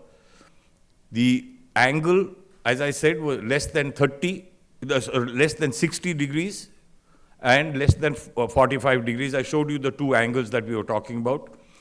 Iliac distal fixation site has that has a length of minimum 15, because the different devices have different configurations. Some companies have only a 2-piece system, some have a 3-piece system. Means apart from the main body, you have to extend the limbs on either side. Whereas there is Medtronic, which has a 2-piece system, means one with a long limb which goes into the side where you're introducing it, and the opposite side you extend. So you don't extend it on the side where you're introducing the device. Iliac artery distal fixation, as I said, 15 millimeters minimum, preferably to 20 millimeters. Why is this? Is because you want a good seal, and there will not be any type 1A or type 1B endoleak. Now, you know what a type 1A endoleak is, when there is leak from the upper margin of the graft coming into the aneurysm. And type 1B is when it comes from below the iliacs and then goes up. That is a type 1B. Diameter 7.5 to 20 millimeters, outer wall to outer wall. Now, this is important because some companies want you to measure from outer wall to outer wall. Some want it inner wall to inner wall, but I would think the safest would be to do an outer wall to outer wall. That will decide on what is the size of the graft that you will use. So the smallest diameter graft we have, I'm talking about the main body, is 18, and the largest diameter is 28. So you normally will oversize the graft by about 15 to 20%. So depending on what the diameter of the neck is, you will take a larger size. How much larger? About 15 to 20%. Sorry. So, suitable morphology for EVAR, aortic neck, as I said, minimum 1.5 millimeters, 1.5 centimeters, that is 15 millimeters. Length of the, there are some companies who say 10, but I would not advise you to go by the 10. You would always take 15 as a beginning. Then there are ways and means of tackling that, but that maybe at a second sitting we can decide that, explain that. Shape, straight is ideal. Then you have the non-conical necks. You have angulation, 45 to 60, as I mentioned again. Minimal thrombus or calcium at the neck, which is most important, because if there is a thrombus, you can squeeze the thrombus into the renals. Common iliac length, as I said, ideally 20 millimeters. We can manage with 15. Diameter, as I said, 8 to 22. External iliac diameter, 7 millimeters, or common femoral diameter, 7 millimeters. Minimal calcium and less of tortuosity, the better it is. But unfortunately, very rarely do you get these nowadays. But if you are lucky enough, these are the ideal cases where you should start. Over the period of time, you can see now number of open versus endovascular this was in the US, the study was done. You can see how much rise there is in the endovascular vis-a-vis the surgical. So obviously it has significantly gone down, and most of these patients you will see are about 70 plus, and that is why morbidity and mortality with open surgery is higher. So anatomic assessment, now these are the types of necks you have. So this is ideal, the parallel neck would be the best.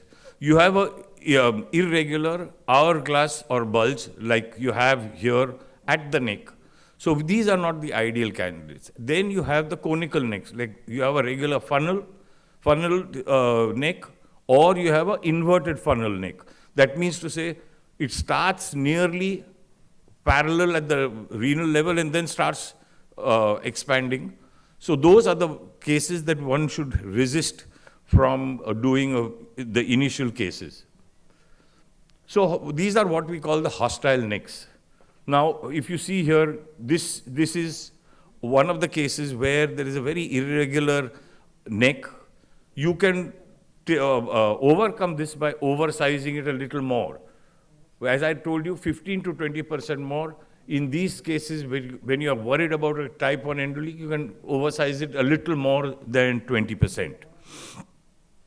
So these are all the different types of hostile necks you have, as well as if you see in the iliacs also, in the first top image, you will see that there is thrombus within the aneurysmal dilatation of the iliacs as well as thrombus within it.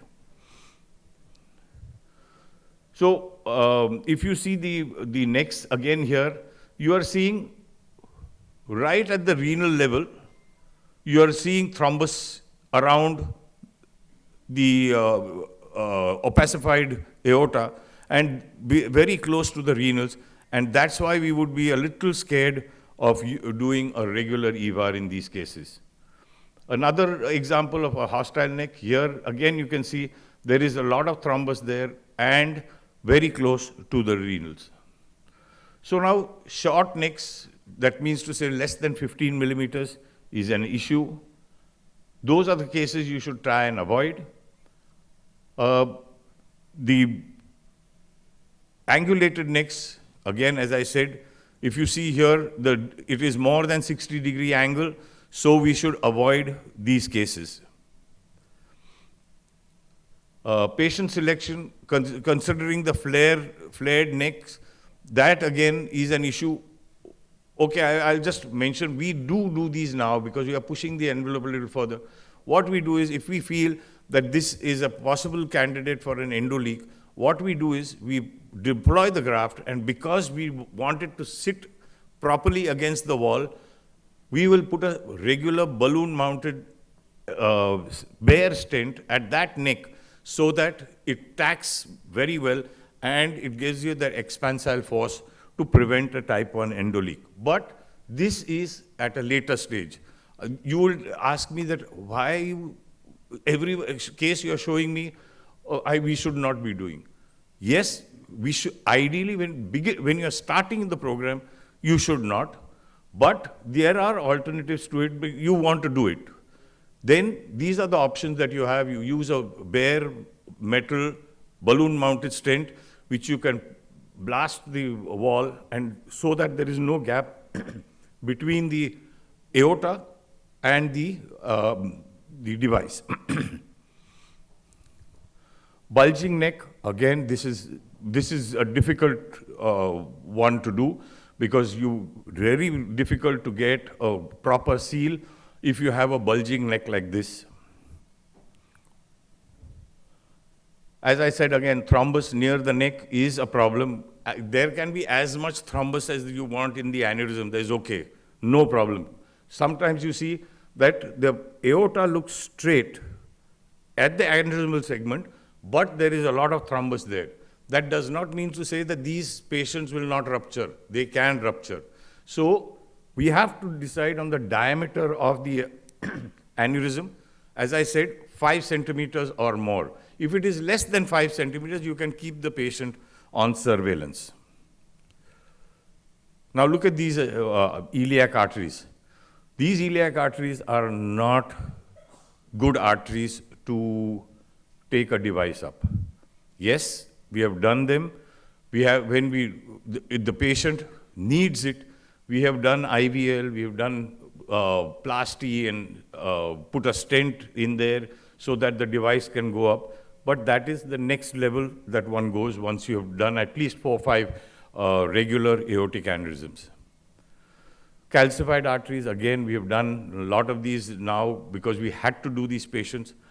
Everybody has refused, then they come to us, and then we open up the iliacs and then take the device up. Iliac fixation site, again, should be non-aneurysmal. If the common iliac is completely aneurysmal, then you will have to extend the graft into the external iliac after you coil the internal iliac. Ideally speaking, you should not do bilateral internal iliac coiling. One side is okay, but you should leave one side open. As I said, bilateral iliac aneurysms are there, then you have no alternative. But you can embolize one, and then you put an iliac branch device if required, so that you save the internal iliac on one side. The anatomical assessment of the iliac artery is important. Inability to maintain the patency of at least one internal iliac artery or occlusion of the indispensable inferior mesenteric artery may increase the risk of pelvic and bowel ischemia. Most of the time you are covering the internal inferior mesenteric artery. So inferior mesenteric artery, even if you close, you know that through the arc of Riolan, you'll get a supply. Sometimes there is a type B leak going from the arc of Riolan, the inferior mesenteric artery fills the aneurysm. Then in those cases, you have to coil the internal iliac artery. Later, not at the time of the main procedure. Of course, you have to look at involvement of the major vessels in the aneurysmal sac, but most of the time, it is not an issue because there is a lot of thrombus there and they are already occluded. So why we're looking at these is for fear that you will have an endo leak within. So what are the measurements? As I said, you need to know the diameters at the level of just below the renals. You look at the diameter of both iliac arteries so that you can decide on what is the size of the limb as well as the size of the graft that you have to order. So that is the D1, D2, D3, that is the diameters. And lengths, as I said, length 1 is from the renal to the bifurcation. Length 2 is from the renals to the bifurcation of the iliac, and the same for the opposite side. So these are the measurements that one would do before you decide on the graft. As I said, now you know, depending on the diameter, you would size it 15 to 20% more than the size of the aorta and the iliacs. External iliac diameter is always measured in the axial sections so that you get the proper diameter of the iliac. Sometimes you can also do an ultrasound. Ultrasound is also not a bad option because sometimes they do a CT scan and don't cover the common femorals. Then what do? You can't send him again for a CT. We would do an ultrasound and see what is the diameter of the common femoral so that your device goes up. So as I said, the diameter of the components are oversized. The main body, 3 or 4 millimeter, but I would say 15 to 20% oversize is good. Use big size tables on the worksheet for planning and sizing to select the components with proper oversizing. And the iliac normally for the iliac limb, what we do is we take about 1 or 2 millimeters more than the diameter of the current opacified iliac arteries. Why is this important? Because if you oversize it too much, then there is infolding of the graft material because the stent doesn't open, and it can cause a lot of thrombosis within the graft. So, or if you undersize it, you can have an endo leak. So it is optimum oversizing that has to be done. That would be, as I said, 15 to 20%. So you have different types of limbs. You have a flared bell-bottom limb. You have a parallel limb. So these are the important things that you have to see and decide what is going to be your sizing of the limbs also. Whereas sometimes when you are doing the entire common iliac is aneurysmal, as well as a large diameter of the external iliac. When you are extending the graft into the external iliac, you will have to sometimes use a bell bottom. That's why these stents are designed. Most of the companies have each limb is about 12 mm in diameter. So you have to oversize that also so that you stop the leak from the overlapping limbs. So use CT scan and or do angiography to calibrate with a calibrated catheter to decide on the length of the limb. So you have a flow divider in the main body. So there is a marker there. You place from that marker to the bifurcation of the iliacs, you will take the length. So that is the length of your contralateral or ipsilateral limb that you will have to calculate so that you will have a good seal. Use actually, okay. So when you order a device, you will order the main body. So that will be the diameter of the graft. As I said again, 15 to 20% oversize, and the length of the graft. Remember, as I said, the limb has to open in the aneurysm, not in the ipsilateral common iliac artery. If that length is long, then it will not open in the aneurysm and you will not be able to cannulate the contralateral limb. Again, then the contralateral limb, you get the diameter as well as the length. Same with the ipsilateral when you have a 3-piece modular system. So it is also important that you keep some guide wires when you are starting an iliac aortic aneurysm program. The most important is a Terumo, so that you track your catheter up all the way to the arch, and thereafter you place a Lundquist wire. That Lundquist wire is your workhorse, where the device, which is a bulky device, will track easily over the Lundquist wire. You can also use the J-tip wires, but the Lundquist is the ideal for the aortic procedure. So these are the other wires that we also use. But most important is that Terumo and the Lundquist is the workhorse wires. I'm mentioning all the Rosen wire and all that basically because if you are going to do a fenestration also, I'm talking right now on the starting of the program. You need introducer sheaths. Quite often you are in a quandary whether this device will track up or not. So what you can do is you take a large diameter sheath. Suppose your device is 20 French device.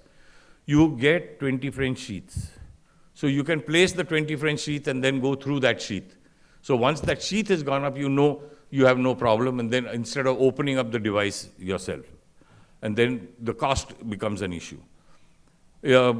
As normally you can do it percutaneously, or you can have a surgeon opening up the common femoral artery so that you can get a better control. I prefer to do open rather than a totally endovascular, unless there is some major issue about giving anesthesia. Then and then only do I use 3 closure devices for these patients. So these are the big sheets you get from Cook. I think there are, Medtronic also has, I think LifeTech also has the bigger diameter sheets. No, you don't have. So you can go up to 24 French sheets you get with both Medtronic as well as Cook. These are the dilator sets. If you're worried the device is not going to go, then you have the dilator sets. You can dilate the artery before going in with the device. Catheters is also very important. Sometimes, sometimes a difficulty, if the contralateral limb does not open up too well, or it opens up in a funny position, to catheterize that contralateral limb may be difficult, and that's why you should have a range of catheters available in your department. And most of the time we can get away with a headhunter or a right coronary Judkins catheter, but sometimes you may need some other, like a Wert, or you have different, Cook has a range of catheters so that you can cannulate it. That has never been an issue.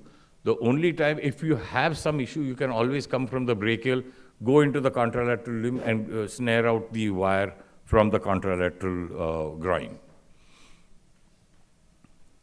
So flush pigtail, which is a sizing pigtail, is an important catheter that you have to order when you're doing this, so that you can size your, according to the markers, you can size your contralateral limb. But otherwise, you don't require the sizing pigtail. Most important is to see to it that you come as close to the bifurcation, but not covering the bifurcation on both sides. So these are the flush catheters you have available now. Cook has a catheter also, which is very radiopaque. And in case you have to embolize the internal iliac artery on one side, then you will need coils or plugs, whatever you are comfortable with, to block the internal iliac artery. The reason why we do it is we should not get a retrograde filling through the opposite internal iliac, filling this iliac and then filling the aneurysm. So these are the embolization coils that we have, and the plugs. Ideally speaking, just in case you get some surprises in the cath lab, which usually, if you have done a good planning with your CT, is not required, but it's always better to keep a couple of sizes of different grafts in the lab. You can ask them to send, say if I wanted to use 26 diameter graft, I can tell them to get a 28 also and keep. So that in case last minute you feel that 26 would be undersized, then you can always take a 28 diameter graft. So this is what a classic EVAR case should be. You have, it's just stopping short of the bifurcation. You have a long neck, and this is the ideal case that one should start. You have good neck. It will sit properly. It's more or less a straight aorta, and you have space to open up the contralateral limb and then cannulate the contralateral limb. So I'm not going into all the angiograms, but this is the basic. These videos are not playing, but I can show you if you want, but I can go back into the videos and play it. But if you have any questions up to now, you just let me know. I will.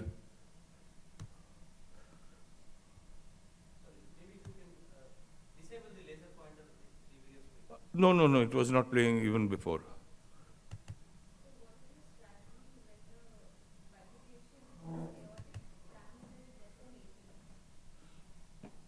We would, there are ways and means of doing it. The point is that as a beginner, I would suggest you don't do it. Because quite often, if the limbs don't open properly, they can get thrombosed. But in case you want to do it, then what we do is, we can cannulate it, but then you use a proper angioplasty balloon, because you've now covered the entire aneurysm.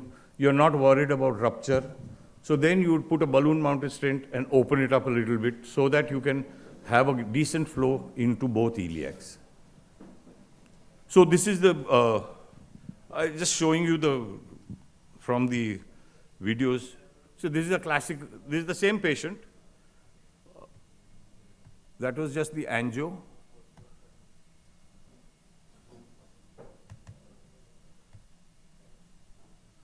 So we are taking the device on the left side.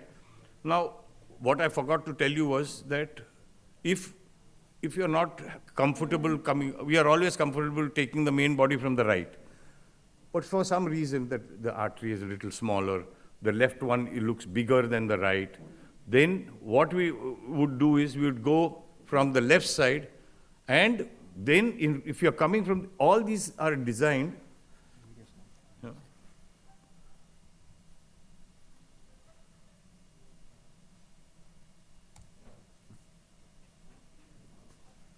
So they'll, one by one they'll play? No, it was playing. No, can you give me this thing that one by one all the slides will play?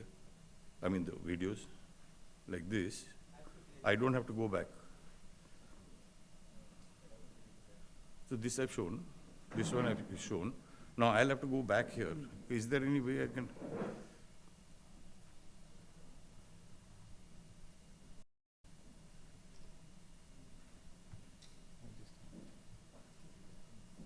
The angio.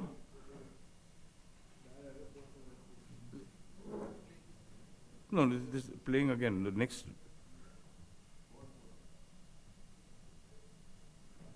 It's going back. Okay, it doesn't matter. Forget it, we'll do that only. So now, one thing I forgot to tell you was that when you are deploying the graft, as you can see here, the first graft is uncovered. The first stent is uncovered. The covering starts from here. Can you see this arrow? This is the nose cone, which is always tethered. Here is where the covered stent starts. So this covered stent should be just flush with the renal. The uncovered portion can go across the renals, there's no problem. That is the one which has the anchors. So that anchor will anchor the graft, but unless you are happy with the position, that top cap does not open. Okay? So now you keep, I'm just checking the position of the graft. It is flush with the left renal artery.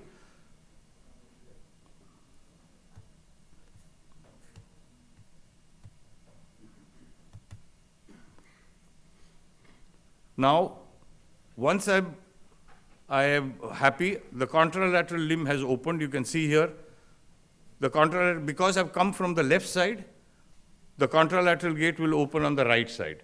But that is, all these grafts are designed to come from the right side. So it has a tick mark, or each company has a different marker to tell you which side the contralateral gate is. So the contralateral gate will always be on the opposite side of the side that you are taking the graft from. So now you've seen the contra gate opened. Next step would be to come from the right side and enter the contralateral gate.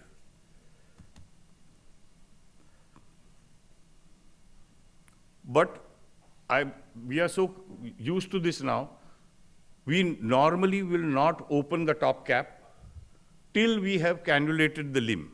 But we have foregone that step in this case because I was confident that I was within I can go into the contralateral gate anytime. But because you don't open up the nose cone, when you go with your wire from the contralateral limb into the graft, it will never cross up. It will always loop at the apex of the graft because you have not opened the nose cone. That gives you an idea that you are in the graft, and then you can go ahead and open it. But we are so used to it now that we open up the nose cone. Why? before we even cannulate it, so that we know that it will not move. In the manipulation, it will not move. That is why we do it that way.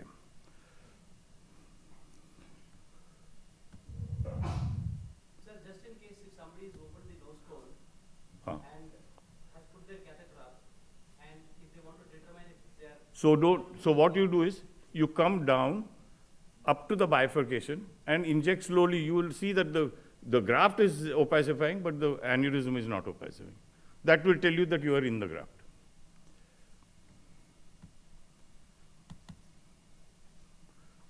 So now we've cannulated the contralateral limb. As I said, now if you see here, you will have the flow divider, which is placed here. This is a marker here, which is the flow divider. So you have to overlap minimum 2, ideally 3. So you have to take the length from this flow divider to the bifurcation of the iliac artery. No, in this you can't see it too well, but I will tell you, it is usually around this level. It's 5 centimeters. 5 centimeters of the covered. This one is uncovered. This one from here is covered. So usually that this thing marker will be somewhere here, which you are not seeing in this video too well. But everyone has a marker which will tell you where the flow divider is. So the main body is 5 centimeters? Yeah, the main body.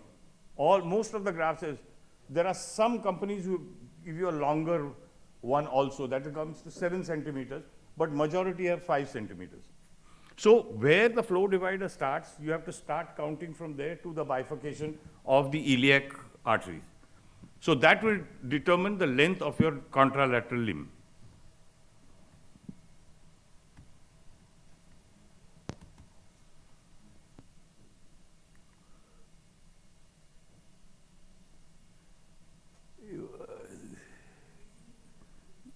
You can't see it too well, even this, but so now I've gone in, checked, and we'll go with the. So this is where I'm coming from. So this is the flow divider here, and you are looking at the bifurcation.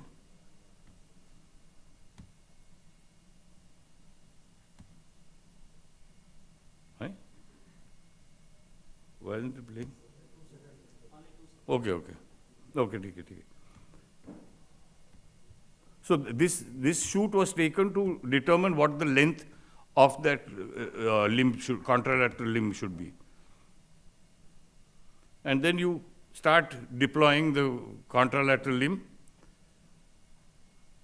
So you have determined where the iliac bifurcation is.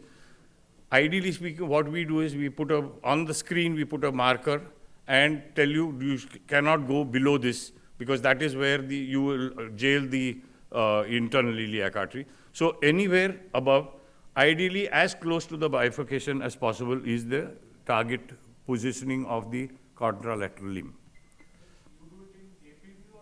AP. No, you can do it. It doesn't matter. You can do it in the opposite oblique, so that it opens up the bifurcation. If it is really tortuous, then that is a good idea. But if it is a routine thing, you can mark it, you know where it's coming from. And you mark that on the screen and don't go beyond that. Okay.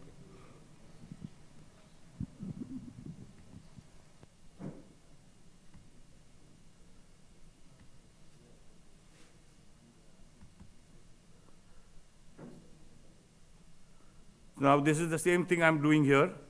1 second. I'll show you here now. Okay, now you're seeing the bifurcation. Oops, it stopped.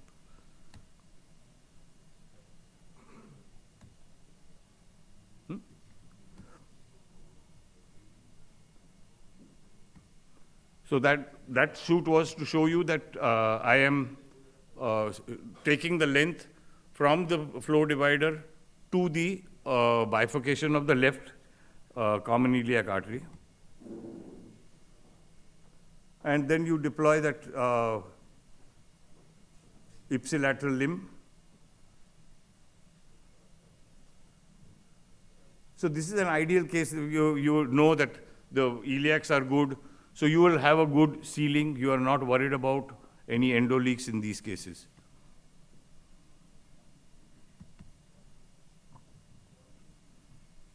And always, at least for the main body, you would use the what they call the Coda balloon or the Reliant balloon. These are compliant balloons, so it will not cause any trauma to the wall of the aorta, and it will kind of iron out the graft against the wall of the aorta so that you prevent endo leaks. One place is there. Wherever there is overlap, you should always balloon at the overlaps also. That means to say from the flow divider to each limb, there you have to balloon, and then the lower end of the graft in the limbs.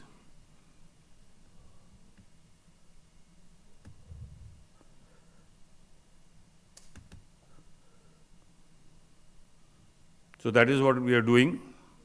This is the overlap zone of the main body and the limb.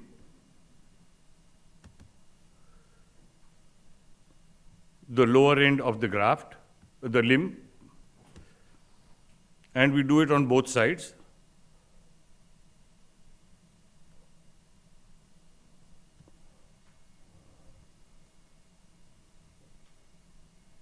Right?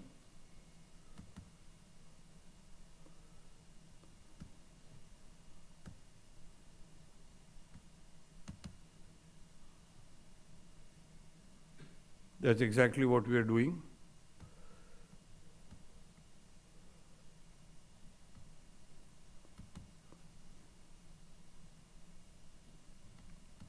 And then you do the final angiogram.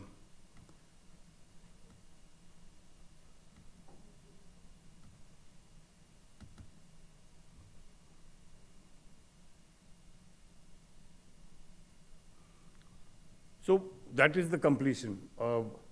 Quite often, because these are larger devices, you will not get flow because you are kind of nearly occluding the common femoral artery. So you don't have to worry about it. You can always, what we do is put in a sheath there, and when you are injecting, you just aspirate from the side arm of the sheath, and automatically you will see that the flow is there. Sometimes you get worried, there's no flow in the iliac, external iliac. It is not happening because your device is occluding the artery, and once you aspirate like this, you'll get a good flow. So I think this is the basics of EVAR. Any questions, you are free to ask me. Rajesh.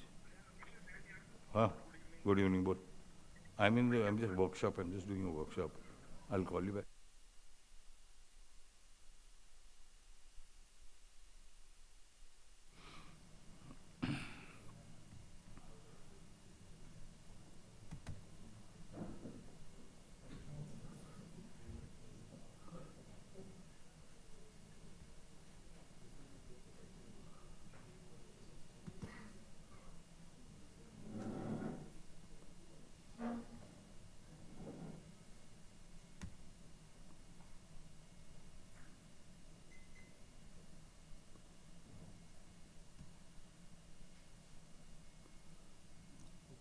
No. Okay. Any questions?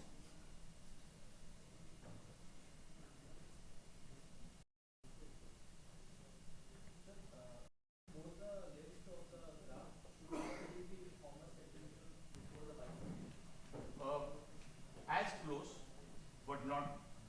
See, you have to decide that basically what are the sizes that are available with the company. Even if it is a little well short of the bifurcation, it's okay. As long as you have a good enough sealing zone. It should not protrude into the iliac. No, it has to come into the iliac, but not into the external iliac. It has to be short of the bifurcation. Now it all depends on what size is available. Now, if I say from the flow divider to the common the bifurcation of the iliac is say 9. They have either a 12 or an 8. You put an N. as long as you're pretty sure that it is going to seal the, and this is a classic case, so I mean, if you see the original, just go up, just show that. PPT. No, PPT, go up. No, let's say, there is enough distance. So even if you are not flush with the bifurcation, it's okay. You have good length of common iliac here for a seal. So depending on anatomy to anatomy, you have to decide, but it's not difficult to make a compromise if you have good enough length of the common iliac. If you don't have, then that becomes a problem. Then I would suggest that you would embolize the internal iliac and extend it to the external iliac, so that you get a better seal. So this is like a classic case you should start with. We've now a lot of troubleshooting we've done and all that, but ideally speaking, these are the cases you should start. And once you develop the confidence in it, then you can do more challenging cases. Sir, in your experience, how many cases you have encountered with landed paraplegia post? I have not had even one patient with EVA. I've in my life had 3 patients with paraplegia. But that is because one was I've gone to Ahmedabad and done it. Everything went out smoothly. Just a short thoracic graft I put. But that patient developed which was shocking. That was the only patient where I put a single graft in the thoracic and he developed paraplegia. But it recovered. Another patient, 2 patients, I had done initially a thoracic graft with a fenestration for the left subclavian. And 2 years or 3 years, one was 2 years later, the other was 3 years later, I covered the entire aorta because with a custom-made graft, not even a physician modified graft. And they both developed paraplegia. One was as recently as 3 months ago. Which patient will develop paraplegia, nobody can predict. And they say if you give it an interval of some 6 months, collaterals will develop. This I've given 2 years and 3 years, and they've developed paraplegia. So that is difficult to say. That's why I'm now very skeptical of covering the entire aorta. They say that you cover two out of the 4 zones, then you are likely to have paraplegia.